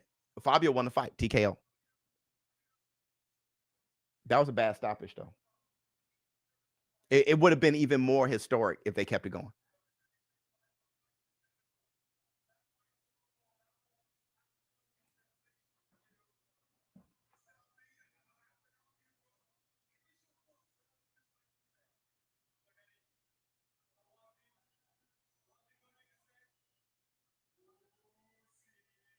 He said Usyk. He's calling out Usyk. Calling out Usyk. Yep.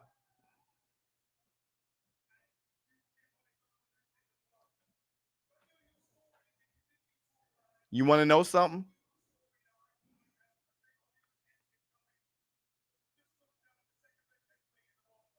Yeah, say best heavyweight in the world.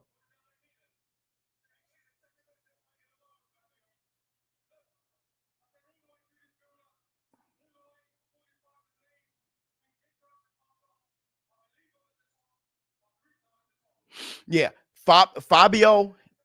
Here's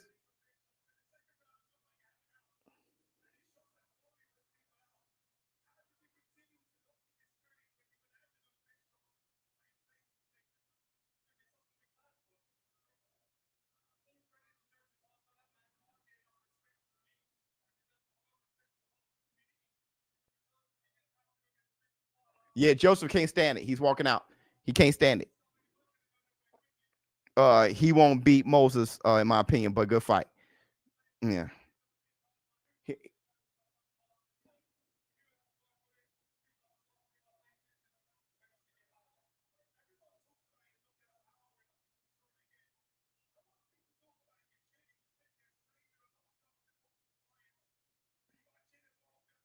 His heart, his chin and heart.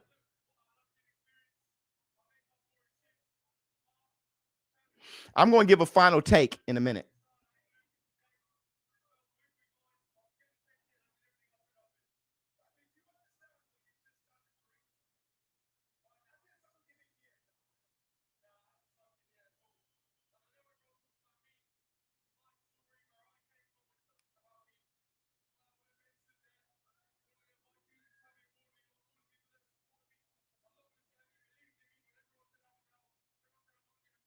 I'm listening to a speech.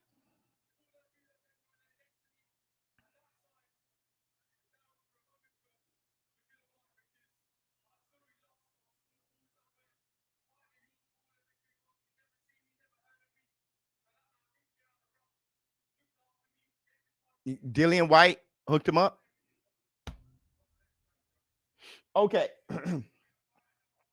So here's my thing. Parker should have took a knee and wiped his eye. You're fun as hell.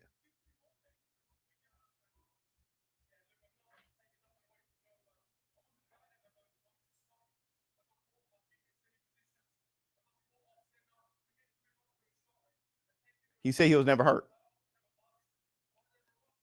He was never rocked.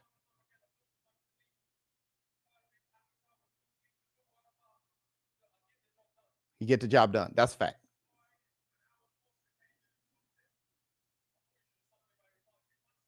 He said he thought he should have been stopped it.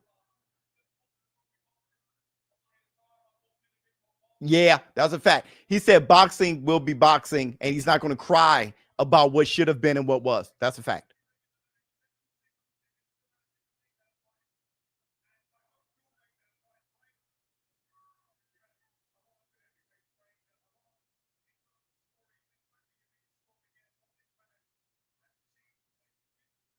I'm listening to Frank now.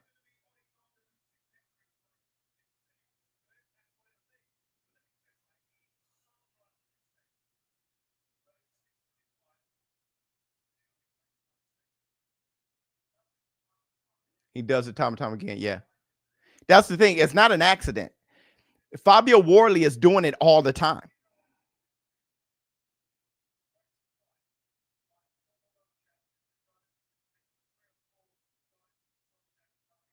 Fabio Wardley, he does that all the time. So it's not an accident. You know, that was the thing about Wilder. That's not an accident. That wasn't lucky shots. He was a knockout artist. So listen, here's my take. Here's my take.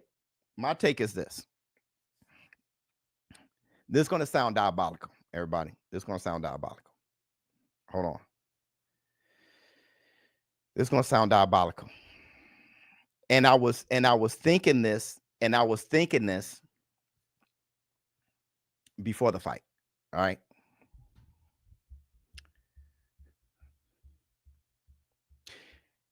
Though I think and still think that Joseph Parker is a better fighter than Fabio Wardley, I think Fabio Wardley is a better fight for Usyk.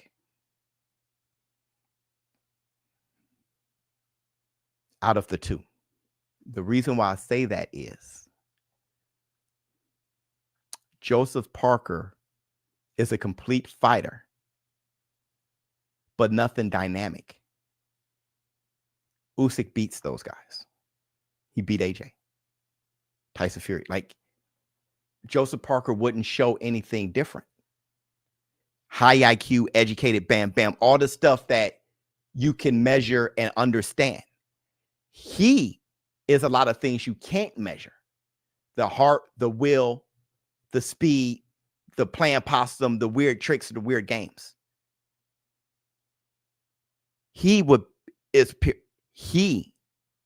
is a more exciting fight for me against Usyk than Parker, though I think Parker has deserved it for years.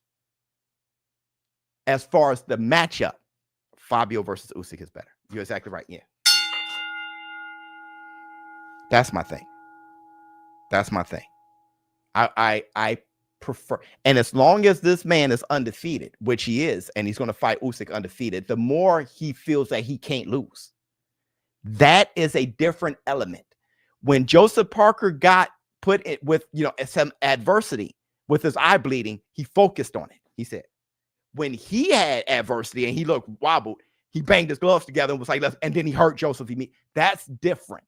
That means when the going gets tough, that's when he's at his most dangerous. That is different. That's different. And that is the special shit that you need against an Usyk. Not the X's and O's. Not the X's and O's. I can see that biz. Yep. Not the X's and O's. All right. So thank you guys for showing up and showing out. ShowBizz the adult. Hey, listen, hopefully I get to do a morning after tomorrow. I'm not sure if I can, because tomorrow is going to be dedicated to trick or treat and all this stuff for my kids and all that stuff. But I'm happy. Thank you guys for showing up and showing out the way you guys did. Let me see. Joe had too many miles. He should have been at 240s. I mean, nobody was saying that shit when he was whooping Fabio's ass all fight. It's funny that you could say that now, but it was him Fabio that was huffing and puffing. That was, weird. All of a sudden you see the outcome. All of a sudden, in hindsight, oh, he has too many miles. I hate that shit. Nobody said any of that shit. All right. There. All right. I'm out. Huh. Yeah, that was a beautiful fight. That was a beautiful fight. Beautiful fight.